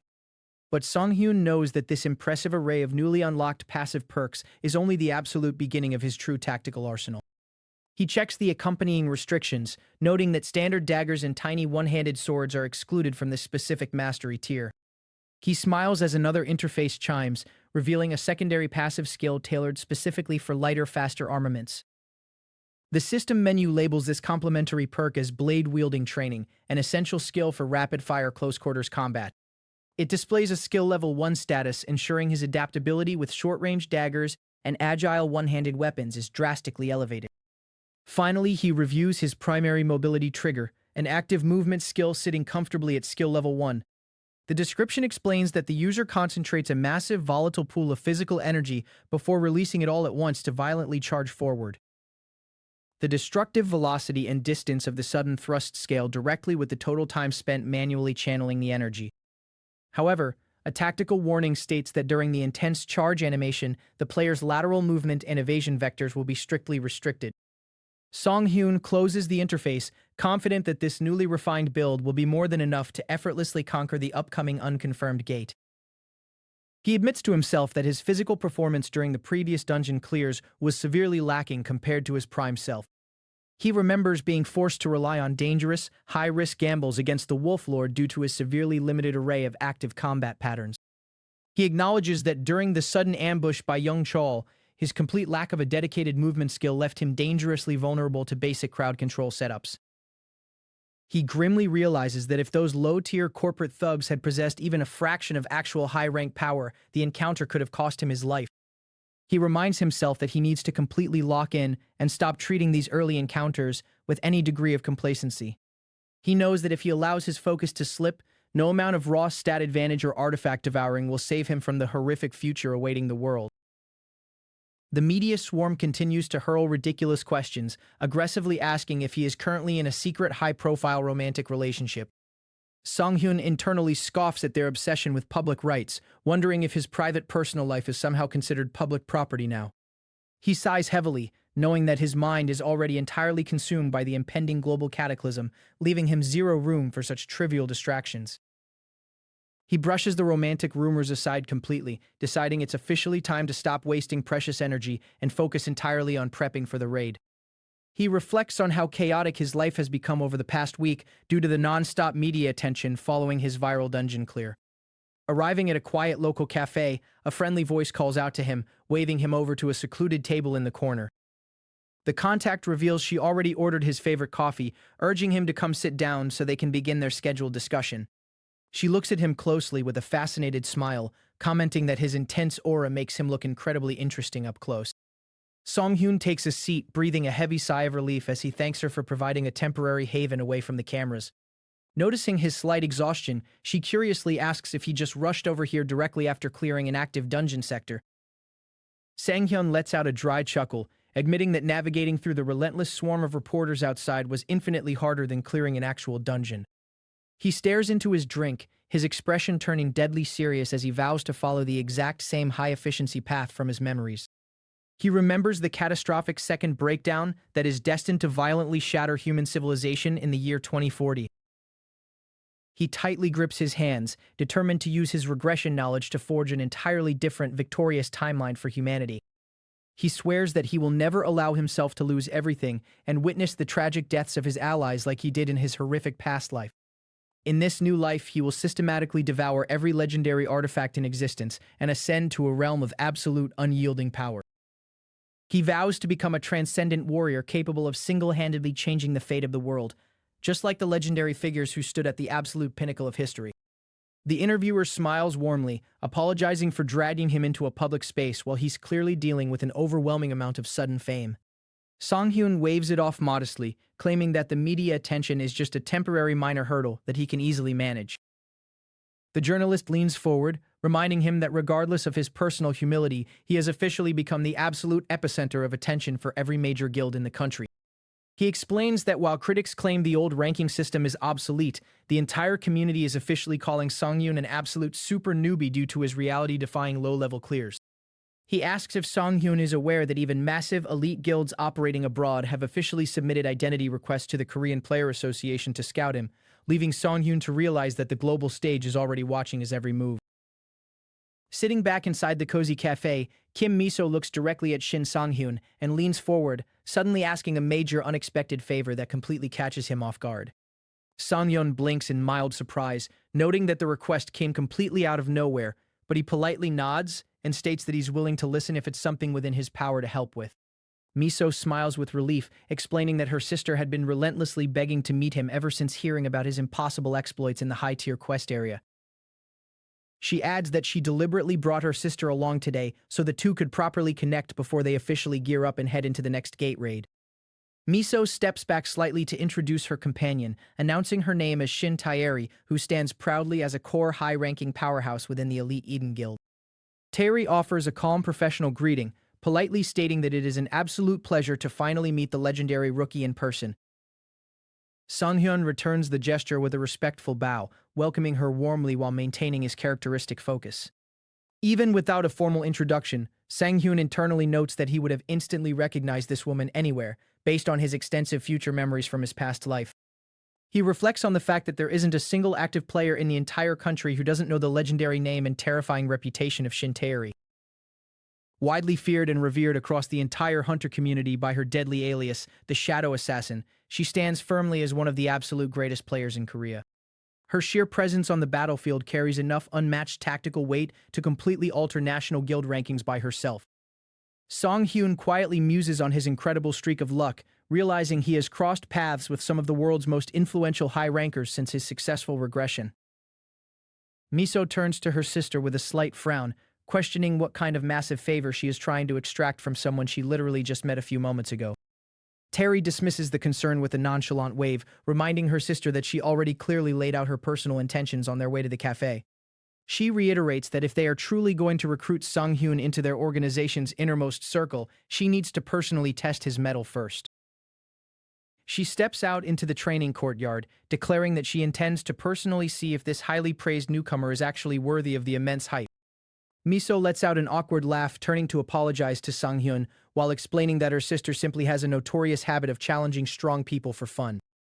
Sang-hyun merely smirks, adjusting his stance while confidently replying that he honestly doesn't mind a trial by fire from a top-tier hunter.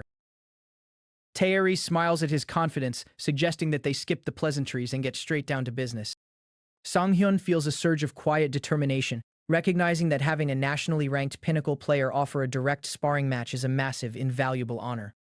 Taeri gently draws her weapons, proposing a brief, controlled exchange of exactly 5 moves to accurately gauge his baseline reflexes.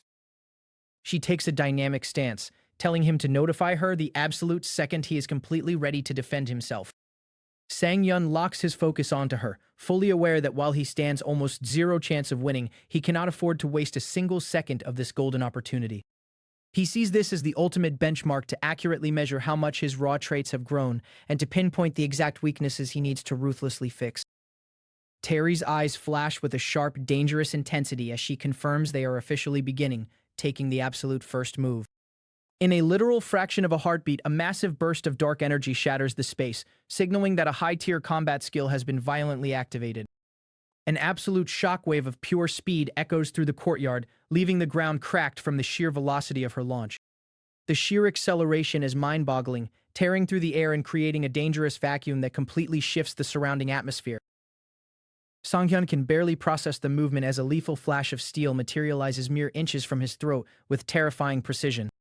He barely manages to cross his blades, the metallic clash ringing out like a thunderclap as he absorbs the massive kinetic impact. Taeri doesn't pause for a single breath, immediately twisting her frame to transition into a devastating secondary follow-up strike. Sang-hyun pours every ounce of his strength into his stance, desperately tilting his weapon to deflect the overwhelming piercing force. The secondary impact sends a violent tremor traveling straight up his arms, threatening to completely rip the weapons from his grip. He manages to hold his ground, but the sheer physical displacement forces him to skid back across the concrete yard. Taeri halts her momentum seamlessly, her eyes widening slightly as she openly praises his incredible life-saving focus. She admits she didn't think a low-level rookie would possess the precise technical capability to successfully block her second consecutive strike. She points out that the vast majority of professional swordsmen will completely fail to ever reach the heightened level of focus he just demonstrated. Sang-hyun keeps his breathing steady, knowing the only reason he survived that exchange wasn't due to his current raw physical stats. He knows it's because he possesses decades of brutal, frontline survival experience to back up his defensive instincts. Taeri stares at him intensely, a sudden wave of deep suspicion hitting her as she wonders if this kid is secretly hiding something monumental. She notes that standing across from him feels less like facing a promising new rookie and more like facing a hardened ancient veteran hunter. Sang-hyun stays silent, refusing to let his expression slip as he braces himself for the remaining 3 strikes of the trial. He knows that against an opponent of this caliber, any internal hesitation or second-guessing means absolute, instantaneous defeat. He reminds himself to treat this match exactly like the real deal, realizing the moment he fails to react, he will be completely overwhelmed. Taeri adjusts her grip, her aura flaring outward as she prepares to escalate the tempo of the spar. Sang-hyun recognizes that he doesn't even have a single spare microsecond to mentally prepare for what's coming next. He realizes he must constantly remain in a state of absolute peak combat readiness just to survive her passive movements. He notes that rather than just swinging wildly, her casual stance carries the terrifying weight of absolute perfected mastery. The terrifying reality sets in that she has only barely manifested her signature weapons, yet the pressure is already suffocating. The surrounding ambient energy begins to crackle and warp around her form, drastically altering the gravity of the battlefield. Taeri declares that they shouldn't waste any more precious time, indicating she's about to seriously scale up the intensity. Sang-hyun drops into a deep defensive crouch, signaling that he is fully prepared to take everything she has to throw at him. Miso watches from the sidelines, her eyes completely strained as she struggles to even visually track the sheer speed of the exchange. She realizes with a cold sweat that the combat is moving at a baseline velocity that completely leaves ordinary hunters in the dust. Taeri glides forward like a literal phantom, her voice echoing from everywhere at once as she announces she has 3 moves remaining. Sang-hyun speaks up through grit teeth, suddenly asking if he can make one bold, highly irregular request of his own before they continue. Taeri pauses mid-stride, her curiosity piqued as she grants him permission to voice his thoughts. Sang-hyun looks her dead in the eye, calmly proposing that they skip the remaining separate moves and finish the match right now with her going all out. Miso gasps in absolute horror, wondering if the rookie has completely lost his mind by actively provoking a national rank assassin. Sang-hyun openly acknowledges that he is being incredibly undeniably arrogant by making such a reckless demand, but he firmly believes that an independent hunter like him will never get a pristine chance to experience peak-tier speed ever again before the cataclysm. Taeri lets out a thrilled, predatory smile, reminding him that she still technically has 4 full offensive moves left in her initial tally. Sang-hyun internally calls her an absolute monster, sensing that her baseline velocity is actively compounding with every single passing second. He makes a radical tactical decision, completely closing his eyes and choosing to entirely ignore his physical sense of sight. He resolves to read her incoming high-speed vectors purely through raw, unadulterated survival instinct and spatial awareness. He begs her to deliver her one absolute best, unrestricted strike straight at him without holding back a single fraction of her power. He reflects on his words, knowing he was being entirely deadly serious about wanting to witness the pinnacle of strength. He knows that if he doesn't personally experience what a true top ranker is fully capable of right now, a lingering sense of complacency will haunt his training. Miso frantically yells at her sister not to listen to his insane request, warning her that high-speed combat skills are far too dangerous to control safely. But Terry's competitive spirit is already fully unleashed, her massive aura erupting as she prepares to show him the absolute meaning of terror. Sang-hyun centers his mind, preparing to face the legendary shadow assassin at her absolute, unrestricted maximum speed. He knows that if his instincts can manage to even slightly track her final trajectory, this dangerous gamble will be a monumental success for his future, leaving the air to split as she completely vanishes from reality. Taeri smiles warmly as the intense spar concludes, expressing a deep desire to sit down for a genuinely serious professional conversation with the promising rookie in the near future. Sang-hyun politely nods in agreement, welcoming the opportunity whenever she has free time in her busy schedule. Thrilled by his receptive attitude, Taeri reassures him that she will personally reach out and give him a call later to coordinate their next meeting. Miso steps in anxiously, breaking up the conversation to remind her sister that they are cutting it incredibly close to their official raid start time. She shoots an intense glare at Taei, firmly demanding that she thoroughly document everything that transpired today and submit a formal report to the higher-ups. Miso stresses the gravity of the situation, reprimanding her sister for completely failing to realize just how incredibly dangerous an unmeasured high-speed clash could have been for a rookie. Taeri laughs off the lecture, offering a quick apology before telling Miso to get moving so they aren't late. She turns back to bid them farewell, wishing Miso absolute good luck on the dangerous raid ahead and reminding her to call the second it's wrapped up. As the sisters depart, Sang-hyun stands in quiet reflection, recognizing that whether he likes it or not, this technically marks his absolute first tactical defeat since his regression. He accepts the harsh reality that had a powerhouse like Shin Taeri truly gone all out from the absolute beginning, he wouldn't have stood even a microsecond of a chance. Yet, instead of letting the defeat crush his spirit, the unexpected encounter ignites a fierce new fire within him, providing a brand new pinnacle of strength he must ruthlessly surpass.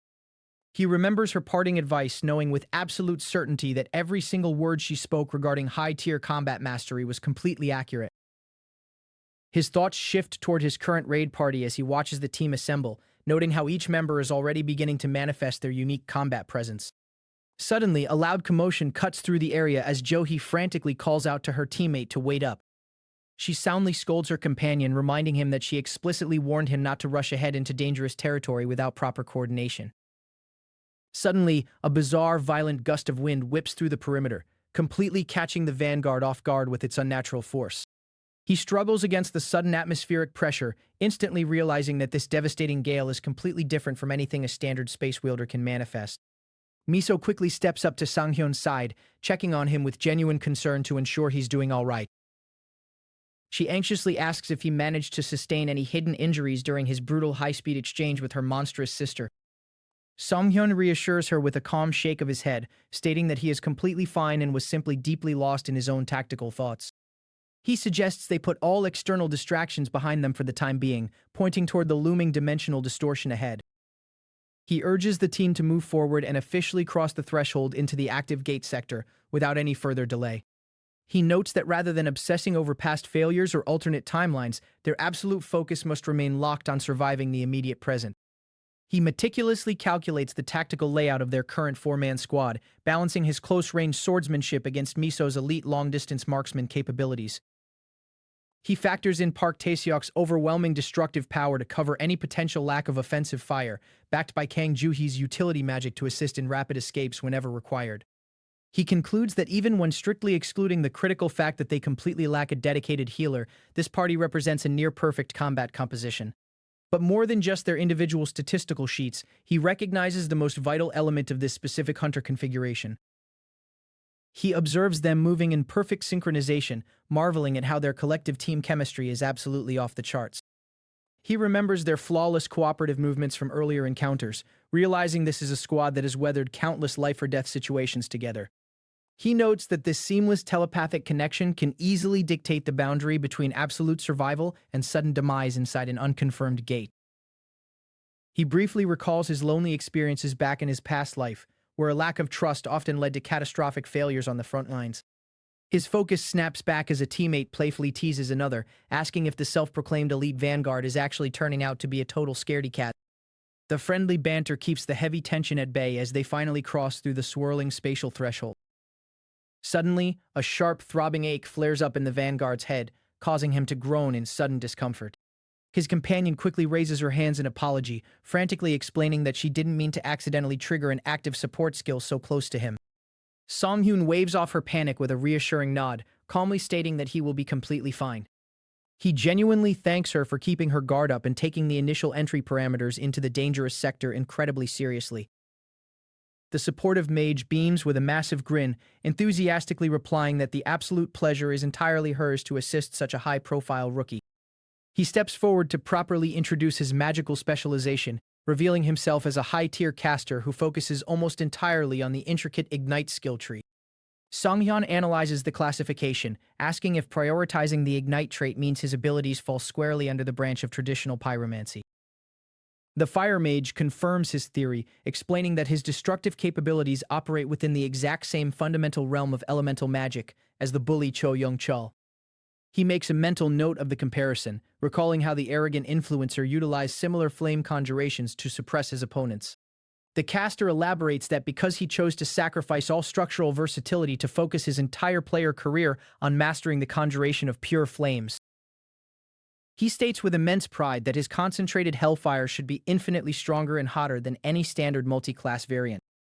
Sang-hyun silently agrees with the logic, remembering the ancient proverb that urges a warrior to fear a master of one strike rather than a novice of 1,000. The team officially arrives at the heart of Chunui Station's unidentified gate number 727, where a massive digital notification seals the perimeter. The leader suggests that before they venture any deeper into the uncharted terrain, they should completely run through a round of brief tactical introductions. He points toward his seasoned companions, identifying them as the elite vanguard forces that will be anchoring the party's defensive line. Sang-hyun steps forward to greet his new allies with complete respect, offering his name and stating it is a true honor to operate alongside such refined players. The veteran vanguard waves off his formality with a hearty laugh, admitting the group came here completely shocked to see the viral Wonder Boy from the national news. The seasoned tank suddenly turns toward Taeseok, expressing his deep gratitude for his quick thinking upon entering the frozen sector. He emphasizes that if it weren't for the mage's instant thermal buff, the entire party would have likely been frozen solid by the extreme ambient temperature. A detailed skill overlay materializes before them, confirming the seamless activation of Taeseok's signature Blessing of Flames. The system profile describes the rare enchantment, noting that all allies blessed by its radiant warmth receive a massive flat increase to their cold resistance. The Vanguard shivers slightly against the chill, muttering that the local weather parameters were absolutely nothing like this during their previous deployment here. He locks his eyes onto the darkening corridor ahead, loudly declaring that he is officially awaiting tactical orders from Sang-hyun. He steps into a forward defensive stance, firmly telling the rookie to completely watch his back as they advance into the unknown. The title overlay flashes brilliantly once more, signifying that the Artifact-Devouring Player is officially leading a high-tier operation. Jo-hee stammers slightly as she steps up, nervously detailing the precise mechanics of her utility space warping capabilities. She offers a sincere smile through her anxiety, expressing her heartfelt hope that their cooperative efforts will yield the best possible outcome for both of them. Sang-hyun looks down at his equipped arsenal, internally noting that he successfully managed to predict the perfect combination for an elite raid team. Miso glances at his hip, curiously pointing out that he seems to have brought an entirely different auxiliary weapon alongside his standard longsword. She asks if this is the exact same specialized blade he utilized during his previous record-shattering dungeon run. Sang-hyun confirms her suspicion, explaining that he had a strong tactical feeling he might need a lighter option in case the upcoming boss encounters turned out to be heavily mobility-reliant. He internally admits that coming up with plausible lies to hide his extensive regression knowledge is becoming increasingly difficult with each passing day. He reminds himself that he must seamlessly blend his futuristic expertise with his current public identity to avoid drawing unwanted corporate suspicion. He suddenly shifts the focus away from his gear, calling out to Jo-hee to commend her on her exceptional positioning. He notes that despite her modest self-assessment, her presence as a space wielder makes her an incredibly reliable anchor for their escape routes.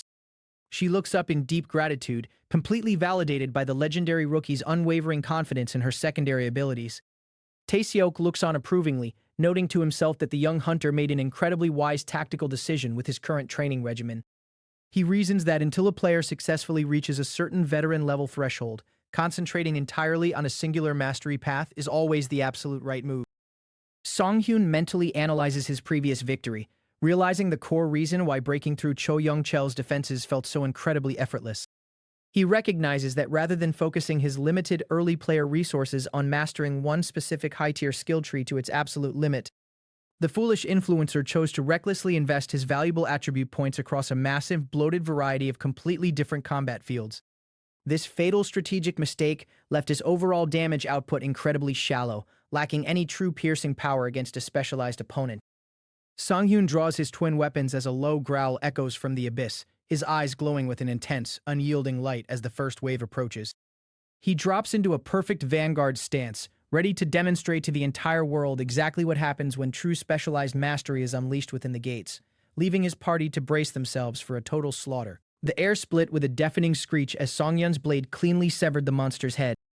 His party members stood frozen in the snow, completely speechless. The sheer speed and devastating power of his attack was something they had never witnessed from a fellow player before. Landing gracefully, Song-hyun let out a heavy sigh, the exhaustion of the raid finally catching up to him. But before he could even sheath his weapon, a chilling presence made him glance back. His teammates were still processing the kill, fully convinced that a single strike shouldn't have been enough to take down such a massive creature. A sickening geyser of dark blood violently erupted from the monster's severed neck. Its colossal body finally gave out, plummeting forward toward the frozen earth. Song-hyun instantly shifted his stance, his instincts screaming that the battle wasn't entirely over. With a heavy thud, the headless corpse crashed into the snow, lifeless. Wasting no time, Song-hyun exploded forward, leaving a trail of shattered ice in his wake. His grip tightened around his hilt, adrenaline pumping fiercely through his veins. From behind, the team's mage Tae-seok frantically shouted for their archer. Jo-hee leaped back, drawing her bowstring with deadly precision. Sang-hyun seamlessly wove through the magical crossfire, dodging with impossible agility. A massive pillar of blue energy erupted from the ground, illuminating the dark, freezing sky. The sheer force of the blast slammed into the remaining enemies, wiping them out in an instant. But the dungeon wasn't done with them yet, as a terrifying roar echoed through the snowy valley. A towering shadow loomed through the mist, its monstrous jaw opening wide. Tae-seok desperately gathered mana in his hands, readying another explosive spell. A blinding flash of arcane energy shot toward the incoming threat. Jo-hee's eyes widened in sheer terror as she realized exactly what was charging at them. The deafening roar shook the very ground beneath their feet, threatening to cause an avalanche. She barely managed to scramble out of the way as the earth shattered around her. Panic laced her voice as she warned the team an armored demon ogre was barreling straight for them. Tae-seok's confidence vanished, dread setting in as he realized how bad their situation had just become. The towering beast blotted out the light, its massive horns scraping the sky. With a blood-curdling bellow, the ogre charged forward like a runaway freight train. Yet, while everyone else panicked, Sang-hyun didn't retreat. He charged directly at the behemoth. Tae-seok and Jo-hee watched in absolute disbelief, wondering if their swordsman had a complete death wish. But as the dust settled, Sang-hyun emerged completely unscathed, a thrilling smile plastered across his face.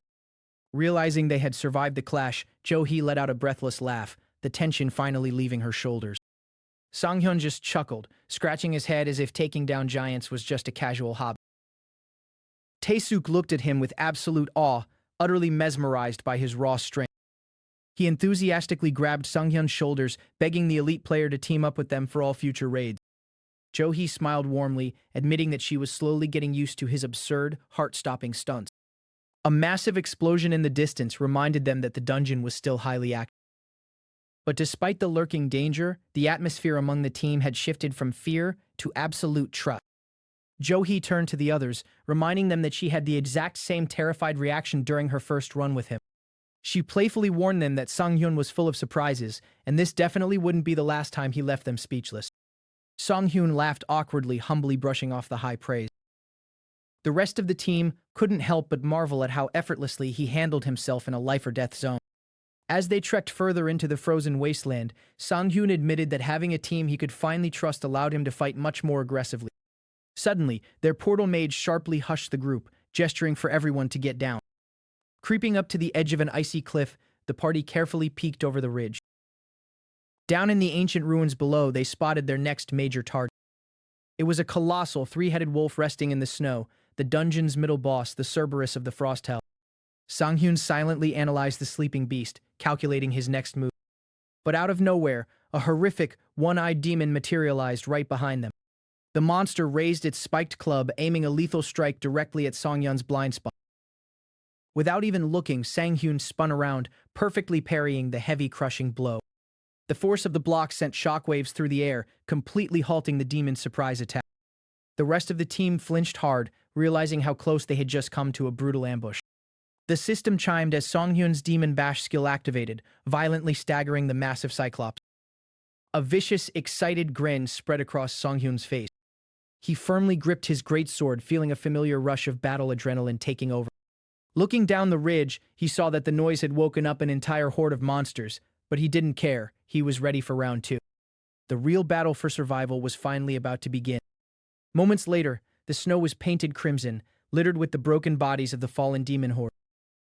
Taesuk was practically vibrating with excitement, entirely blown away by Sang-hyun's devastating area-clearing power. Sheathing his weapon, Sang-hyun thanked the mage for his perfectly timed support magic during the chaos. With the immediate threat cleared, their portal user quickly began charging a spatial gate to reposition them. But the dungeon wasn't empty yet. Another ferocious roar ripped through the freezing wind. A heavily armored beast leaped from the shadows, swinging its weapon wildly. Sang-hyun remained terrifyingly calm, his eyes tracking the monster's every erratic movement. He sidestepped with flawless precision, narrowly dodging a strike that would have crushed his skull. The beast's attack smashed into the ice, sending razor-sharp shards flying everywhere. A discarded sword lay embedded in the snow nearby, a grim reminder of the adventurers who had failed here before. Infuriated by its missed attack, the monster roared again, refusing to let its prey escape. Sang-hyun's expression darkened, ready to end this fight once and for all. The massive brute launched itself through the air, putting all its weight into a final crushing dive. Its thick armor gleamed in the dim light, making it nearly impervious to standard physical attacks. Jo-hee quickly provided covering fire, hoping to distract the beast mid-air. Taesuk followed up with a blazing fireball, pushing his mana output to the absolute limit. Realizing the beast was too resilient, Jo-hee desperately yelled for the team to fall back and create distance. But Sang-hyun had a completely different, reckless plan. He ordered the portal mage to open a gate directly in front of the charging monster. The beast was winding up for a devastating area of effect strike, threatening to wipe them all out in one swing. Sang-hyun lowered his stance, completely unfazed by the impending doom. Trusting him blindly, the mage threw her hands forward, tearing open a glowing green portal right in the danger zone. Without a second of hesitation, Sang-hyun dove straight into the... He reappeared mid-air, hurtling toward the ground like a falling meteor. The impact was explosive, sending immense shockwaves through the battlefield and kicking up a massive cloud of snow. The spatial gate flared brightly as he harnessed its momentum for his descent. Dropping right in front of the heavily armored boss, he had perfectly bypassed its impregnable defenses. A wicked smirk crossed his face. He had finally found the perfect punching bag to test his true strength. Channeling an immense amount of energy into a single devastating movement skill, he prepared to unleash hell upon the dungeon. And with his hidden passive skill activated, giving him absolute dominance and health regeneration in the presence of wolf-type monsters, the beasts of this frost hell were about to learn what true fear felt like. Immediately after successfully clearing the quest area, the team begins to pack up and head out, but a sudden realization catches them off guard.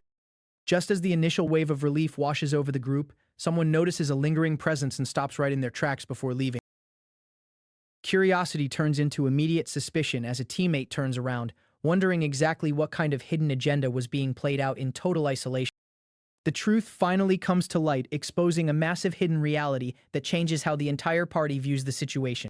For any active player, an unrevealed unique skill is their ultimate lifeline, and having it suddenly laid bare triggers an instant wave of internal panic. To ease the mounting tension, a teammate speaks up, laughing it off under the assumption that it is just one of those strange personal rituals some eccentric players perform. The rest of the group quickly plays along with the excuse, assuring him that everyone deserves a little space and privacy when dealing with their own quirks. He is left completely speechless by the bizarre misunderstanding, realizing they have completely misread the situation, yet he is forced to just roll with it for now. Deep down, he breathes a massive sigh of relief, knowing that an awkward misunderstanding is 1,000 times better than having his actual dangerous secret exposed. With the awkward encounter temporarily settled, the group decides it is finally time to focus on refueling their energy and getting something to eat. As they prepare for their next move, the true prize is revealed, a glowing high-tier gold artifact known as the Heart of Ice. The mystical accessory holds immense power within its description, possessing a brutal freezing effect capable of altering the very battlefield. The harsh, howling winds of the frozen valley serve as a chilling reminder of the danger lurking just beyond the icy cavern walls. With unwavering determination, the party's mage channels her remaining mana, unleashing a powerful spell to stabilize their position. The party praises her incredible support work, acknowledging that they wouldn't have survived the brutal encounter without her timely intervention. Despite the temporary victory, an underlying sense of dread fills the air as the party questions if this risky strategy will truly pay off. The strategy itself feels entirely unhinged, leaving the teammates skeptical about the bizarre instructions they are actively following. They begin questioning the logic behind dragging heavy, defeated ogre corpses across the snow, doubting it will actually lure the zone's apex predator. The massive, blood-chilling scale of the environment and the remnants of their previous battles remind them of the stakes if things go south. He confidently reassures them that the local boss monster is driven entirely by a primal, insatiable hunger and will absolutely take the bait. His absolute certainty leaves the team wondering exactly how he possesses such hyper-specific knowledge about a monster they have never faced before. Recognizing their growing suspicion, he quickly dodges the question and shifts their focus back to the immediate layout of the battlefield. A sharp wave of anxiety hits him as he realizes a massive oversight. He never actually explained the mechanics of his core skill to the party. The tension spikes when a teammate approaches him seriously, making him panic internally that she might demand ownership of the rare artifact. He braces himself for the worst, fully expecting her to stake a claim on the valuable loot they just uncovered. Instead, she genuinely smiles and insists that since he defeated the deadly guardian entirely on his own, the artifact rightfully belongs to him. He laughs nervously, thanking her while secretly celebrating the fact that his internal panic was completely unwarranted. With the loot distributed, he instantly shifts gears and announces a sudden pivot to a high-risk backup plan. The sudden shift catches the team completely off guard, leaving them bewildered by his sudden burst of authority. Stepping forward with total confidence, he flashes a dangerous smirk that signals he is about to do something completely reckless. The sheer audacity of his request leaves his companions wide-eyed and deeply concerned for his sanity. He commands them to completely step back and leave the rest of the fight to him, assuring them that watching from afar is their only job. The team demands a logical explanation for this sudden solo mission, unable to comprehend why he would bench them right before a boss fight. They wait in agonizing silence in the freezing cold, watching the minutes slowly tick away as the atmosphere grows heavier. Suddenly, the ground begins to violently tremble, signaling that the waiting game is officially over and the target has arrived. Out from the darkness of the cavern, a monstrous towering shadow emerges, confirming the terrifying arrival of the zone's true apex predator. The absolute unit of a beast is identified as the grisly big bear of the cold, a devastating final boss radiating pure malice. The team instantly prepares for a brutal, coordinated strike, knowing that a single mistake against this titan means instant death. The raw power of the colossal beast shakes the very foundations of the frozen valley as it roars in fury. A massive, terrifying presence looms over the party, forcing them to realize the true scale of the monster they are up against. As the battle lines are drawn, the system delivers an unexpected alert that flips the entire context of the raid on its head. He keeps a light-hearted, confident demeanor, assuring his team that everything is going perfectly according to his calculated projection. The sudden shift in the tactical plan forces him to reevaluate his options, realizing he needs to figure out a fast solution to the new variable.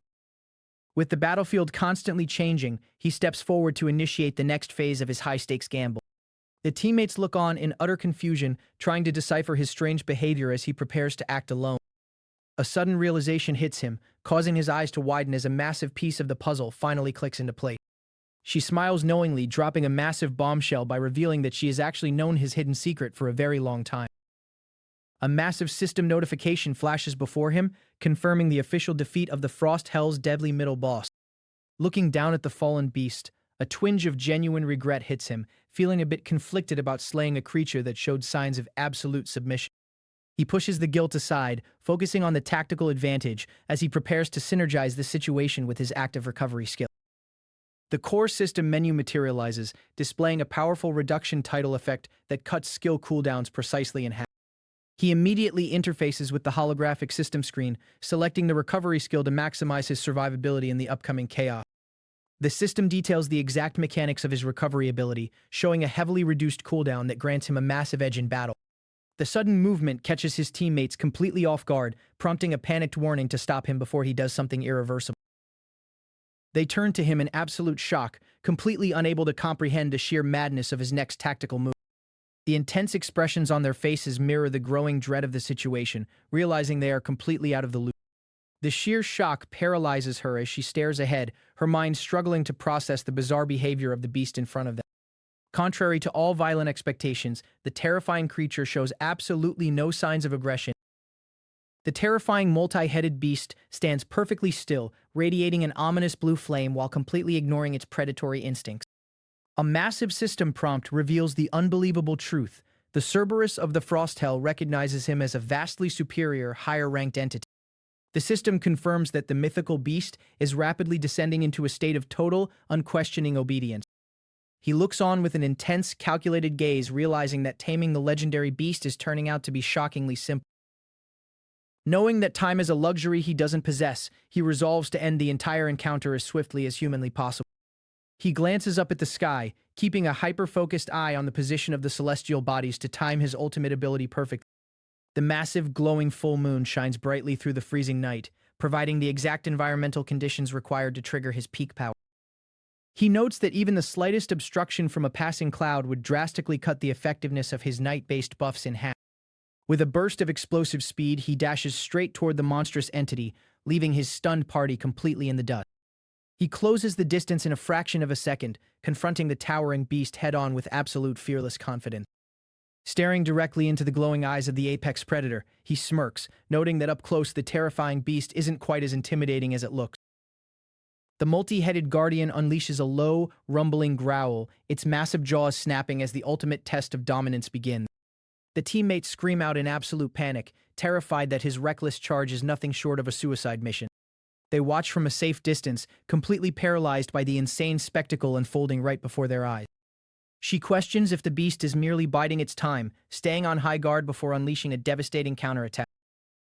The massive creature stands tall, bathed in ethereal blue flames, staring down the lone warrior who dares to command its absolute submission. When giant monsters drop to dangerously low health levels, they completely change. They enter a deadly state known as gluttony, completely altering their behavior on the battlefield.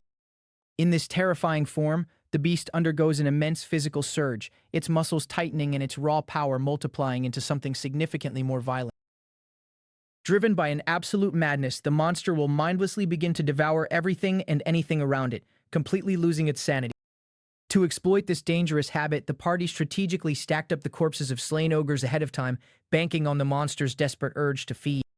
But they didn't just leave regular meat out in the open, they laced the monster's potential meal with something far more calculated. While Hyuhee used her spatial portals to pile up the massive ogre corpses, the rest of the team was busy handling a crucial material to secure their victory. They specifically prepared juniper wood to mix with the flesh, knowing its strong sedative properties would be their only chance to pacify the beast once it went wild. However, even with the trap set perfectly, a massive problem still loomed over the entire operation. The true danger was managing to lower the beast's health pool just enough to actually trigger the gluttony state without getting wiped out in the process. Knowing the sheer risk involved, Sang-hyun steps up to the front lines, promising to create the perfect window for his teammates to safely deal their damage. The tension spikes instantly as the creature launches its counterattack, proving its reaction time is far faster than anyone could have anticipated. Realizing he misjudged the beast's speed, Sang-hyun feels the cold sweat run down his face, questioning if taking to the air was a fatal mistake. The monstrous bear roars with an earth-shattering intensity, its jaw snapping open as it corners its prey. A barrage of heavy arrows rain down onto the beast, trying to distract it and draw the lethal pressure away from the vanguard. The beast roars in agony as the sudden rain of projectiles pierces its thick hide, shaking the cavern with its rage. The rest of the team can only watch in absolute panic, shouting out Sang-hyun's name as the battle spirals completely out of control. The teammate tracks the chaotic movement with sheer anxiety, praying that their vanguard can somehow withstand the overwhelming pressure. Far above the chaotic battlefield, a lone figure stands at the peak of a massive stone pillar, silently preparing a massive spell. Recognizing the absolute desperation of the situation, the archer screams out, demanding to know if the setup is finally complete. The countdown has begun, and the spatial magic is officially ready to deploy, giving the team a narrow glimmer of hope. Massive circles of glowing green mana begin to form in the air, swirling violently as the spatial warp sequence activates. The magical energy spins into a fierce vortex, generating a blinding light that threatens to consume the entire snowy terrain. The mage focuses entirely on maintaining the unstable magical coordinates, muttering ancient incantations under her breath. The vanguard watches the swirling mana anxiously, desperately wondering if the teleportation will trigger in time to save their ally. The monstrous bear shatters the very ground beneath it, leaving no room for error as it charges forward with lethal intent. The beast's massive jaws snap violently, shattering the frozen earth into sharp flying fragments of stone and ice. Caught in the crossfire of the shockwave, a team member is forcefully thrown backward, crying out in pain as the rubble flies everywhere. The spatial vortex reaches its absolute peak, shining brilliantly over the frozen battlefield as the warp triggers. The mage exerts the absolute last of her energy, pushing past her physical limits to ensure the spell successfully completes. The bear lets out a deafening roar of pure frustration as its target vanishes into thin air right before its very eyes. The massive jaws of the beast slam shut onto empty space, the sheer force of the bite creating a concussive shockwave through the air. The emerald energy of the warp spell crackles wildly across the snow, finalizing the teleportation coordinates. The spatial distortions begin to fade away, leaving behind a glowing trail of mana where the vanguard once stood. With a bright flash of magical light, the spatial coordinates snap shut, completely severing the connection. Sanghyun crashes hard onto the snowy ground, gasping for air as he realizes he just barely managed to escape with his life. The shockwave from the beast's initial impact explodes outward, sending a massive plume of snow and debris high into the air. The giant bear moves with terrifying agility, its glowing red eyes locked onto its targets as it maneuvers through the dense fog. Another massive explosion rocks the frozen cavern, tearing the ground apart as the sheer scale of the battle intensifies. Sanghyun leaps high into the air, narrowly dodging a lethal swipe as the monster's sheer size dominates the area. The beast's glaring red eyes cut through the shadows, its absolute bloodlust radiating across the entire snowy plain. Knowing the stakes, Sanghyun locks eyes with his team, pleading with them to trust his judgment just this once. But the reality of the situation is brutal, and the sheer terror of facing the monster head-on makes him realize how insane the plan truly is. He finds himself pushed to his absolute limit, fully aware that a single minor misstep will send him straight to the afterlife. As he grips his weapon tightly, frustration boils over, making him question if all the intense training and growth he achieved was even enough. The sheer power of the beast forces him to second-guess his own progress, wondering if his strength stat is still lacking for a raid of this caliber. Gritting his teeth through the intense pain, he struggles to stand, his body screaming from the overwhelming physical toll of the battle. He braces himself against the cold ground, trying to find his footing as the shockwaves continue to rattle his bones. The rest of the party rushes over in a panic, checking on the mage who completely exhausted herself to pull off the life-saving warp. Sanghyun tries to reassure his worried comrades with a weak smile, admitting that he simply overused his mana pool in that frantic scramble. Standing tall with his massive sword resting on his shoulder, he looks back at the swirling chaos, acknowledging just how close they all came to disaster. The chilling truth sinks in as he reflects on the encounter, knowing deep down that if his final attack had wavered for even a second, he would have been eaten alive. A glowing system notification materializes in the air, confirming that the grisly big bear has officially succumbed to the heavy sedation of the juniper wood. Despite the success of the trap, a heavy sense of dread fills the air as they realize the beast's physical appearance is altering into something far more sinister.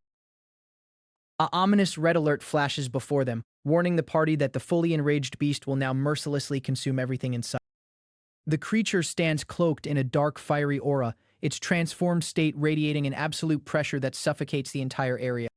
The beast's massive shadow looms over the frozen plains, its saliva dripping onto the snow as it prepares for an unbridled rampage. Sanghyun stares at the transformed monster in pure disbelief, wondering where the relatively ordinary beast from earlier vanished to. The rest of the vanguard can only look on in horror, realizing that the gluttony state has effectively turned the boss into an entirely different caliber of monster. The party members call out to each other in sheer panic, trying to reorganize their lines before the beast launches its next assault. High up on the icy cliffs, the archer positions herself, looking down at the absolute nightmare unfolding in the valley below. The weight of the situation bears down heavily on her as she breaks out into a cold sweat, fully aware of how thin the line between victory and death is. She looks down at the massive beast from her vantage point, knowing that their previous raid successes were entirely due to Sanghyun carrying the burden. The beast lets out an eerie, echoing growl, its dark silhouette expanding as the gluttony state completely takes over its biology. Sanghyun stands directly in front of the towering nightmare, his small frame contrasting heavily against the absolute colossus before him. As he prepares to engage the beast once more, the terrifying reality sets in, forcing him to admit that this entire situation has become insanely dangerous. He pushes forward despite the overwhelming fear, fully conscious of the fact that he is actively risking his life with every passing second. The mind wanders back to a few crucial minutes before the raid began, when the strategy was being disputed among the party members. The archer had voiced her strong objections, completely baffled by Sanghyun's reckless proposal to act as the sole target. Sanghyun remained completely firm in his stance, calmly stating that there was simply no other viable alternative for the team.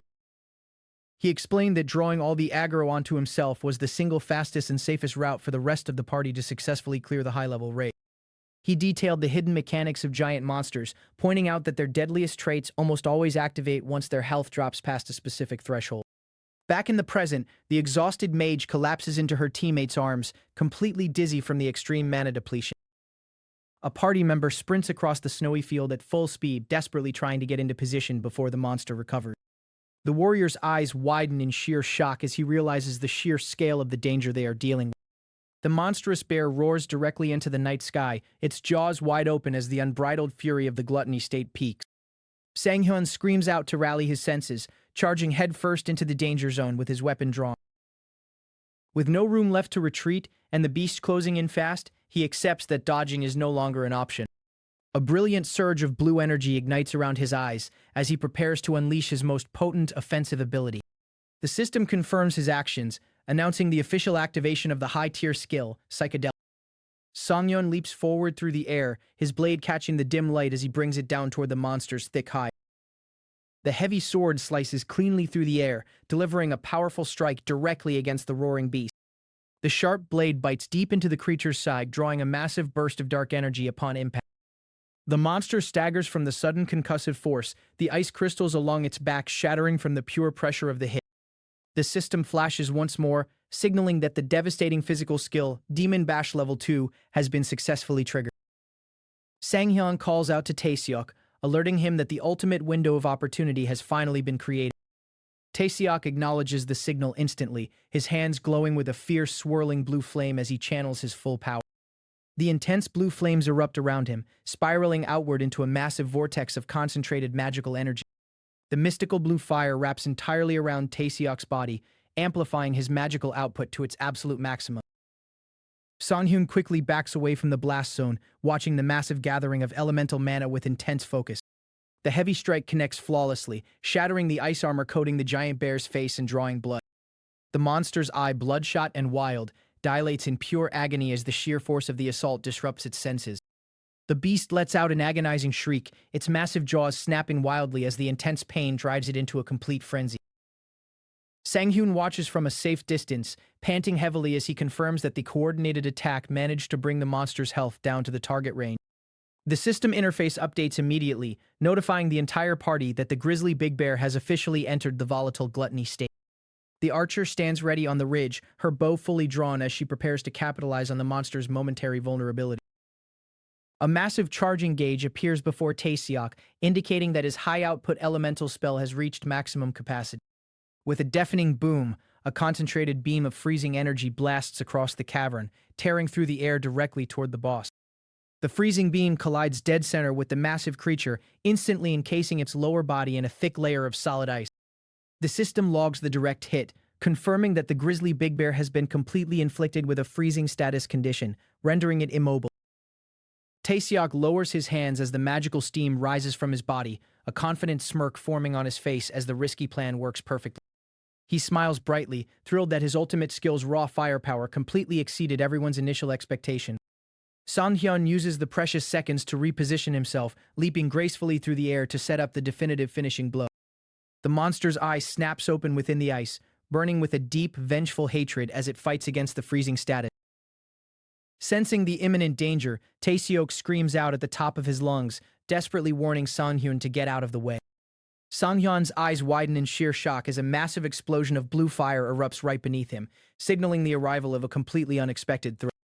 With the battle drawing to a close, Sanghyun smiles confidently, already knowing exactly what kind of game-changing prize he wants to claim next.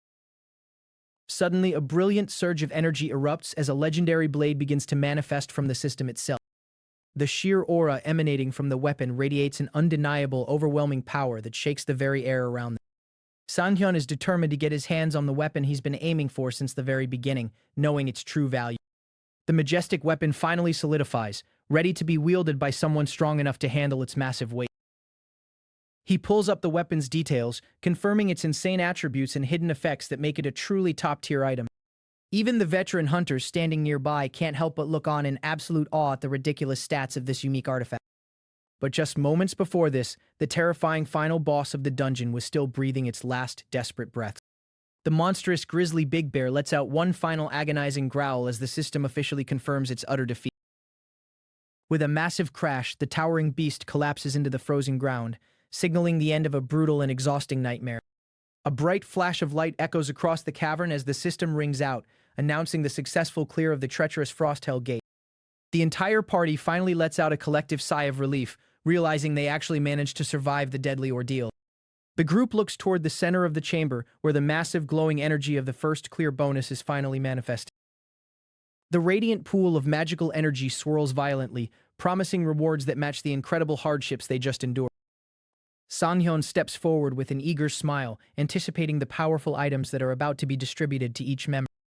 He reaches out his hand toward the shimmering light, ready to claim his hard-earned prize from the system. As his fingers make contact with the mysterious energy, a strange celestial aura begins to wrap around his wrist. He firmly grips the massive hilt of the greatsword, expecting to lift it with the ease of his previous encounters. But the moment he pulls, a massive shockwave tears through the ground, completely shattering the ice beneath him. Sanghyun strains with all his might, completely caught off guard by the devastating, crushing weight of the newly acquired blade. He quickly realizes something is terribly wrong, realizing a hidden penalty in his skills has suddenly altered the artifact's physics.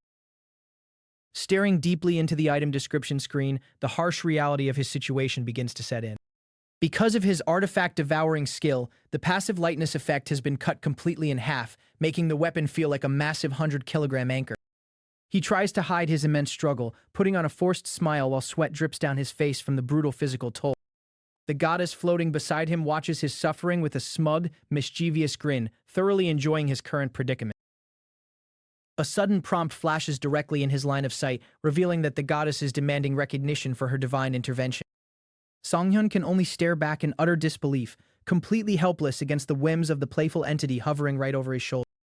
With a subtle movement, he prepares to reach out into the dimensional space once again, hoping to see what else the system has in store.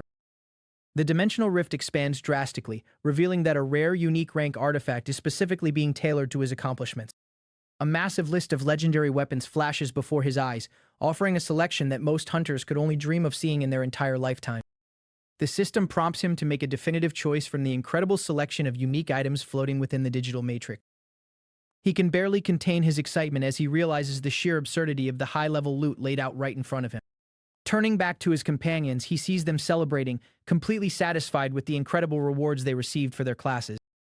The party members eagerly show off their newly acquired gear, thrilled that their life-threatening gamble paid off so handsomely. They exchange lighthearted jokes and laughter, the heavy tension of the deadly dungeon finally melting away into pure relief. Sanghyun watches them with a warm expression, genuinely glad that everyone is making it back home safe and rewarding. The teammates approach him with deep gratitude, admitting that they wouldn't have even stood a chance without his brilliant tactic.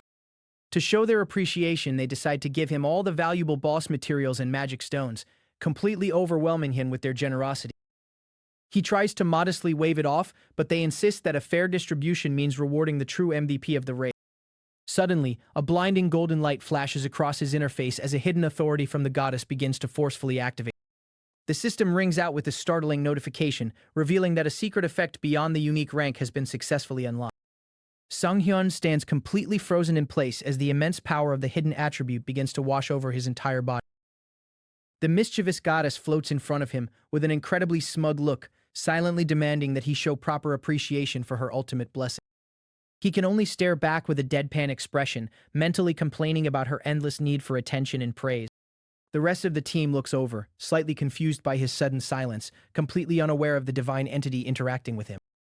One of the party members gives a gentle, knowing smile, sensing the deep unspoken burdens that their leader always seems to carry. They begin to pack up their gear, ready to leave the frozen wasteland behind, and finally head back to civilization. Sang-hyun bids them a fond farewell, genuinely grateful for a team that trusted his wild plans without a single hesitation. A massive wave of exhaustion washes over him as the system processes the massive amount of experience points he gained. Multiple level-up notifications flood his vision, leaving him feeling completely drained but undeniably stronger than ever before. The glowing exit portal crackles to life in the center of the cavern, offering a safe passage back to the real world. They take one last look at the dungeon, reflecting on how this intense battle helped them truly understand the current limits of their power. With a bright, genuine smile, she waves goodbye, expressing her sincere hope that they will get to raid together again soon. Sang-hyun watches them walk away, a peaceful expression on his face as he realizes how much he truly values their companionship. He thinks back to his past life, remembering how different things used to be when he was forced to fight completely alone. The memories of his previous gate raids flood his mind, reminding him of the grim reality of the hunter world. In the past, every high-reward dungeon he entered always seemed to conclude with a horrific, bloody tragedy. Even when statistical survival rates were high, the brutal reality of combat meant that death was always lingering just around the corner. He vividly remembers the frantic cries of medics and the desperate, hopeless chaos outside a failing gate location. The terrifying 10% chance of casualty always seemed to find a way to strike down the people closest to it. He recalls the agonizing sight of comrades bleeding out on the cold ground, completely helpless to save them from their grim fates. The overwhelming grief of watching teammates weep over lost friends is a nightmare he vows never to experience again. Seeing his current team safe, smiling, and completely whole brings an intense, overwhelming emotion straight to his chest. He is forced to cover his face, fighting back the powerful urge to laugh out of sheer unadulterated relief and joy. The glowing portal stands tall against the night sky, a beautiful symbol of a perfectly executed and successful mission. The teammates suggest grabbing a celebratory meal together, wanting to prolong the joy of their incredible victory. They happily exchange contact info, promising to stay in touch for future raids and casual hangouts. As Sang-hyun looks down at his blood-stained gloves, the haunting memories of his past life continue to linger quietly in his mind. He knows all too well that the life of a hunter means constantly standing face-to-face with the cold embrace of death. He realizes that surviving was never just a matter of simple luck, but a fragile privilege that can be stolen at any given moment. Standing alone with his massive greatsword, he reflects on the true purpose behind his sudden reincarnation. While obtaining absolute power is crucial, he establishes a much more profound and meaningful goal for his new lease on life. Suddenly, a sharp gasp cuts through the quiet air as one of his companions abruptly stumbles forward in severe pain. She collapses straight into the arms of her panicked friend, her face turning pale as the hidden toll of the dungeon finally takes its hold. Sang-hyun's eyes widen in sheer shock as he realizes that the danger might not be completely over just yet. He rushes forward, his heart hammering against his chest as the terrifying fear of losing someone catches up to him. With absolute determination burning in his eyes, he vows to do whatever it takes to ensure that not a single needless death happens under his watch. The player association team watches the surveillance monitors in absolute disbelief, unable to comprehend how anyone could have breached the gate ahead of them. An emergency directive rings out through the comms, ordering an immediate evacuation because a lone hunter has recklessly thrown themselves into a highly volatile dungeon zone. But inside that very dungeon, the solo hunter isn't struggling at all. He swings a massive heavy weapon with brutal precision, cleaving through the darkness. He systematically tears apart the terrifying creatures blocking his path, proving that he is far from being the one in actual danger here. Witnesses outside can only watch the violent shockwaves rippling from the portal, completely stunned by the overwhelming solitary display of power. Sang-hyun reviews the data on his next targets, knowing that the impending rift will soon unleash vicious packs of kobolds upon the area. He realizes these creatures share the same lethal predatory instincts as the Cerberus he fought before, falling squarely into that dangerous category between wolf and dog. Instead of feeling intimidated by the sheer number of upcoming monsters, a confident smirk crosses his face at the prospect of hitting an absolute jackpot. He calculates the grueling task ahead, acknowledging that surviving 3 dungeon runs a day is going to push his physical limits to the edge. With a determined smile, he adjusts the massive greatsword slung over his shoulder, fully prepared to embrace the relentless grind. As he exits the immediate dungeon area, the bright neon city lights near Jamsil Station remind him of the chaotic world he is fighting to change. Suddenly, an ominous system notification flashes before his eyes, warning him that the terrifying entity known as the Dark Hunter is hunting for his deepest secrets. The air around him grows heavy as a dark, menacing aura begins to manifest, threatening to expose everything he has worked so hard to hide. Sanghyun freezes in his tracks as a sudden, chill-inducing spike of magical energy crackles violently right behind him. He lets out an exhausted, stressed sigh, deeply frustrated by the realization that he has to deal with yet another massive headache so soon. Checking the time on his phone, he notices it's already late into the night, realizing his schedule is getting increasingly tight. He tries to reassure himself that if he moves quickly right now, he can still make it to his next destination without throwing off his entire plan. However, the sudden booming voices of aggressive historic constellations echoing in his mind quickly shatter any hope he had for a peaceful night. He mentally curses the entire concept of hero constellations, knowing their overbearing pride makes them an absolute nightmare to negotiate with. But out of all the cosmic entities watching him, the Dark Hunter represents a completely different, far more lethal tier of absolute danger.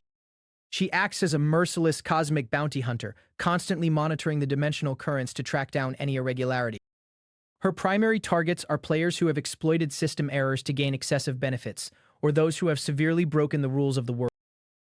Sanghyun stands completely surrounded by a massive, overwhelming manifestation of godly figures descending directly into the mortal realm. He swallows hard, fully aware that his unnaturally explosive growth rate is exactly what drew the gaze of these powerful beings so quickly. He also suspects that his current patron, the goddess of luck, probably couldn't resist bragging about him to every single entity she knows. Among the crowd, the legendary Lion King and the revered owner of a beautiful beard stand tall, radiating a heavy, crushing pressure. These two are world-renowned historical heroes turned constellations, making their sudden, intense interest in him incredibly suffocating. The ancient heroes glare down at him with intense curiosity, silently demanding to know how a mere human obtained such absurd strength. Sanghyun brings up his status menu to inspect the ridiculous jump in his attributes, marveling at how a single weapon swap could boost him this much. Sitting quietly in midair, he contemplates his next move, realizing that pushing his luck stat even higher will unlock unprecedented critical damage. A bright golden notification confirms his theories, revealing that his critical hit threshold has recalibrated to a mind-blowing maximum of 600%. He reflects on his blistering progress, proud that he has achieved in just 15 days what took him long, grueling years to reach in his past life. He vows to maintain this breakneck pace, refusing to slow down until he can finally surpass his previous limitations. Dark, crackling energy surges around him as he fuels his deep-seated desire for vengeance against those who wronged him in the past, like Do Gyeong-soo. He reminds himself that his ultimate retribution must also extend to Shin Tairi, swearing that he won't let them escape their fate next time. The system warns him that forming a contract with a constellation is a monumental decision that will fundamentally alter his destiny as a hunter. An array of grand cosmic choices lays before him, each offering a distinct path to absolute power if he chooses to pledge himself to them. Yet, despite the tempting offers, Sanghyun firmly believes that the backing of the goddess of luck is more than enough for his current goal. The system continues to push, hinting that he has the rare potential to aim for the legendary mythical constellations, a feat achieved by only a selective few.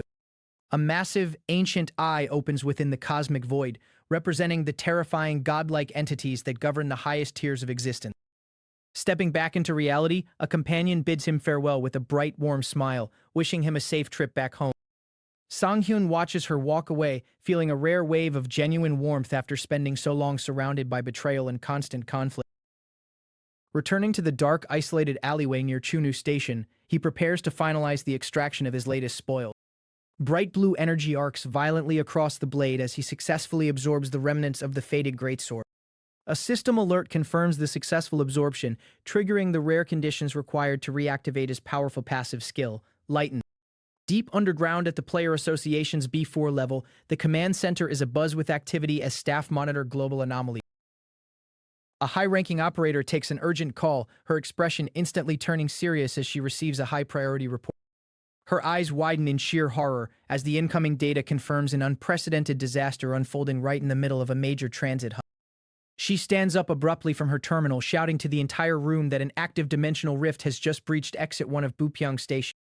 The main tactical map flashes a violent crimson warning, indicating that a localized disaster zone is rapidly expanding out of control. She frantically commands all available combat units to mobilize immediately, desperately trying to organize a defense before casualties mount. She freezes in shock when the field reports come back, stating that a mysterious player is already inside the rift, fighting the horde entirely alone. The system confirms that these high-tier entities are true mythical beings, possessing power that completely defies normal human comprehension. Song-hyun looks on with a calculating expression, realizing that while he despises reckless gambling, he has no choice but to play his hand. He calmly looks the powerful spirits in the eye and delivers a shocking rejection, stating he won't be signing a contract with any of them today. The Lion King reacts with absolute fury and disbelief, completely unaccustomed to being dismissed so casually by a mortal hunter. The owner of a beautiful beard tries to suppress his rage, offering a final chance at recruitment out of sheer respect for Song-hyun's raw fighting spirit. But Song-hyun doesn't flinch, coldly stating that even if they return multiple times, his final answer will remain exactly the same. He recalls dark fragments from his past life, remembering how certain overbearing constellations would ruin players who dared to defy them. He remembers the tragic fates of high-ranking hunters who were relentlessly broken and driven to madness by vengeful cosmic entities. Gritting his teeth against the suffocating pressure, he reinforces his resolve, refusing to become a mere puppet for these arrogant gods. With the oppressive entities finally fading away, Sang-hyun lets out a deep breath as the intense crackling energy grid around him dissolves. Now that the chaotic supernatural confrontation has finally settled down, he decides it's time to review his newly updated parameters. He activates his holographic interface, eager to see the tangible rewards of his latest high-stakes battles. The detailed player summary materializes before him, displaying his hard-earned level 51 status along with his unique skill, Devour Artifacts. His core attribute breakdown reflects a massive surge in his physical stats, giving him a significant edge over standard hunters. He reviews his newly acquired hidden skill, Knockback Burst, analyzing its tactical utility and the high mana cost required to maximize its impact. A golden title card displays his newly earned Clever Hunter rank, detailing a highly efficient stamina restoration effect upon defeating targets. Song-hyun can't help but laugh out loud at the absurdity of the situation, finding the repetitive, chaotic pattern of his life almost amusing. Suddenly, the atmosphere violently shifts yet again as a fresh wave of terrifying notifications appears, announcing that a whole new group of legendary constellations has just descended to claim him. Standing face to face with an absolute horde of monsters, the overwhelming presence of the rift begins to bleed into reality, bringing forth creatures that thrive in the shadows. The savage beastly warriors growl aggressively, their predatory instincts flaring up as they prepare to tear down any human standing in their path. Suddenly, a specialized system debuff triggers across the field, targeting the low-level monsters and instantly freezing them in their tracks with sheer intimidation. The suppressive aura radiates directly from a single man, trapping the monsters within his overwhelming domain as the air itself grows heavy. Seeing the fear in their eyes, he smirks confidently, realizing that his psychological tactics are working exactly as intended. He glances up at the sky, analyzing the battlefield condition with a sharp, calculated gaze. The heavy cover of the clouds, completely blocking out the moonlight, prevents the absolute submission he wanted, but he remains completely unfazed. As he prepares for the next move, two association players approach from behind, completely stunned by his terrifying presence. Filled with a mix of awe and desperation, the lower-ranked players beg him to let them tag along, just to witness how an elite hunter truly dominates a battlefield. He looks back with a silent, piercing gaze, weighing their worth as they anxiously await his final verdict. Amused by their eager expressions, he gives a subtle shrug, granting them permission while secretly finding their raw innocence somewhat endearing. He silently notes that treating these newbies like kids might make him sound like an old man, but in a world this brutal, experience is everything. Turning his back on them, he completely shifts his focus back to the lurking danger, radiating a flawless aura of authority. With the conditions not being entirely perfect, he realizes this is actually the ultimate playground to push his limit.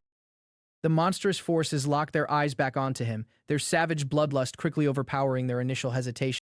Unsheathing his massive blade with effortless grace, he prepares to unleash a brand new technique. He initiates a full charge, focusing an immense volatile concentration of energy directly into his weapon. The system confirms the execution of his newly acquired movement skill, restricting all regular motion to maximize the incoming devastating impact. This chaotic phenomena traces back to the catastrophic event from 11 years ago, when the fabric of reality shattered for the very first time. Unlike ordinary, structured dungeons, these unpredictable anomalies allowed violent entities to cross directly into civilian sectors without any warning. The sudden manifestation of the rift caught the entire city off guard, leaving helpless people with absolutely no time to escape. The space shattered like glass, unleashing an unstoppable wave of destruction that would permanently scar society.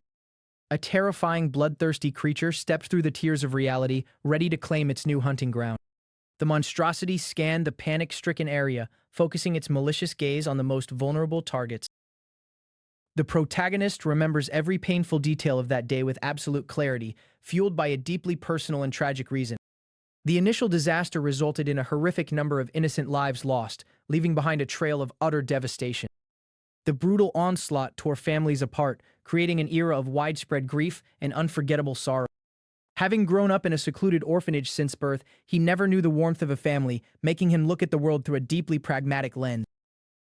But because he never had anyone to lose back then, he initially felt detached from the tragedy unfolding around everyone else.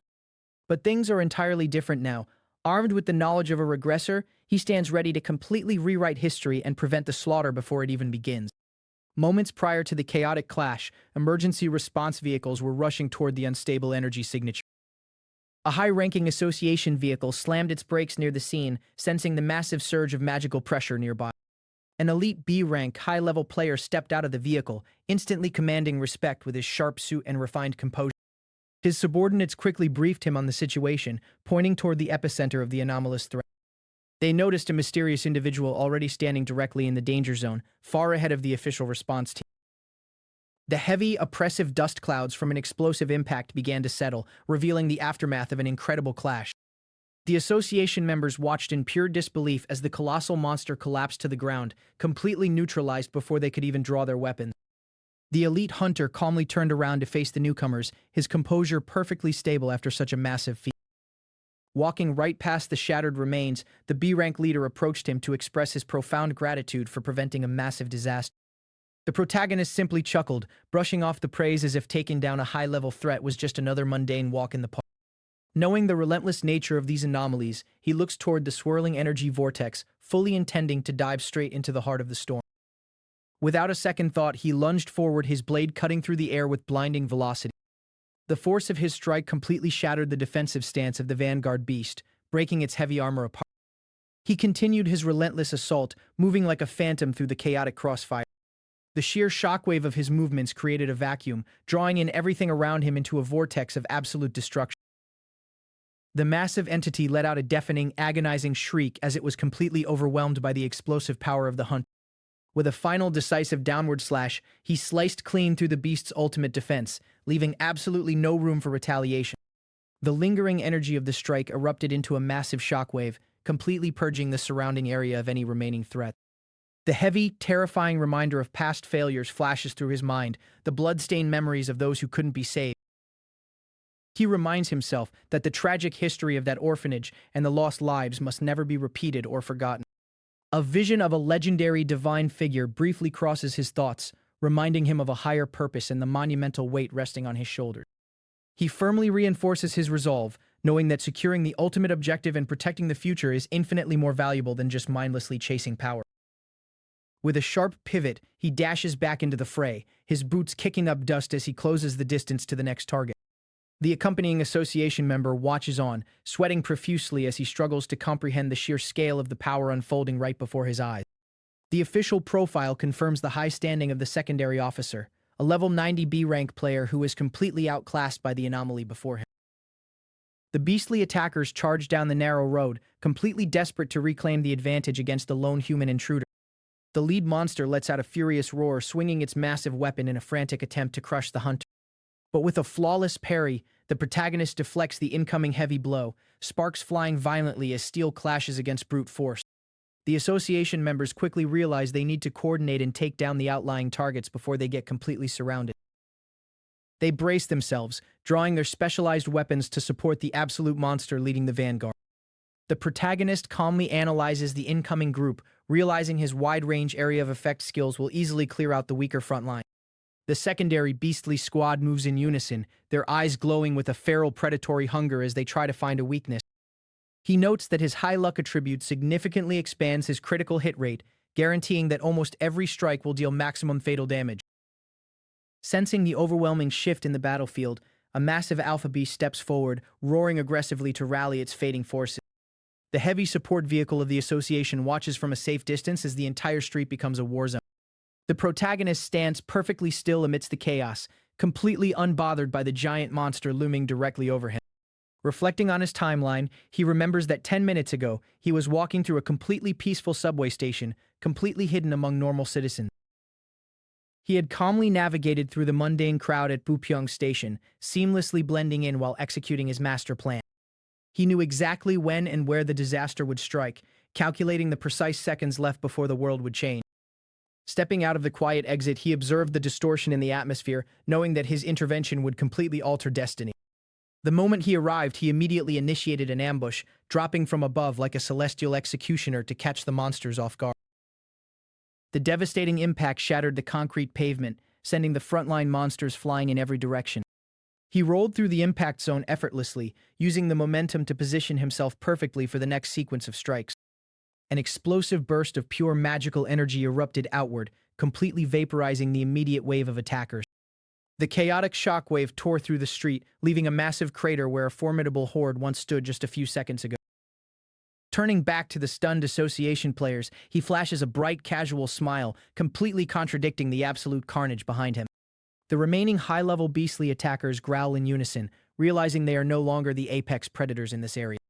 The association members stand completely frozen in shock, paralyzed by his absurdly casual attitude after obliterating an entire army. The protagonist tells them to stand back and stay clear, fully intending to handle the remaining heavy elites completely on his own. A massive surge of golden electric energy begins to crackle around his head as he prepares to activate his most powerful offensive buff. The alpha monster swings its massive club downward with terrifying speed, trying to crush the arrogant human beneath its immense weight. With a swift evasion, he slips right through the beast's blind spot, leaving a trail of shimmering energy in his wake. He unleashes a powerful upward slash, his sword cutting deep into the monster's defenses with surgical precision. He completely embraces the thrill of the battle, eager to test the absolute limits of his newly enhanced physical capabilities. The massive vanguard beast steps into his immediate striking zone, its red eyes locked onto the glowing blade. The beast lets out a final, desperate growl, sensing that the impending strike carries an unbearable amount of condensed mana. A swirling vortex of bright blue spiritual energy begins to materialize around his left hand, ready to be unleashed.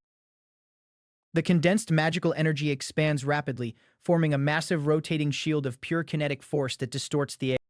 With an explosive release, he drives the localized kinetic storm directly into the chest of the giant opponent. The resulting impact creates a deafening shockwave, completely blowing away the concrete debris and shattering the beast's balance. The official hidden skill notification manifests in his vision, confirming the successful activation of the ultimate knockback burst. The sheer physical force sends the colossal monster flying backward across the entire length of the avenue. The secondary shockwaves ripple outward, creating deep fissures in the pavement as the beast struggles to stop its forced momentum.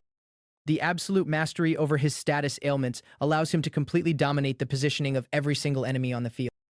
As the massive dust clouds slowly begin to settle, the true terrifying extent of his calculated devastation is finally revealed to the onlookers.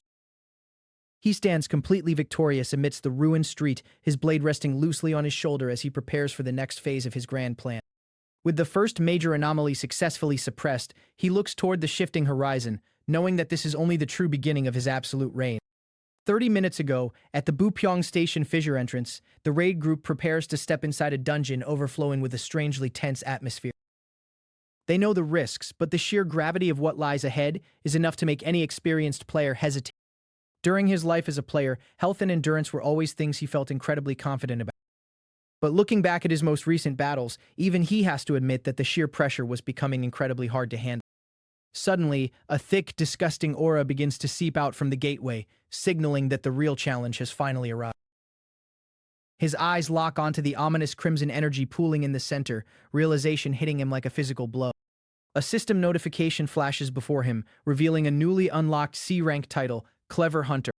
The title grants him a powerful passive effect, restoring his stamina every single time he defeats a monster regardless of its size.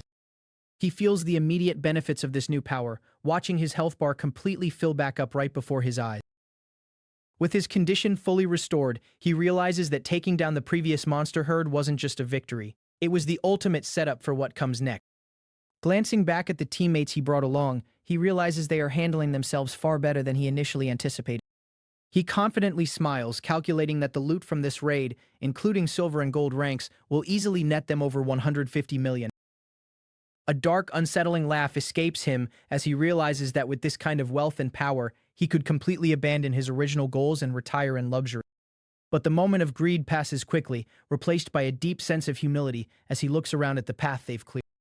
The battlefield falls into a temporary, uneasy silence, with remnants of their brutal struggle scattered across the stone floor. The team steps forward into the grand hall, fully aware that they have just crossed into a much more dangerous territory. Suddenly, the shadows move, revealing a pack of bloodthirsty monsters waiting in ambush. Before the team can even process the threat, a volley of deadly arrows comes raining down from the higher platform. The heavy footsteps of a massive beast echo through the chamber, bringing an overwhelming pressure with.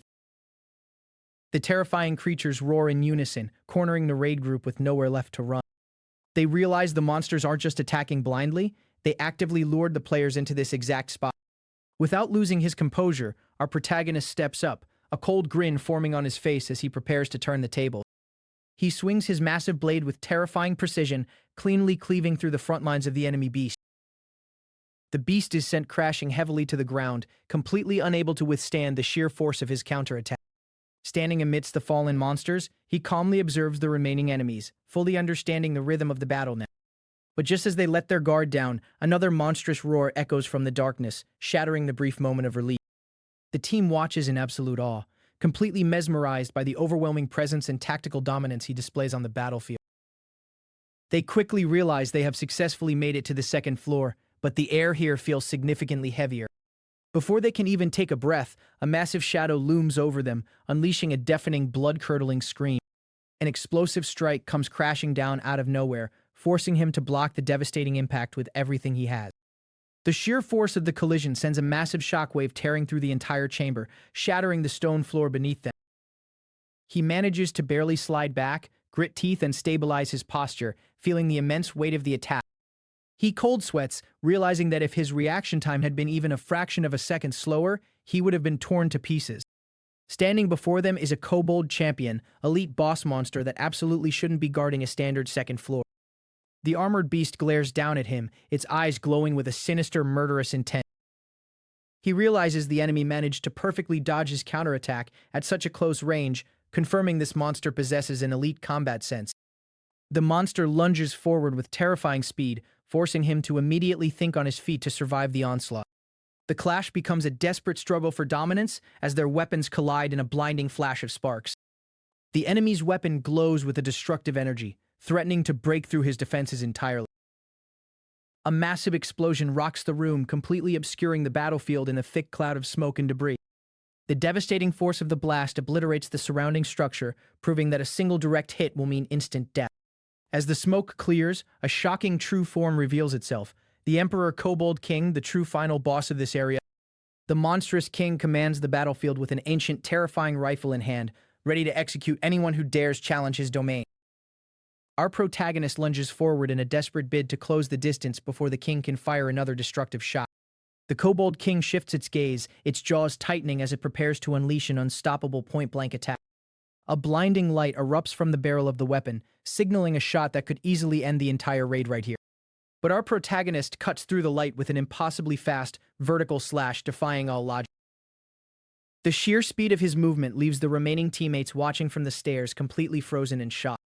The shockwave of his blade cuts deep into the monster's flank, drawing first blood in this high-stakes duel. The blade slices clean through, unleashing a devastating wave of energy that completely shifts the momentum of the fight.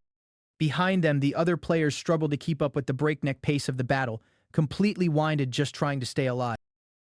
One of the teammates pants heavily, completely astounded by the protagonist's monstrous endurance and flawless battle sense. They look at his health bar in absolute disbelief, unable to comprehend how he still has so much stamina left after such a brutal sequence. Realizing the danger his allies are in, our protagonist commands everyone to fall back and take cover behind him. He aggressively drags a fallen monster's heavy corpse into the path of an incoming barrage, using it as an improvised meat shield. The enemy archers don't hesitate, immediately letting loose another deadly volley of glowing magical arrows. The purple projectiles rain down with lethal precision, filling the air with a terrifying, piercing whistle. The arrows strike the heavy shield with immense force, but our protagonist uses the momentum to completely absorb the damage. Even with the makeshift defense, the sheer impact forces a painful grunt from his lips as he holds the line.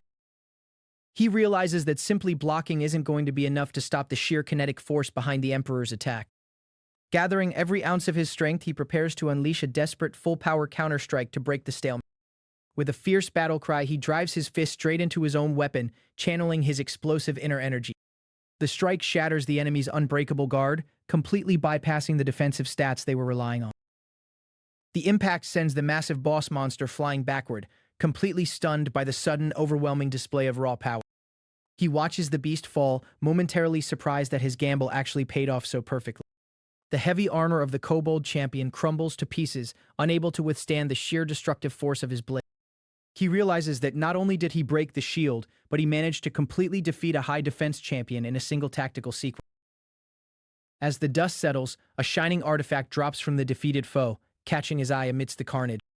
A system screen materializes, revealing the legendary platinum artifact, Shoes of Rapid Movement.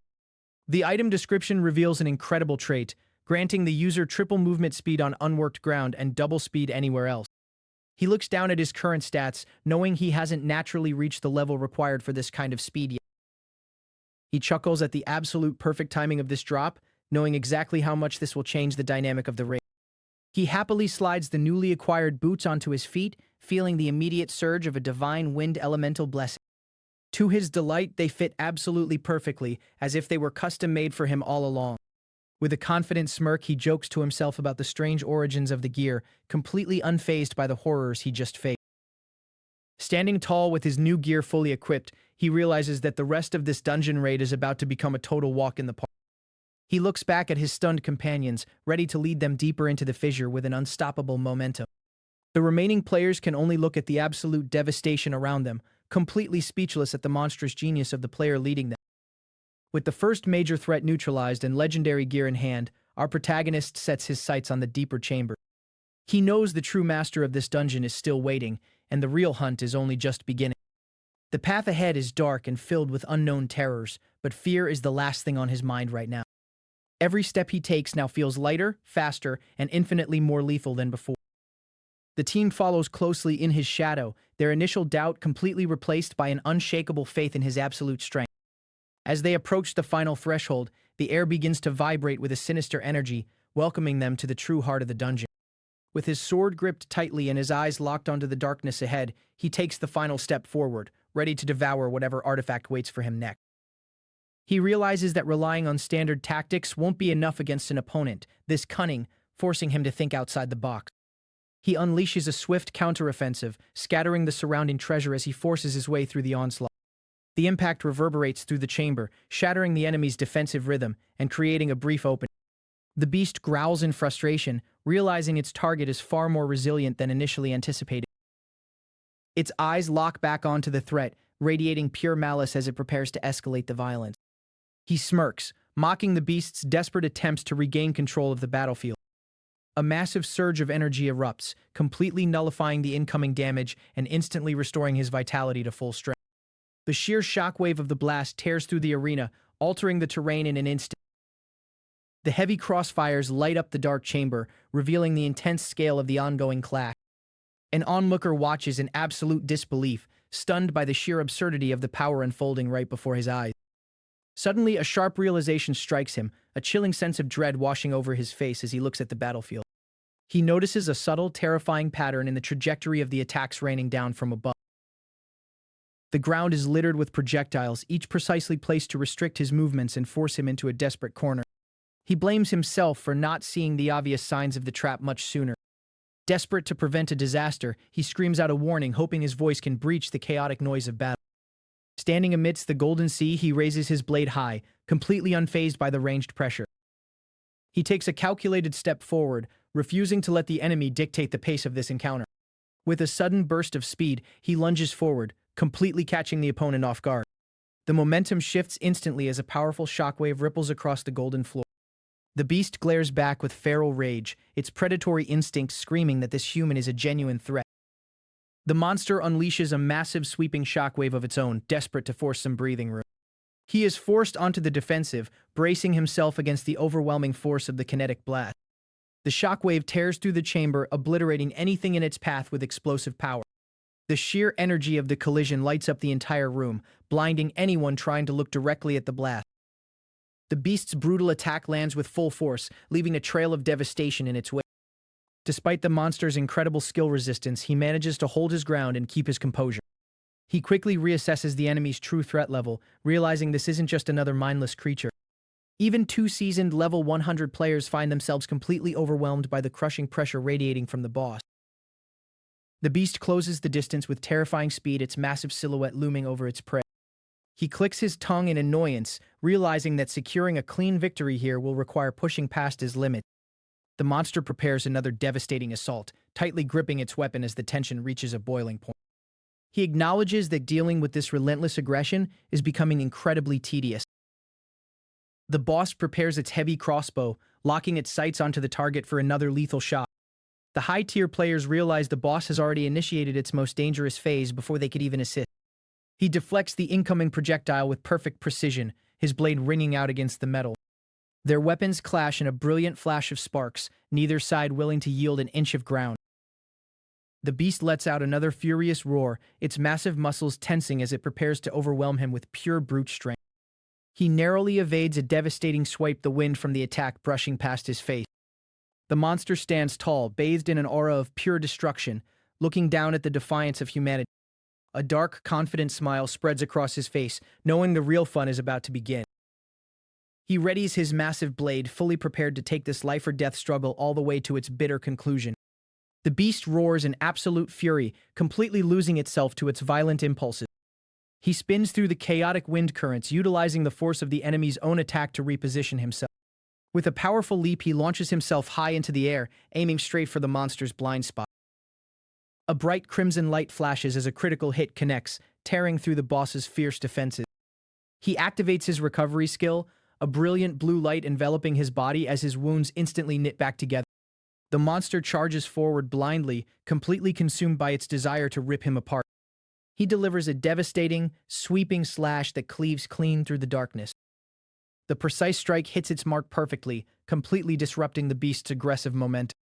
With a final shattering blow, the massive boss is torn apart, its reign of terror brought to a violent end.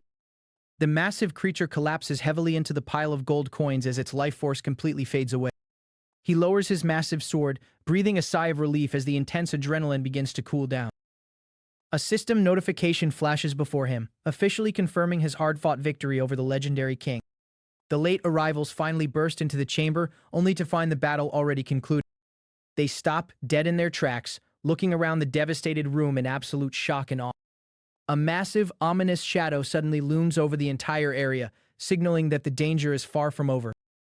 The remaining high-level players brace themselves, staring up at a new terrifying manifestation of power.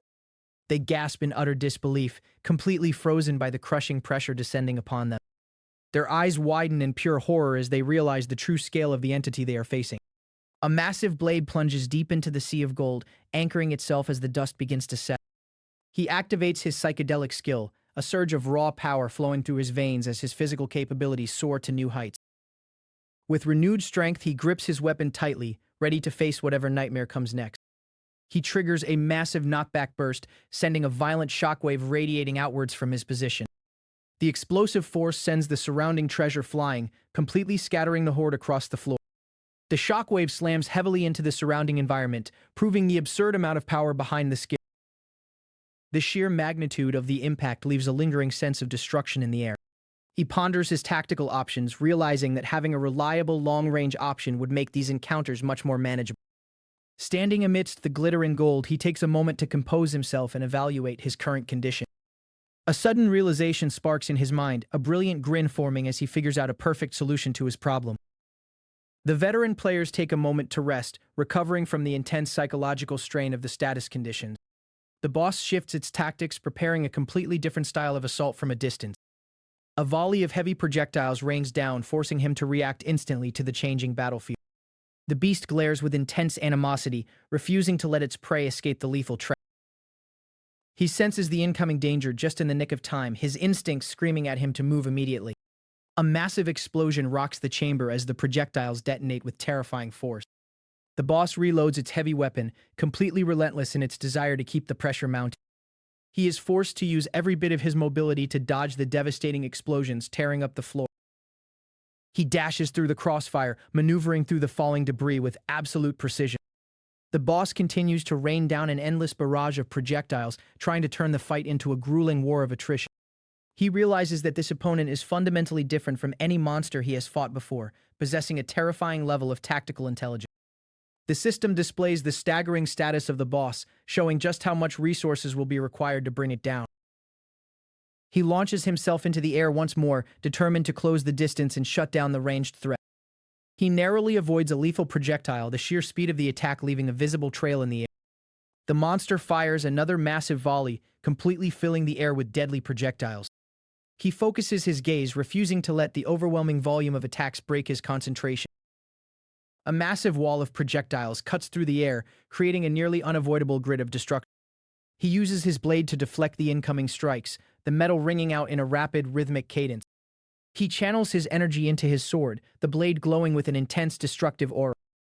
The boss lets out a deafening roar as it is struck, gold coins scattering everywhere from the sheer force of the impact.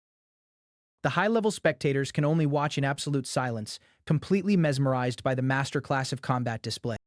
The veteran player openly admits that he has never witnessed anyone with such an absurdly high level of combat sense. A mysterious figure emerges from the smoke, their glowing eyes radiating an undeniable aura of absolute dominance. He calmly steps forward through the scattered gold, each footstep echoing with immense weight and purpose. The atmosphere grows incredibly heavy as the final confrontation approaches its absolute climax. They stand face to face in the ruined chamber, silent and motionless, waiting for the single spark that will ignite the final explosive clash.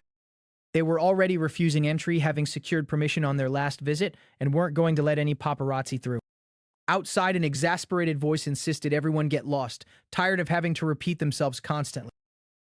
All this chaos in front of his house left him confused, wondering what everyone was doing down there. He was desperate for some fresh air to clear his head, but all this noise only made him more nauseous. The thought of trying to step outside was completely nauseating. There was no way he could handle all this. The overwhelming reality of the situation had clearly hit his limits, forcing him to reconsider everything. Reluctantly, he accepted that there were no other plans. Staying home and resting was his only option. He could always just stay home, which was starting to seem like the best idea he had all day. He decided that a good night's rest in the safety of his own home was exactly what he needed. He thought he had found it at last, a wave of overwhelm hitting him that he couldn't push aside. Inside the artifact's essence, a powerful overwhelm special effect waited to unleash its force on enemies. He held the talisman of despair, knowing its power lay in the sealed screams that would soon break an enemy's will. The sealed screams of the Icatasis kobold tribe were ready to consume any foe exposed to their sound. Then, he considered the boots of evasion, which were designed specifically for one powerful sudden move. The boots of evasion granted him the specialized ability to execute a perfect backstep in any situation. The design specifically targeted quick evasion, a movement focused purely on dangerous retreats. He then took up the gold artifact ready to utilize its special searching properties. The necklace of searching was crafted for the Kobold King, allowing him to determine all opposition with precision. It would mark every enemy within a massive 100-meter radius, turning hidden threats into glowing targets. Already he was calculating how useful these artifacts would be in his future battle. Taking all of these valuable items with him, he knew their time to be useful would arrive very soon. He was interrupted by a sudden realization, sensing that something was terribly wrong. A desperate warning screamed out, demanding everyone get out of there immediately. The old paradigm where warriors only prioritized strength was a stereotype too hard for them to break. This singular focus had become their downfall, trapping them in an outdated approach to combat. The approach of new, more powerful monsters only intensified their path to self-destruction. All hope seemed lost, as strength alone could no longer save these once mighty warriors. Just when despair was about to win, the battlefield changed forever. Then, the legendary Sword Demon appeared, a single warrior ready to completely rewrite the rules of war. Ditching his heavy armor for maximum dexterity, he sacrificed defense for absolute speed and skill. His high evasion became his greatest shield, dodging every strike while delivering his own. Utility skills were prioritized over simple brute power, making him adaptable to every single threat. He was now an unstoppable force capable of handling any crisis that faced humanity. With these powerful skills absorbed, he felt his own strength already beginning to surge. He had to admit that every single skill was incredibly useful to him and his future growth. His high luck statistics seemed to be paying off, providing a critical boost to his progress. He resolved to keep this intense pace up, determined to never stop getting stronger. This was the exact strategy that would guarantee he always remained the strongest. The true age of players had finally arrived, a period when everyone's limits were being redefined. A standard image of players focused only on power was still deeply ingrained. The terrifying news that the portal had started to close spread throughout the crowd, sparking mass panic.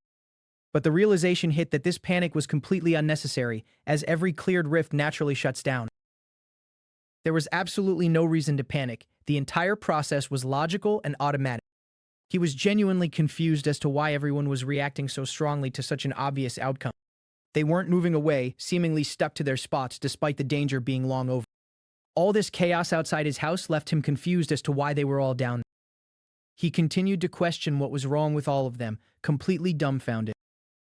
Then, a voice from Player magazine arrived, ready to interview the hero of Bupyeong Station. The reporter was frantic, desperate for just one word from the hero who saved everyone. He was now an all-rounder warrior, the path that Do Gyeong-soo had originally forged. His past stubbornness had always stopped him from following this versatile path, but not this time. This time, everything was different. He had a new future to write. He was absolutely committed to doing whatever it took to achieve the best possible result. All his powerful new artifacts were now ready to be absorbed into his being. They was desperate to know his secret, demanding all of this knowledge. He just did what had to be done. There was nothing special about it in his eyes. Everyone was completely amazed by his humble nature, a refreshing sight from such a powerful player. He was still finding it hard to believe that this was truly the legendary sword demon. The association confirmed his opponent was level 150, making his victory almost unbelievable. How was he even able to defeat such a high-level enemy alone while so underleveled? The interviewer continued to press, wanting all the details on this miraculous solo kill. He just handled what had to be done, never considering it a choice or a miracle. His opponent's high level was indeed dangerous, but he didn't view it as an automatic sentence. Stats, he believed, were never the final metric for determining the winner.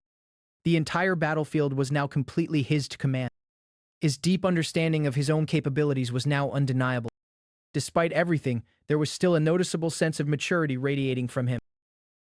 He could sense a deep maturity, a sign of true combat wisdom.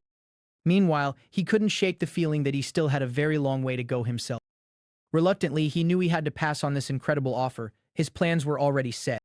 Desperately, they offered to at least hand over the Silent Ground dungeon priority card instead. His request for the Silent Ground dungeon had clearly been received with great shock. He was absolutely thrilled that his dungeon priority card had finally been approved. All the powerful effects of the Silent Ground dungeon were now ready for him to utilize. He was staring at his sister's picture, the same one he always looked at after every dangerous fight. 10 years had passed since his younger sister had been tragically lost in a dungeon. The sensations he felt from training in mock battles were always temporary, never truly preparing him for the real thing. He was extremely grateful for everything they had done to help him prepare. He wanted this feeling to last, desperately needing to avoid forgetting the sensation of true combat. His determination to fight alongside him again was burning brighter than ever. He regretted not asking for his contact information, which seemed like a huge mistake. Breaking news had just spread across the screens, confirming a terrifying rift had opened at Bupyeong Station. A sudden breakthrough, a nearby player had single-handedly cleared the dangerous rift in record time. At the scene, a lucky news crew had secured a chance to interview the mysterious hero who saved everyone. They were training in the Player Town building's Rank 1 training room, pushing their limits as usual. Wait, a sudden summons and a high-level B+ mage summoner prepared for something. The summoned golems were already fully formed, ready for the upcoming mock battle. The Korea Player Association identified Cho Lee-yun as a formidable B+ rank summoner player. The mock battle was officially authorized to begin immediately. This unique constellation title, all about cutting down enemies before his drink went cold, was a complete first for him. He has never seen such a fascinating, rare constellation title like this before. Ji-hye of player management greeted Sang-hyun, reminding him of their recent meeting outside the quest area. Yes, he naturally remembered meeting Ji-hye just earlier that very day. She revealed that the association wanted to present him with a plaque in honor of clearing the... He was completely dumbfounded, first a hero, and now they wanted to give him a plaque. Honestly, all of this public adoration was still a bit too much for him to handle. He was now completely focused on the bigger picture of the impending danger. The impending disaster that will threaten every player was now closer than anyone realized. He knew that the terrifying rift he just stopped was only the tiny visible tip of a massive iceberg. He couldn't help but be impressed. The Kobold King clearly valued quality food more than he prioritized efficiency. He was genuinely confused as to why there were only 2 dishes prepared. He just realized the portal had closed, signaling a crucial step towards safety. This unique seasoned orange larva from the fresh kobold swamp was certainly an exotic option. He quickly retracted everything he said. This monstrous dish had absolutely no place at his table. The question remained, what was the last dungeon his sister had entered? Silent Ground. That was the dangerous dungeon where his younger sister's life was taken. Her tragic dependency on pure skills made her particularly vulnerable in a place of complete silence. And she never stood a chance, silenced before she could even activate a single ability. He could always rely on pure strength, but his regrets over the past were still heavy in his heart. Oh well, dwelling on the past was completely pointless. He just wished he could go back. He desperately wished he could reverse time and change that fateful moment. Then, a realization hit that maybe his strength came from a contract with a god, much like hers. A horrifying screech echoes through the darkness as a grotesque ghoul plummets straight down from the ceiling, aiming directly for its prey. Song-hyun barely reacts in time, leaning back to narrowly dodge the lethal ambush. He lands gracefully on his feet, his mind already calculating his immediate counterattack. But a sudden system prompt brings grim news. Just a graze from the undead beast has completely silenced his skills. Drawing his massive sword, he realizes he's trapped in a brutal situation where his magical abilities are entirely useless. With his skills forcibly locked, he has absolutely no choice but to rely on his raw, unadulterated physical strength. He brings his heavy blade down with crushing force, effortlessly splitting the monster in 2. The eerie atmosphere of the Silent Ground dungeon settles around him, heavily reeking of rotten decay. Unfazed by the creeping danger, he marches forward into the abyss, fully prepared for the grueling trial ahead. The overwhelming stench of the undead immediately assaults his senses, confirming he just stepped into an absolute nightmare. He steels himself, planting his feet firmly against the unforgiving stone terrain. Knowing he can't afford to get hit even once, he realizes this raid will be the ultimate test of his combat fundamental. With an explosive burst of speed, he shatters the ground beneath him and launches directly into the fray. The earth trembles violently as a massive horde of skeletal abominations claws its way up to greet him. Surrounded by an army of the dead, Sang-hyun readies his combat stance, looking completely unshaken. A deafening, blood-curdling roar tears through the silence as the monsters blindly charge forward. He dances through the chaotic battlefield, his heavy blade carving a merciless path of pure destruction. Dozens of corrupted hands reach out from the shadows, desperately trying to drag him down into the darkness. But instead of showing an ounce of fear, a wickedly confident smirk spreads across his face. Meanwhile, back in the bustling city, a massive blue rift stands peacefully in the center of an intersection. A massive crowd of screaming fans and eager reporters has completely surrounded the area, cameras flashing relentlessly. A news anchor excitedly broadcasts live, hyping up the arrival of a truly legendary figure.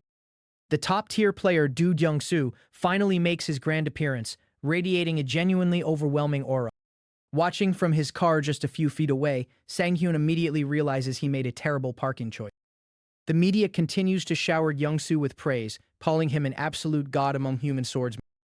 They aggressively question him about a rising rookie who recently cleared a rift solo, eager to point out their remarkably similar fighting style. Kyung-soo remains stoic and unbothered, effortlessly ignoring the blatant attempts to stir up drama. Sang-hyun sighs heavily in his driver's seat, mentally kicking himself for wandering right into a massive media circus.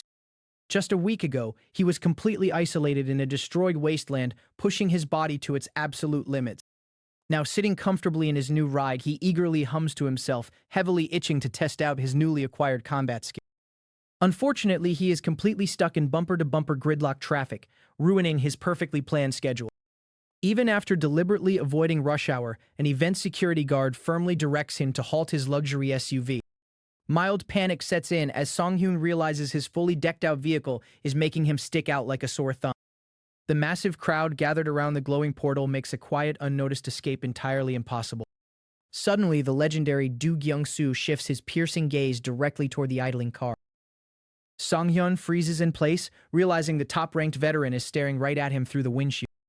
He desperately avoids eye contact, silently praying that Young-soo will just ignore him and keep walking. But Young-soo actually begins approaching the vehicle, bringing the entire tidal wave of media reporters right to Sang-hyun's doorstep. Every single step the veteran takes heavily amplifies the incredibly awkward tension in the air. Sang-hyun forces a painfully stiff smile, mentally preparing himself for the absolute worst-case scenario.